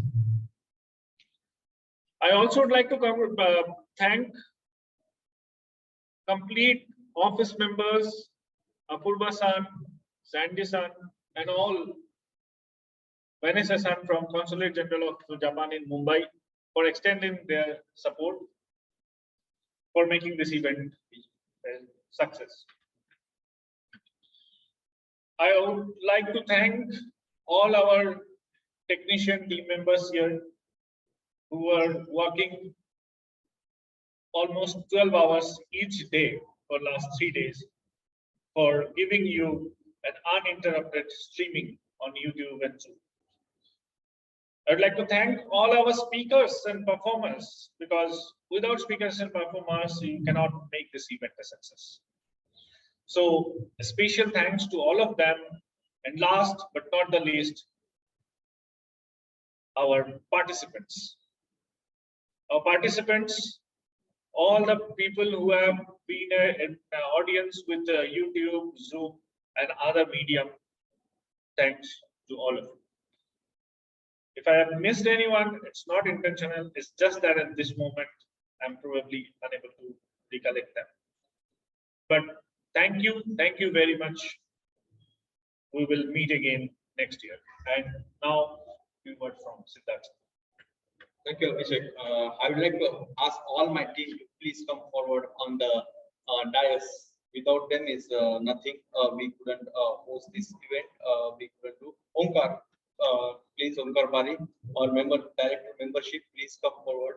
Our secretary, Atul Bhujbal, please come forward. And of course, two young beautiful ladies who help us hosting this entire event. Please come forward, Shefali and Dhanasri san. Please come up. So this is a team and few other team members who couldn't be here today. But I thanks all of them. Today I don't have a big speech or anything because our Tauji-san already gave a closing note and it says all. It says all, and he rightly summarized the entire event. And we are so glad that Consulate General of Japan helped us putting up this third time, and they think this is a valuable event to build a relationship between India and Japan. And we will continue our efforts in those directions. Today I come completely in informal. Somebody people ask me why are you here? Because today I want to send a message to all the young people. Recently, just some time back, I saw the YouTubers, the young Japanese and Indian YouTubers here. That Konnichiwa Pune is association, business association, but we are for all generations. We are for everyone. We want to hear everybody's voice. We want to allow them to express themselves, because we think any relationship between India and Japan can be built stronger only when all generations of people from all fields come together, communicate, connect with each other.